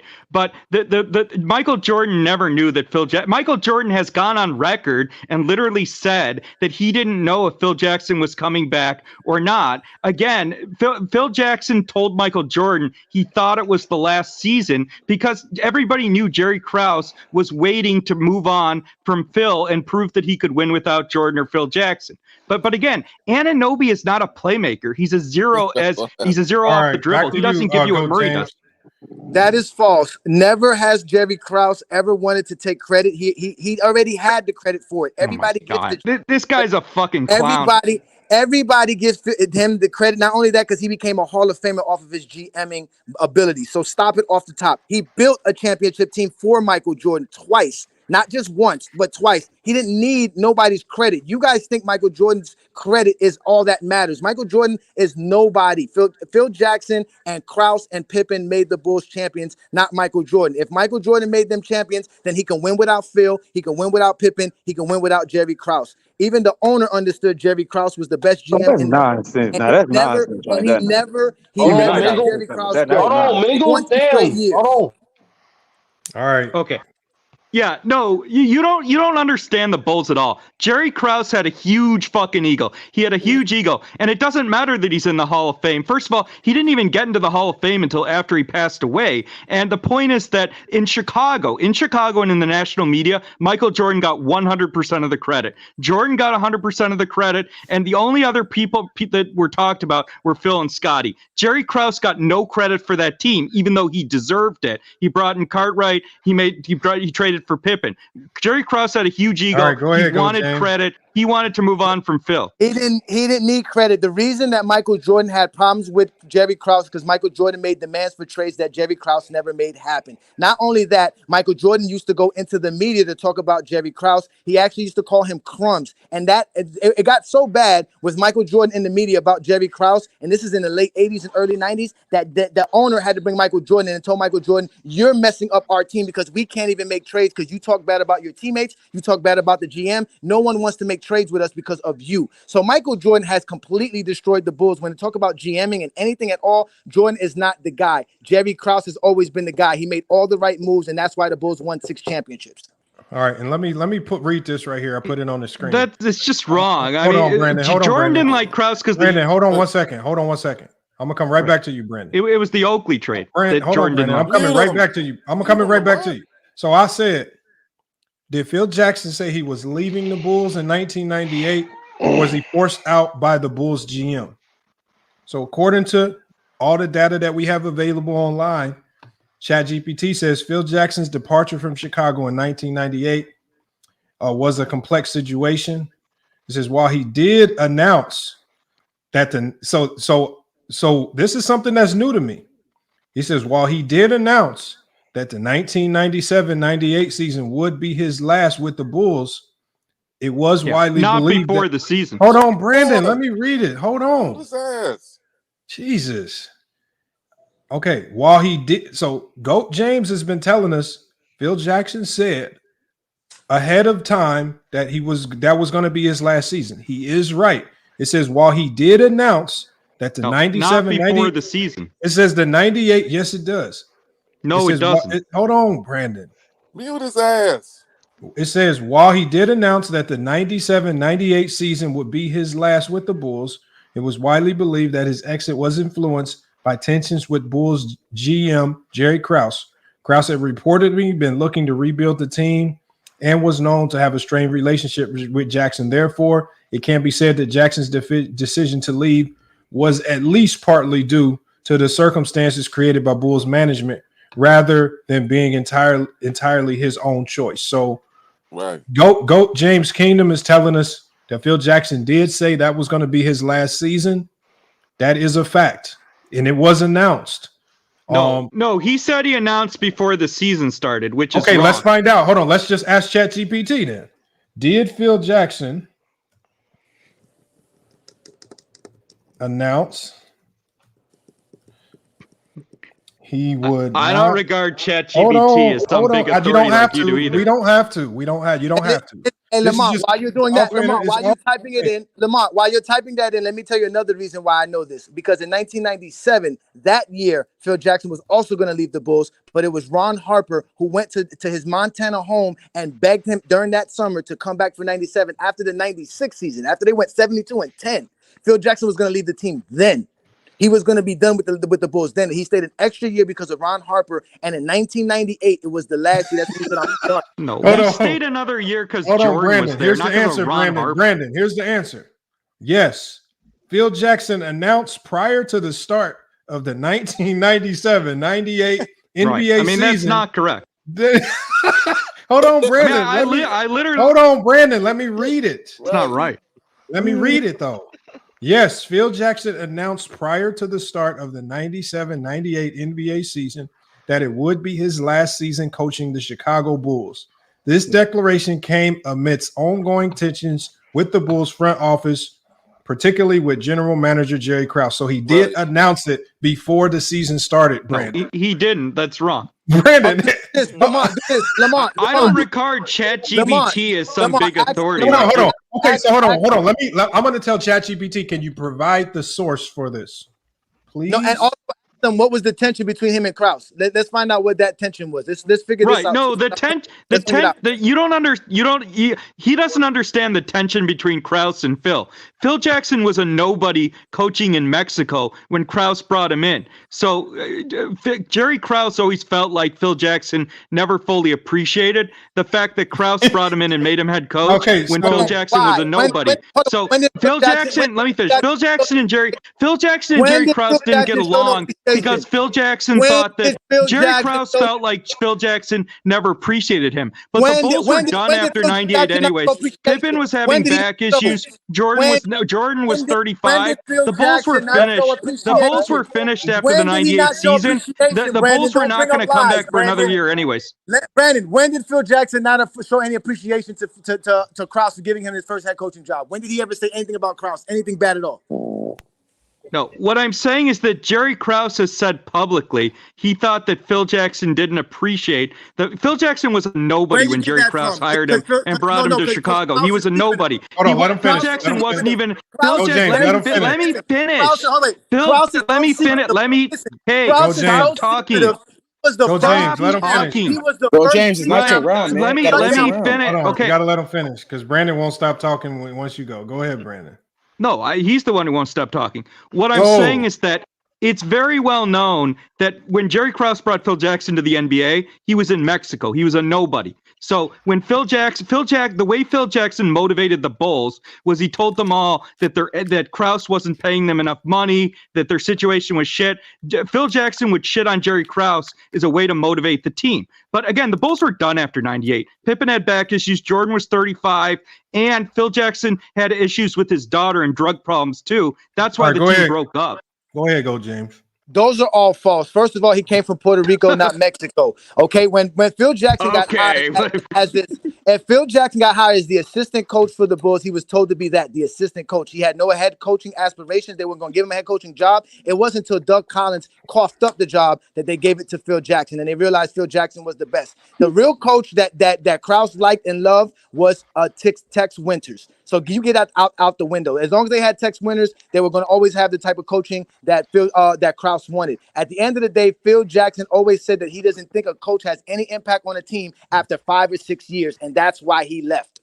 All right, go ahead. No, the other thing that he's missing, and this is where I'll completely cook him. Okay, so Jerry Krause was already looking for Phil Jackson's replacement before the end of the 98 season. He was going on fishing trips with Tim Floyd. He was already recruiting the next coach to move on from Phil because Jerry Krause didn't like Phil because he didn't think he appreciated him. And Krause was pissed that Jordan and Phil were getting the credit and he wasn't. But the Bulls were, again, Phil Jackson did not publicly announce anything before the 98 season. Pippen's back, Jordan 35, and Phil Jackson's daughter's drug problem is why the Bulls broke up. It wasn't because Phil Jackson said before the season he wasn't coming back.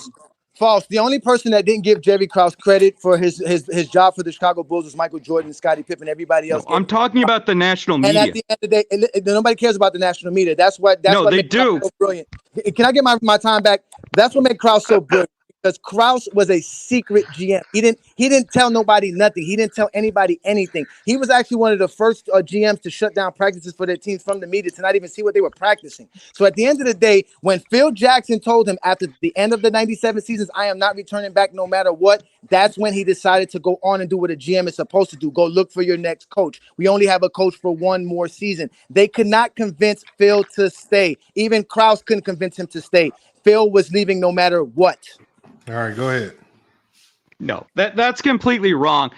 Jerry Krause, again, you had no answer for that. Jerry Krause was looking for Phil Jackson's replacement before that season. Krause had been courting Tim Floyd for a while, and Phil Jackson was a nobody when Krause brought him in. The other thing is you don't even understand the dynamic of the Bulls. The way that Phil Jackson motivated the Bulls and built chemistry with the team was he said, look, Jerry Krause is not paying you enough money. Jerry Krause is the enemy, and he got the team to bond behind their hatred of Krause. And Phil Jackson turned the team against Krause. That's why Krause hated Phil Jackson. It had nothing to do with what you're saying. Again, and Phil did not announce publicly he wasn't coming back in 98. False. Phil Jackson's never got involved in GM and politics of GM, and that was never his thing. He never wanted to get involved in that. He never did get involved in that. He's actually used to tell the players, be quiet and play the game and do your job. When Scottie was complaining about his contract before 92, he was telling Scottie Pippen, do your job. When Cartwright was complaining about his contract, he told him to just do your job. That's exactly what Phil Jackson did when he was working for the Bulls, and because Krause allowed him to do that. So at the end of the day, you're making up stories. Phil Jackson had no issues with Jerry Krause at all. And just kind of to step in, when we had Scott Williams on the channel, Scott Williams did confirm that what you just said, Gojan. He actually confirmed that, because remember, he got disgruntled about his contractual situation and he ended up having to demand a trade, but he also iterated the same thing, that it wasn't something that Phil wanted to entertain, nothing about the contract. So that's something that's that's not what I was saying. No, hold on. All I'm saying. Let me finish my 10 seconds. Right, that wasn't what I was saying. Phil Jackson motivated the Bulls players by showing them how they can be important for the team, for them to win, and how they can play alongside Michael Jordan and win. That's how he got those guys to motivate and do everything that they were able to do. He was the one that decided to use the triangle offense after Tex Winters was begging Doug Collins to do it, and Doug Collins never wanted to run it. He was the one that literally said Scottie Pippen will be our ball facilitator and playmaker, and he will get us to the championship. And that's how the Bulls started winning. When he decided that he was going to leave the Bulls after 96, nobody could convince him other than Ron Harper. It was 98, just like you just said it, in 98 when he told him he wasn't coming back. That's when Jerry Krause went looking for another coach, because I know my coach is leaving. Krause was looking for a coach long before then. That's wrong. No, it's not. And the other thing, you went. So you don't understand. You don't understand the dynamic of the team. You're lying. I'm not talking like what I know you went. Okay, so what Lamont said with Scott Williams, that has nothing to do with what I said. I'm not talking about getting involved in contract because negotiations. I said it. You got cooked. No. I know. I heard what you said. What I'm saying is that the way Phil Jackson motivated and built chemistry with the Bulls was he said, Scottie Pippen, you're grossly underpaid. Look, Jerry Krause is the enemy. He won't pay you. And that's why the entire Bulls team, for the most part, hated Jerry Krause. Pippen actually hated Krause even more than Jordan, because he was underpaid at $2 million a year. But again, right, the Bulls, Jerry Krause wanted to rebuild the Bulls around Jordan after Phil left. So Jerry Krause did not want to break the team up right away. He wanted to break them up. He wanted to get rid of Phil because he wanted to make sure he got the credit, but he didn't want to break the whole team up right away. He wanted to break them up after a year so he could get credit as well. But what I'm saying is that the way that Jerry Krause motivated the Bulls was he told them that Jerry Krause was underpaying them, and he used the fact that Jerry Krause was underpaying them as a way to motivate the team and bond them together. And so Jerry Krause hated Phil Jackson because he thought, one, he didn't appreciate him, but two, Jerry Krause felt like Phil turned the team against him by making the whole team feel like they were underpaid and underappreciated. You don't understand the dynamic of that team. So hold on. In this sense right here, just like Brandon was wrong earlier, but Brandon is right when it says right here, it says one of his tactics was involved channeling players' frustrations about their contracts. Yeah, I wasn't wrong. No, hold on. Earlier you were wrong. You were right about this. I was not. Well, you were wrong. Brandon, you just got to admit it. Phil Jackson did not publicly announce he was not coming back. That's documented. It's and the source was cited. It's wrong. You never pulled up a single citation for that either. Do you want me to? Lamont. ChatGPT put the source on the screen. Lamont. Okay. Again, there was no public announcement by Phil before the season he wasn't coming back. Lamont. Yo, what up? What up? Listen. What Phil Jackson used to do to motivate players was a variety of different things. But with Jerry Krause was a shrewd negotiator. He went to school. He has a bar. He's a lawyer. So what happened was that players like Scottie Pippen, Horace Grant, Cartwright, these guys were on their full contracts. Even Michael Jordan, he always told every player, "I will not renegotiate any contract that has multiple years left on it." So those guys used to be upset because they wanted to negotiate contracts that Krause never wanted to negotiate, because we gave you your 6-year deal. I'm not negotiating with you till we get to that 6th year. I'm not doing none of that. You're going to eat the contract that we gave you. You signed it. He was a very shrewd GM. That's why the Bulls were able to have the roster that they had. He's complaining about right, Scottie. but you're cooking yourself though, because No, you're I'm not. admitting That has nothing to do with- you're that admitting has- the whole that team. has nothing to do No. with- He hold on, just wait. completely That has cooked nothing himself to do with because Phil you're admitting the whole Jackson. Bulls team hated No, Jerry that's Krause not. now That has since he nothing- wouldn't renegotiate contracts. That Okay, has nothing and again, to do what is with the Phil culture of a Jackson. team? The culture of a That has team is nothing set to by do the with best Phil players. Jackson. Okay, so That has nothing to do with Phil Bulls' two best Jackson. players. The Bulls' That has two best nothing to players do were with Pippen Phil and Jordan. Jackson. Pippen That and has Jordan nothing both to do hated with Phil Jerry Jackson. Krause for That different has reasons. nothing to do with Jordan Phil hated Jackson. Krause It has because of nothing the to do Oakley with Phil trade. Jackson. Oakley was It has Jordan's nothing best to do friend with on the team, and Krause traded him for Cartwright, and that was a good and trade got a too. better- Cartwright's defense on Ewing was critical to the Bulls' success in the No, early it wasn't. 90s. But No, it Pippen wasn't. hated Krause because Pippen No, it was locked wasn't. into a long-term deal because Pippen had injuries early in his career. So False. Pippen and Jordan False. both hated Krause, and Phil False. turned the rest of the team against Krause as well. Hold on, what And is- so hold on, what Krause is- resented Brandon, Phil because Phil Brandon, turned what the did you team say against about him. Pippen's early in his career? What I'm saying is, so Scottie Pippen had injuries early in his career, so he signed a long-term deal that grossly undervalued his market value. So Pippen hated Krause even more than Jordan. Jordan hated Krause because he traded Oakley. Oakley was But Jordan's didn't Pippen best sign friend that on the as a team. rookie? No, listen. No. Listen. The No, Pippen I'm saying the I'm Pippen not talking about contract the was rookie one of deal. the biggest contracts of that time. Scottie Pippen got a deal that he was supposed to get. What happened was that right, but it was a huge long-term deal that led Pippen to be undervalued. Tony what Kukoc was happened getting was- more money than Pippen. No, listen. What happened was that there was going to be a lockout, so that Scottie Pippen made sure he got his money before that lockout, and that's why that's why No, Jerry Pippen Krause was wanted a such long-term deal because of his Oh my injuries. God, Brandon, let me speak. Listen, that's why Right, Jerry what you're Krause saying was is just such a- wrong. No, listen, that's why Jerry Krause was such a brilliant GM. He understood the circumstances, and that's how he was able to sign Scottie Pippen for his prime at a cheap rate. That's what you call a great No, GM. Pippen wanted security because he'd had injuries. Pippen. The other thing you don't understand is I don't Pippen's know if that's true. I don't know if that's true. Scottie Pippen's father had a stroke, so Scottie Pippen wanted to take care of his whole family financially. So Pippen signed a long-term deal that significantly undervalued him because he wanted that security, he wanted a long-term deal, both because of Pippen's injury history and also because Pippen wanted to take care of his family. But again, this guy's cooking himself, right? No, it's not. You're not even letting me Hated say it. Krause. My man, Let me finish. Let me finish. No, it's not like Jordan you hated. you didn't let me Jordan, finish. let me You finish. didn't Let me finish. finish. You Let didn't me let finish. Then I'll Brandon, let me finish. Let me finish. Brandon, you didn't let me finish. Brandon, you got I'm 20 my seconds. point. Just go. Go, Okay, Brandon. what I'm saying is that Jordan hated Krause after he traded Oakley. Oakley was Jordan's best friend on the team. They traded him for Cartwright. It was a smart trade. Cartwright's defense on Ewing and his defense in general was critical. Pippen hated Krause because of his long-term deal that undervalued him. So Phil used that, and he turned the rest of the team against Krause, and that's a big part of the reason why Krause eventually hated Phil. You just repeated yourself. You should have said something new. Go ahead. That is false information. The reason Michael Jordan has a problem. Listen, the reason Michael Jordan had a problem with Jerry Krause is because not only did he trade away Charles Oakley, he also requested to get Thomas LaSalle, and he didn't go get that guy. He asked for Walter Davis. Krause didn't go get Walter Davis. He asked for Buck Williams. He didn't go get Buck Williams. This was all before Phil Jackson even became a coach.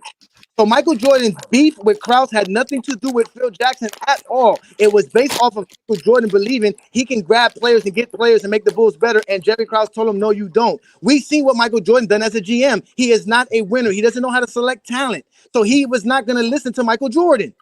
All right, go ahead, Brandon.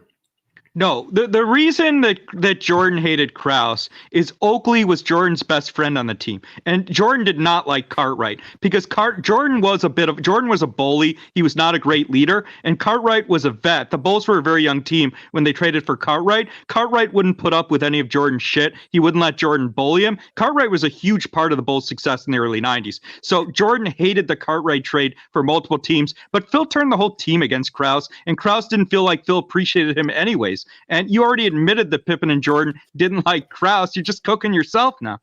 Hold on. Hold on, y'all. We got a ChatGPT clarity answer right here. It says right here, when did the beef between Jordan and Krause begin? Tensions between Jordan and Krause began in the mid-'80s.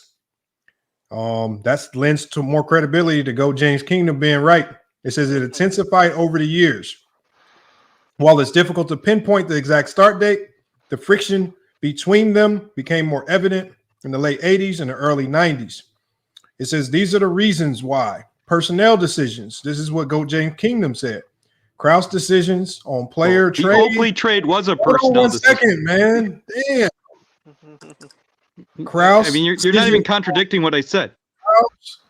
Decisions on player trades and draft picks were often at odds with Jordan's views. Jordan was vocal about his disagreement with some of the decisions, which he felt did not support the team's success. So, again, all I'm saying is if we're just going off the accuracy of when this beef started, it says right here the tensions between Jordan and Krause started in the mid-'80s, which lends more credibility to Goat James Kingdom being right about his statement that this started before the Oakley trade. He is right there. You just got to concede that. Let it go, Brandon. No, that wasn't my argument. I'm saying that Jordan did not hate Krause until the Oakley trade, right? I'm not saying that's not what the facts say. No, it is. You got to let it go, Brandon. Move on to the next point. No, what you said is wrong. I'm not saying that there was no tension between Krause and Jordan before the Oakley trade, but I'm saying Jordan didn't hate Krause until the Oakley trade. That was the breaking point. Obviously, pinpointing like a specific date for when an argument's tension started is absurd. What I'm saying is that the Oakley trade was the straw that broke the camel's back because Oakley was by far Jordan's closest friend on the team. They gambled together. They played together. They were very close friends. So the issues that he's citing and you're citing, Lamont, it's just trivial. Those were not major issues. We're going back to Goat James Kingdom, but unfortunately, the topic was on when did it begin? And he said it started just like ChatGPT. ChatGPT said this started in the mid-'80s, and it was over picks and trades. No one was debating when it started. But you just got to let that one go. It might have. No, what you're saying is wrong. The beef hitting a boiling point and the beef starting are two different things. It started in the mid-'80s. I never said the beef started with the Oakley trade. Okay, but that's what you guys were talking about. But let's go back to we were talking about why Jordan hated James Kingdom. Krause. It's on you, man.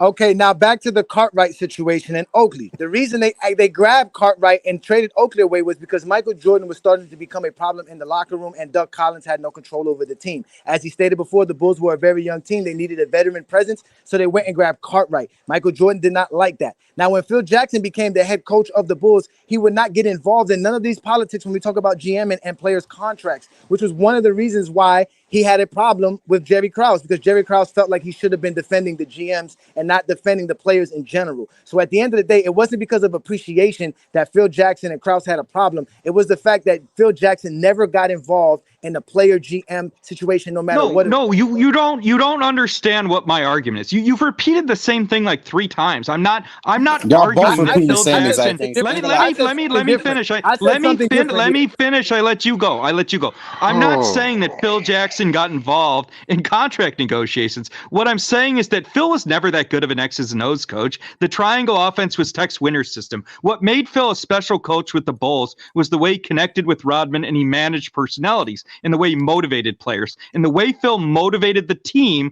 was he told them how underpaid and underappreciated they were by Krause. And Krause also thought Phil wasn't appreciative to him, even though Krause rescued Phil from a shithole down south. I mean, from a place where he didn't even have a good job. So Phil was motivating the team by making them think that Krause was underpaying them and underappreciating them. I'm not saying that Phil was getting involved in specific contract negotiations. That has nothing to do with my take. And this is why people can sit here and tell us that LeBron James is making trades, because we have basketball fans that don't understand what GMs do. You're sitting here telling us that Phil Jackson was hired to be by the GM so that he can motivate. That's not what I'm saying. Gotta wait. So that he can motivate players. He had no X and O's value of any kind. You are not. No, that's not what I said. But Phil Jackson was a champion in Puerto Rico. He was a national champion. He was a successful coach overseas. He didn't need to come to the NBA. He didn't want to come to the NBA to be an assistant coach. He got the head coaching job because he was smart enough to understand what the Bulls needed to win, and Krause was smart enough to give him that opportunity, and it proved right. No. Go, Brandon. First of all, Puerto Rico is not overseas, number one. And number two, Phil Jackson was a nobody when Jerry Krause found him. Phil Jackson was not in the NBA. Nobody in the NBA wanted him. Phil Jackson was a smelly hippie when Jerry Krause signed him. Phil Jackson didn't even wear a suit when he came to interview Jerry Krause. Jerry Krause was literally the only person in the entire NBA who would hire Phil Jackson. So Jerry Krause found Phil from nowhere. And Jerry Krause also elevated Phil to be head coach even when Doug Collins was winning. Collins was not a good coach, but Collins was still winning a lot of games. And so Krause both hired Phil from nowhere. He elevated him even though Doug Collins was winning. And Phil Jackson still turned the team against him, and Krause wasn't getting credit. Again, I'm not saying Phil was involved in contract negotiations. I'm saying Phil used players' contracts to unite the team by turning them against Krause with the team's common dislike of the way Krause was paying them. You are proving my point. You're sitting here saying that he hired a smelly hippie because he could motivate players. That's not why he hired Phil Jackson. He hired Phil Jackson because of his X and O's ability and his coaching ability. And you're discrediting Phil Jackson because you can't accept the fact that Jerry Krause and Phil Jackson are the reason why Michael Jordan won championships. At the end of the day, Phil Jackson was one of the most brilliant coaches of NBA history. He also won a championship as a player. He understood to win. He understood the dynamics, and he did not use players' contracts because he didn't know players' contracts. He used what players needed the most, the motivation to go out there and earn a living. And that at that time, it was hard to earn a living as a basketball player because not everybody was getting great contracts. So at the end of the day, players were playing hard to earn a contract. And that is what you call great coaching, not using the GM versus the players. No. First of all, you're grossly overrating Phil as an X's and O's coach. You know, the people, if you look at Phil Jackson, so Phil Jackson won when he had Shaq and Kobe, and he won when he had Jordan, okay? So the 2 years that he didn't have Jordan, the first year, the Bulls were a good team in 93-94. The second year, the Bulls were complete trash. In the 94-95 season, before Jordan came back, the Bulls were not a good team because Phil couldn't win without superstars. He was never close to the X's and O's coach as coaches like Greg Popovich and others. Phil was a motivator. He was good at connecting with people, but the triangle offense was Tex Winters. Phil Jackson was very limited as an X's and O's coach. And if you look at the Bulls offense in the fourth quarter, it was mostly an ISO offense with Jordan. The Bulls offense was never fluid. It didn't have a ton of movement. Phil was good at managing personalities, connecting with people. As an X's and O's guys, he doesn't come remotely close to Popovich in any way. Again, the Bulls were complete trash in the 94-95 season before Jordan came back. Phil cannot win without superstars.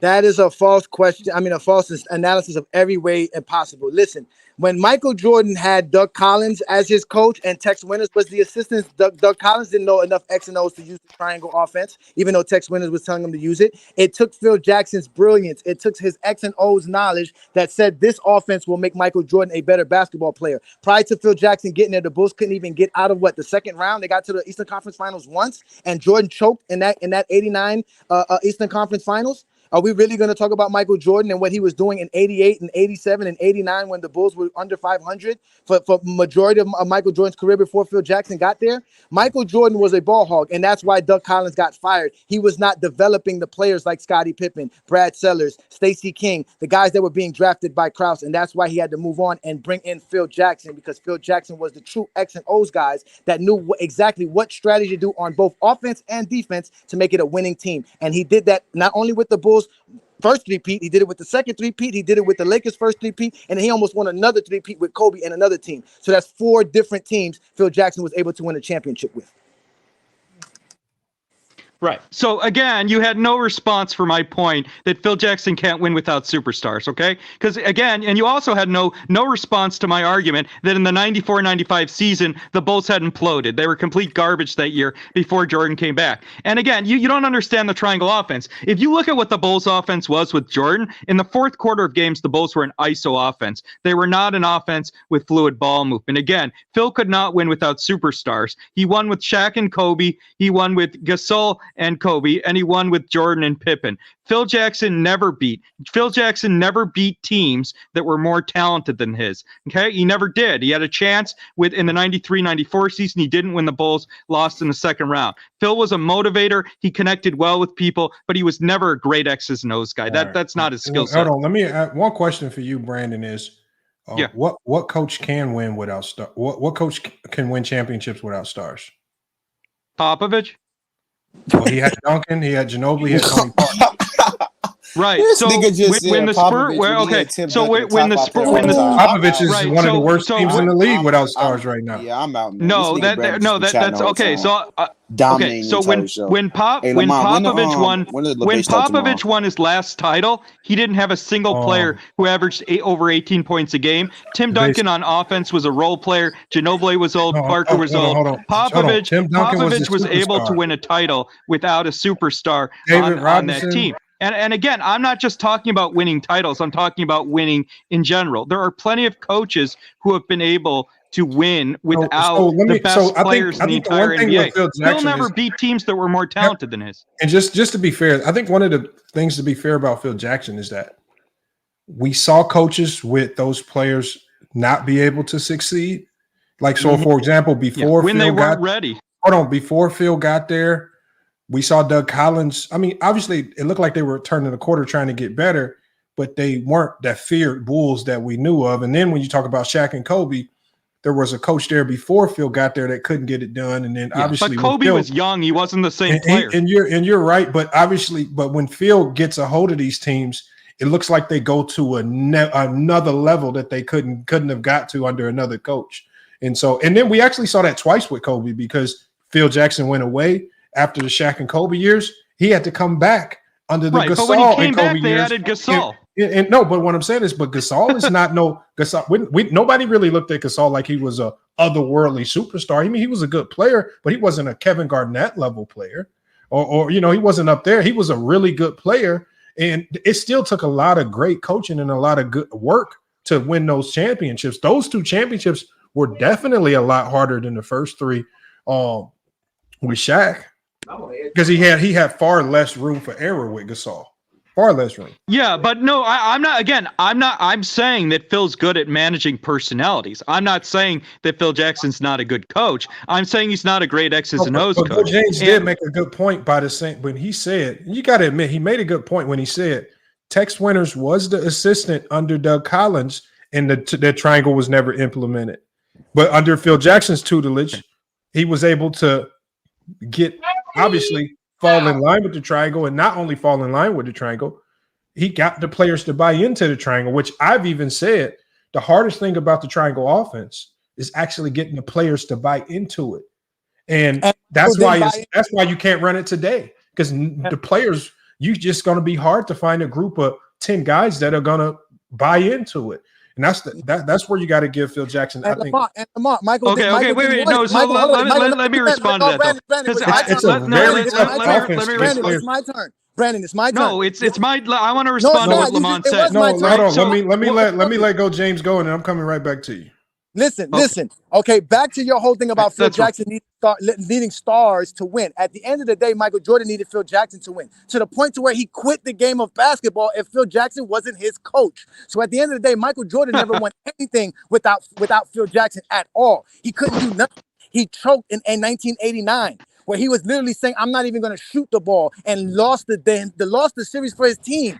Got his coach fired. That's why Doug Collins got fired, because from 1988 to 89, the Bulls digressed because they went and said, here, Michael, you take over the offense and you do everything. When you have a Scottie Pippen on your team that's a better ball facilitator than Michael Jordan. When you have a full roster. All right, it's on Brandon now. Okay, so first of all, it's a complete lie to say that Jordan needed Phil Jackson to win. Michael Jordan got to the conference finals without Phil Jackson. But the big lie about Phil Jackson, which is what Lamont repeated, is that just because Phil Jackson comes to a team at literally the perfect fucking time, Phil Jackson is the reason they're winning. That's bullshit. Scottie Pippen and Horace Grant were too young, and Jordan was too young to win with Doug Collins. They needed to develop, and the natural trajectory of their career was to become good enough to win titles when Phil came. And Kobe was far too young in the 90s to win anything. The Lakers weren't going to win with Van Exel and Eddie Jones. So Kobe was a different player in the early 2000s. Again, Phil got bounced in the first round before the Gasol trade. Before the Lakers added Gasol, Phil... Go ahead, go, James. 30 seconds is up.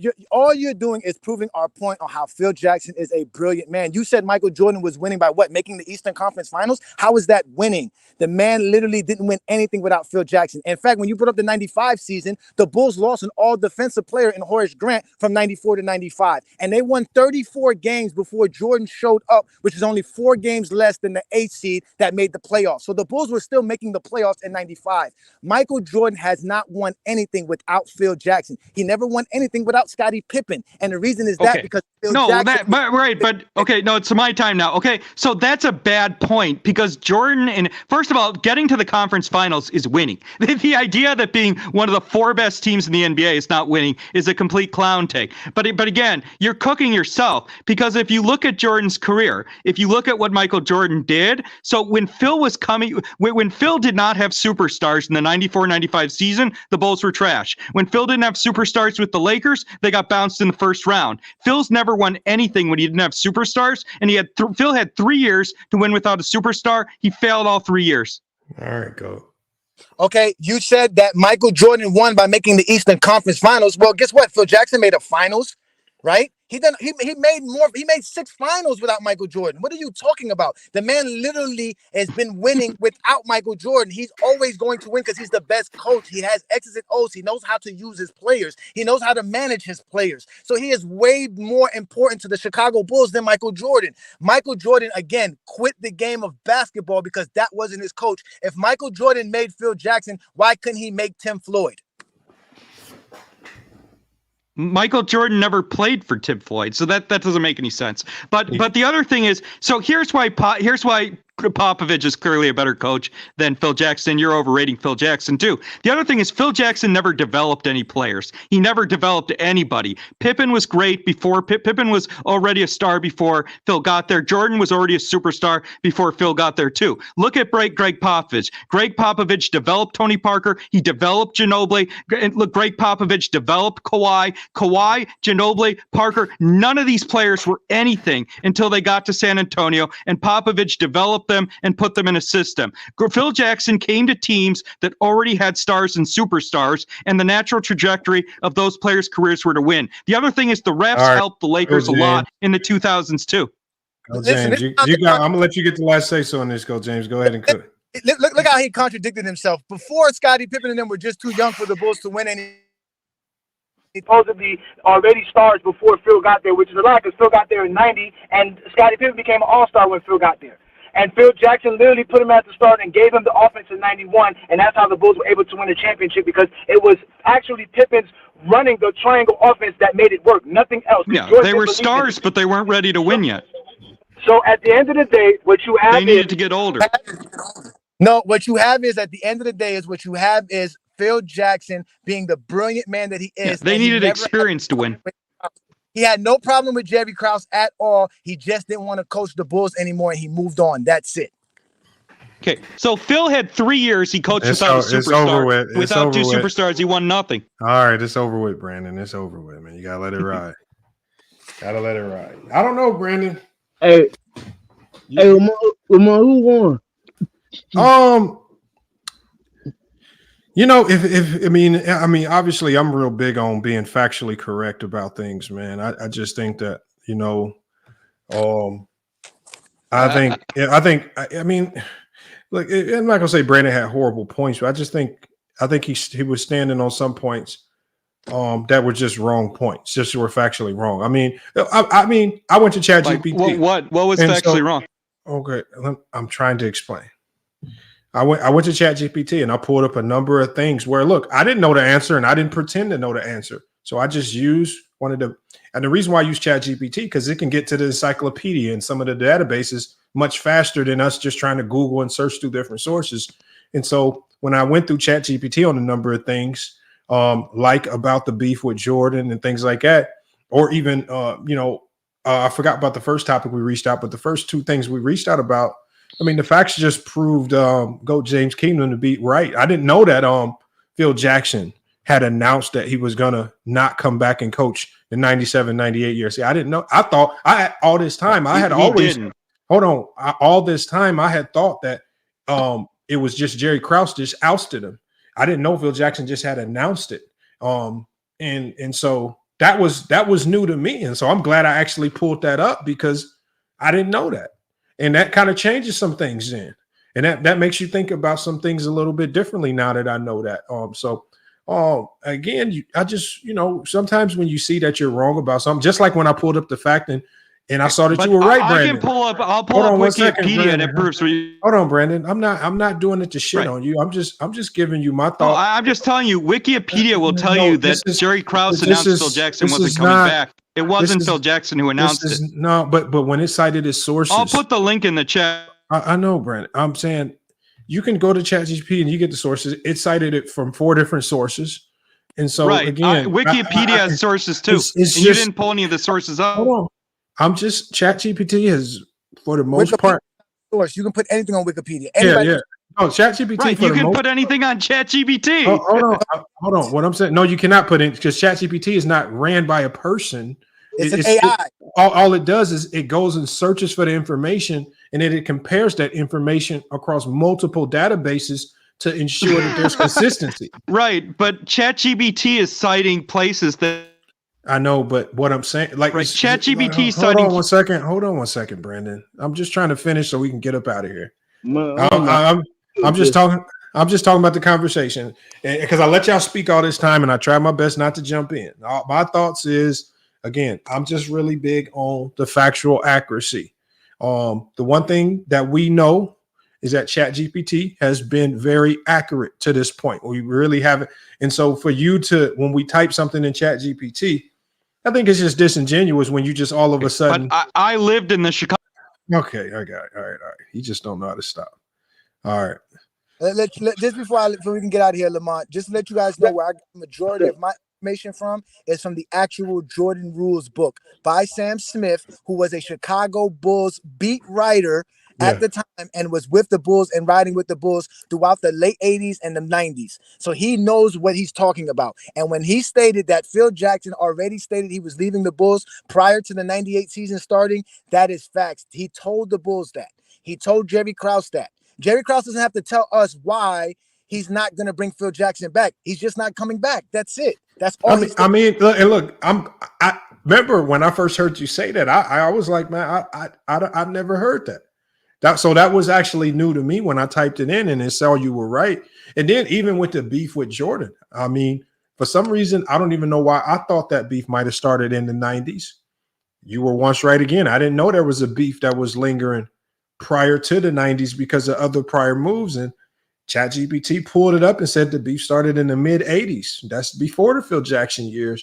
And so you were right about that one as well. And it's just like, I just the one thing I hate is that when we type those facts in, and the ChatGPT hasn't really proven itself to be biased towards any particular point. I just wish that you could just concede on that you were wrong about something and just move on instead of standing on a bad talking point.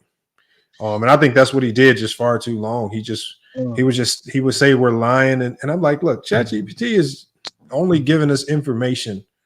And I'm with far more accurate information than Brandon. Brandon says Phil never announced it. Brandon, it says Phil announced it. I literally typed in, did Phil announce it before the start of the season? And it said, yes, he announced it before the start of the season. Like, I don't know what you want me to do, Brandon. Like, you keep saying it. But I don't know how you deal with this shit. He said, Brandon, I did not. Brandon came up here and I told you Murray was an all-star. Then you said Murray's not an all-star because he got voted in due to injury or something. That's still an all-star. I mean, I don't know what you want me to do, Brandon. So they are funny, man. They are funny. Listen, Lamont. This is why you are important to have in the GOAT debate, or in general with sports in general. The basketball fan base is really, really, really not informed well. They don't listen. You spent a whole hour breaking down film, showing us the Lakers' problems, and people were still coming up to you talking about stuff that had nothing to do with the Lakers' problems. Yeah, like legitimately. And I've done the thing is, this is my third game where I've done film study. So I'm just starting to see the consistent problems. Some of the problems aren't as consistent. Like the defense, to me, I feel like the most fixable thing that the Lakers have right now that can be fixed without a trade is the defending the 3-point line. I don't believe they need a trade to fix that. So I wouldn't if I'm looking at a trade similar to some of the other people, I'm not hyper focused on defense because I'm just seeing low effort on defense, which could be in part to the inability to score, and they're just having to defend the whole game. I mean, sometimes that can wear on a player. So I don't know, man. But Brandon thought we were just going at his pick or going at his trade, and it's just like, bro, that's just your trade. I don't think it's going to work, but it is what it is. Hold on. What do you think they're going to do, Goat?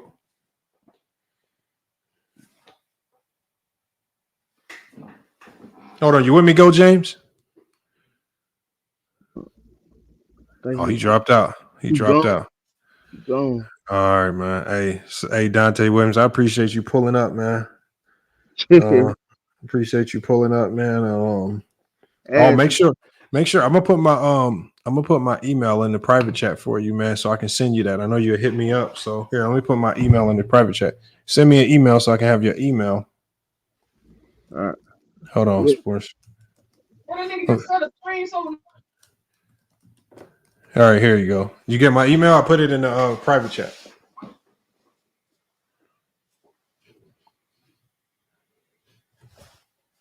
Yeah, I got it. All right, cool. All right, man. I appreciate you pulling up. I'm gonna go ahead and drop you down, man. All right, bro. All right, bro. All right, man. Hey, y'all. Look, FYF Sports, man. Another great show, man. Look, hey, we got Al. He said Brandon talked too much. Look, man, I don't know what's up with Brandon. You know, Brandon some people just want to be heard. They just want they point to be the loudest. Hey, salute to One Cool P in the chat, man. I seen her in the chat earlier, man. Appreciate her, man. On the top mod of the channel, man. Said Brandon gonna ask for the manager. Look, man, it is what it is, man. Brandon is just he's just, you know, the loudest person ain't always the right. And I just think he tried to be loud. And I don't know if that's the recipe. I think he just ran into somebody in Go James that generally just has the more facts to support what he says. I mean, Go James Kingdom was just running off facts. And I was just putting the facts in the chat GPT and it was siding with him. How am I foul, George? What I do that was foul? Salute to Sean Black, man. Appreciate it. I don't want to kick Brandon. I mean, I be trying to give everybody an opportunity, but sometimes he just be messing up the show because he won't stop talking. He definitely don't have no panel etiquette. So, but it's just odd because, you know, some people like if he was on any other show, you know, he'd be moving with much more respect. Some people just come over here and just start getting out of control, man. It's kind of wild what they be doing. So I'm not sure what's going on. George said it was Krause too. What said it was Krause too? What you talking about? I don't know what you're talking about, George.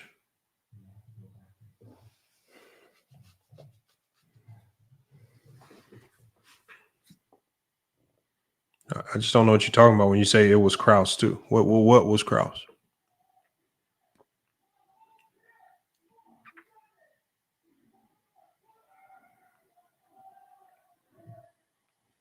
See, I'm just waiting on you to get your answer, man.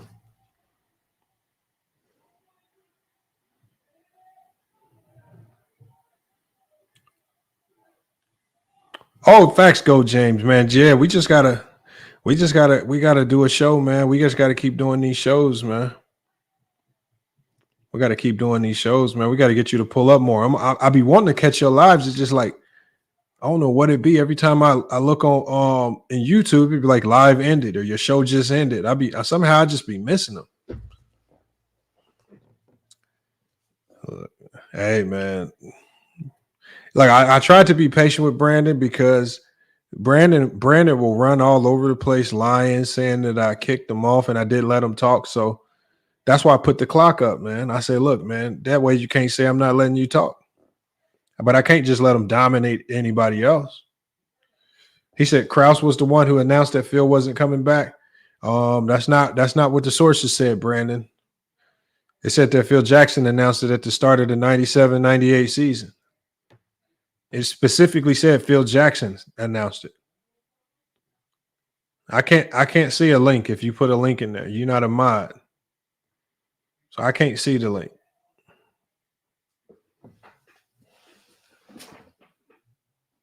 Oh, where did I?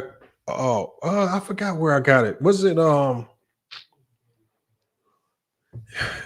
was a company called BLVK. I don't know if y'all have heard of that. BLVK. Ishmael.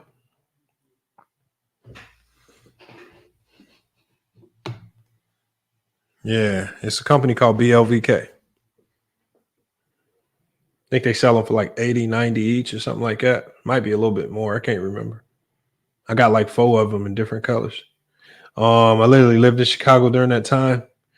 I mean, salute, man. You might have lived in Chicago. You just had your facts out of order, man. I mean, just because you live there don't mean you're right, man. I mean, it doesn't mean your word is bond over everybody else. You just were wrong. Like once you get proven wrong, you just got to let them points go and just move to other ones. You said Wikipedia. Wikipedia is, I mean, compared to ChatGPT, Wikipedia is not very credible. You know, that's what I'm saying. Anybody can put information on Wikipedia. I mean, Brandon, you can put a biography about yourself on Wikipedia and say that you're a billionaire. Don't mean it's accurate. So, hey, look, I mean, in Brandon, if it was out there, if it was something to dispute what I'm saying, then ChatGPT would have found it and it would have said that you were right. Unfortunately, Brandon, it just said you were wrong. You just got to live with that. I mean, like, I don't tell what ChatGPT what to say. If Goat James was just completely making this stuff up, then why would ChatGPT just say, you know what? I'm gonna side with Goat James today just to piss Brandon off. ChatGPT does not care. It just told us what the answer was. You can't get mad at it because it told us the answer, and the answer just happened to be what Goat. It literally gave the answer to some of the stuff, and it was literally saying what Goat James was saying verbatim. I didn't even know the stuff about Jordan beefing with Bulls management before Phil Jackson or in the mid 80s about some of these other players. Then when we go look it up, it say he right.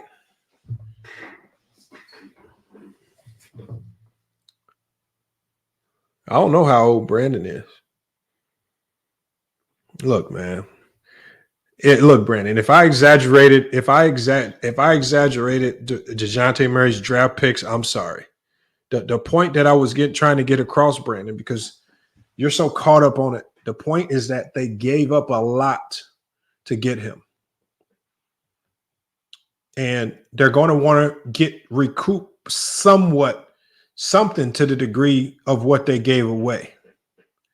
They're going to want to recoup it. They're not just going to let him walk for nothing. And I don't know if one pick in Austin Reeves is the best deal for DeJounte Murray. And if for either team, I don't think that's going to be good for the Hawks because that doesn't make the Hawks better. And that pick doesn't really do anything for them. And it doesn't really do anything for the Lakers because it's a lateral move.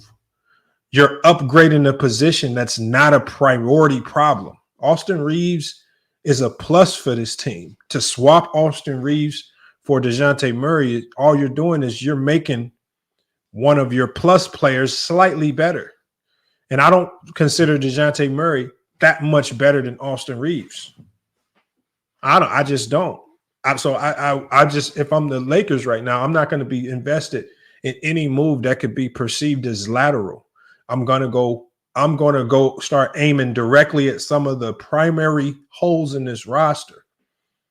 Because with guys like Malcolm Brogdon out there who could potentially get bought out, why would I need to go chase a playmaker when I can potentially get one in the buyout market? So that's the thing. I mean, Brandon, if you say so, Brandon. I mean, the one thing we know, Brandon, is the people that say you got cooked or in the chat, if you have to say it, then it's probably not happening. If you have to say it for yourself, if you have to cheerlead yourself, then it's probably not happening, Brandon. Because the chat usually does a pretty good job of letting you know if you cooking.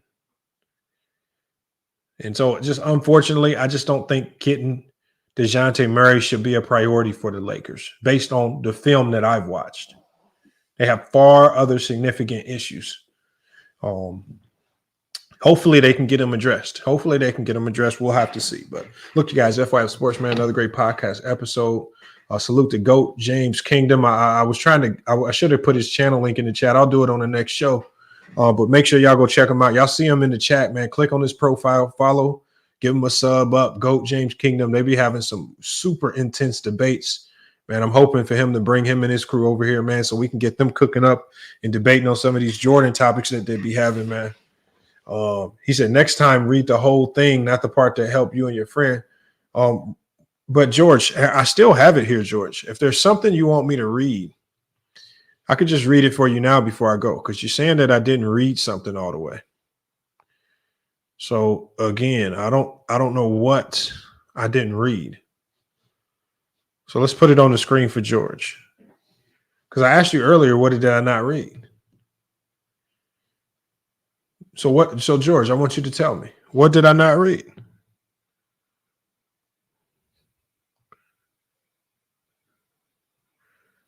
So we have it right here. I asked ChatGPT, did Phil Jackson say he was leaving the Bulls in 98, or was he forced out by the Bulls GM? Phil Jackson's departure from Chicago was complex. It says he did announce in 97, 98 that would be his last season. I said right here, did Phil Jackson announce that he would not return to the Bulls in the 97, 98 season prior to the start of the season? Yes, Phil Jackson announced prior to the start of the 97, 98 season it would be his last season coaching the Bulls. It said Jerry had a part to do with Jackson leaving. Yes, and I read that already. I did read that because I read this whole thing. I said Jerry Krause had been reportedly looking to rebuild the team, and they were known to have a strained relationship with Jackson. Therefore, it can be said that Jackson's decision to leave was at least partly due to the circumstances created by Bulls management. George, you got to listen. I read all of that. I mean, George, you just got to listen better. So, all right, man. Look at Brandon, man. Brandon just so desperate to try to be right about something. Unfortunately, Murray was an all-star in 2022. Unfortunately for you, Brandon. If I said last year, that was a misstatement. He was an all-star in 2022. Just in case I said last year, but I don't believe I did. But he was an all-star. And he's only a year removed from that. Hey, King John III, yeah, he was sticking to the facts. I mean, that's the problem. I think that's what was killing Brandon, because it's just like Brandon was coming with all, stories, narratives, and nuances, and just none of this stuff I was typing in, none of the facts was supporting what he was saying. He just kind of looked crazy. So, I mean, that's what happens, man, when you're not factual.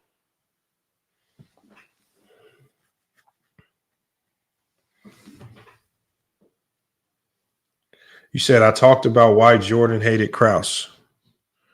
Yeah, no. And I typed it in right here. Look, man. I typed it in. Hold on, where's that? It's at the beginning. When did the beef with Michael Jordan and Krause begin? No, you talked about, Brandon, when it started. You said the beef started with Oakley. He said the beef started well before that. That's why you guys were going back and forth on it, Brandon. That's why I even typed it in.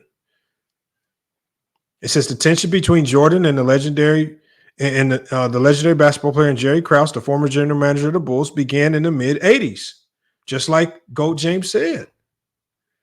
I mean, that's what GOAT James Kingdom said. He says the beef started well before Oakley, which was the mid-'80s. He said players before Pippen got there and stuff. I mean, what you want me to do? This does not support what you said, Brandon. It says right here at the number 1 spot, Kraft's decision on players, player trades, and draft picks were often at odds. GOAT James Kingdom talked about some of the players that they were at odds with, the Brad Sellers and things like that. You can't get mad at. You need to get mad at GOAT James for having all the facts on top of your head like this, man. Exactly. You said. I mean, I don't know why he getting mad. I mean, Brandon, you just got to clean up your facts a little bit. Oh my God, Brandon. Brandon's on repeat. He's on repeat with that. Yeah, he got hit by the exposer, man. Hey, but Brandon, you got to realize, GOAT James Kingdom, that's his name. He calls himself the exposer, man. And unfortunately, over here, we fact check. And I just fact checked it, and it could have either went his way or it could have went your way, George. It just didn't go your way. Not George, but Brandon. It just didn't go your way, Brandon.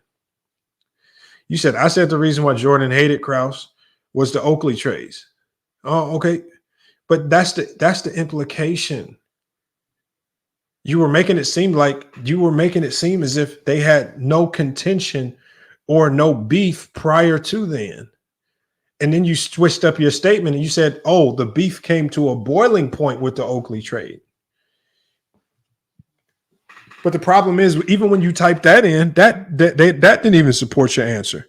Because when you type in, was Charles Oakley traded away from the Chicago Bulls? It says, was this the event that made Jordan hate Krause?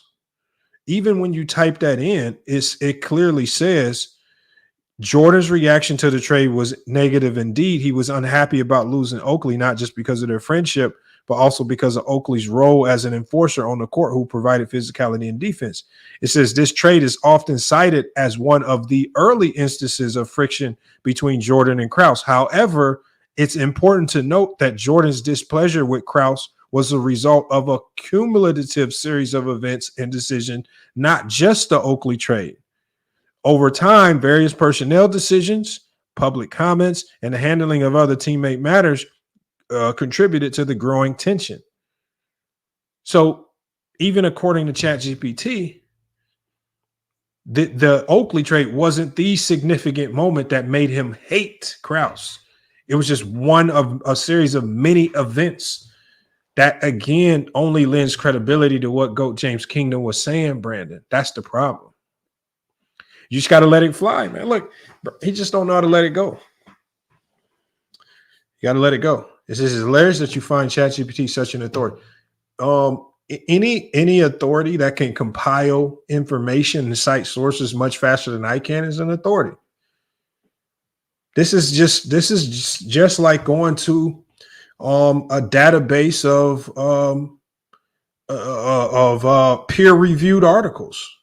You know, sometimes when I was a master's student, when I was taking master's classes, sometimes I had to go to certain websites that compiled peer-reviewed articles and search things up, because it's just too hard to go look for these things individually. So if you have some type of AI or computer system that can compile all this data together for you and give you a summary much faster than you can, it's just a computer just doing the work faster.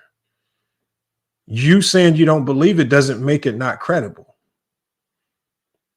because we can literally type any question in here and it's going to get the question right before you. Like I can type in stuff that I can type in a question here on ChatGPT that requires a calculation. Like complex calculus problems. And it's going to get the answer better than you can. And just faster. Just going to be more faster and more efficient. So just don't get mad, man. Just come back next time. Hop in these debates, Brandon. Just be a bit more credible. And, man, you'll be all right, man. But I think today, man, Go James Kingdom just kind of washed you today because this is something he does on a daily basis, man. But you could just go click on his channel, Brandon. Or just go click on Go James Kingdom's channel. Man, you can go follow him. Next time he has those debates over there, just pull up. Just say you want to smoke again. Now, he's probably not going to let you overtalk as much as I let you overtalk. But you'll have an opportunity, man. So go pull up, man. Look out, FYF Sports, man. Another great podcast episode. We're going to be back with more sports and news, man. Salute to everybody that pulled up today. But look out, man. We're going to be out of here. Until then, man, it's FYF Sports. And we out, y'all.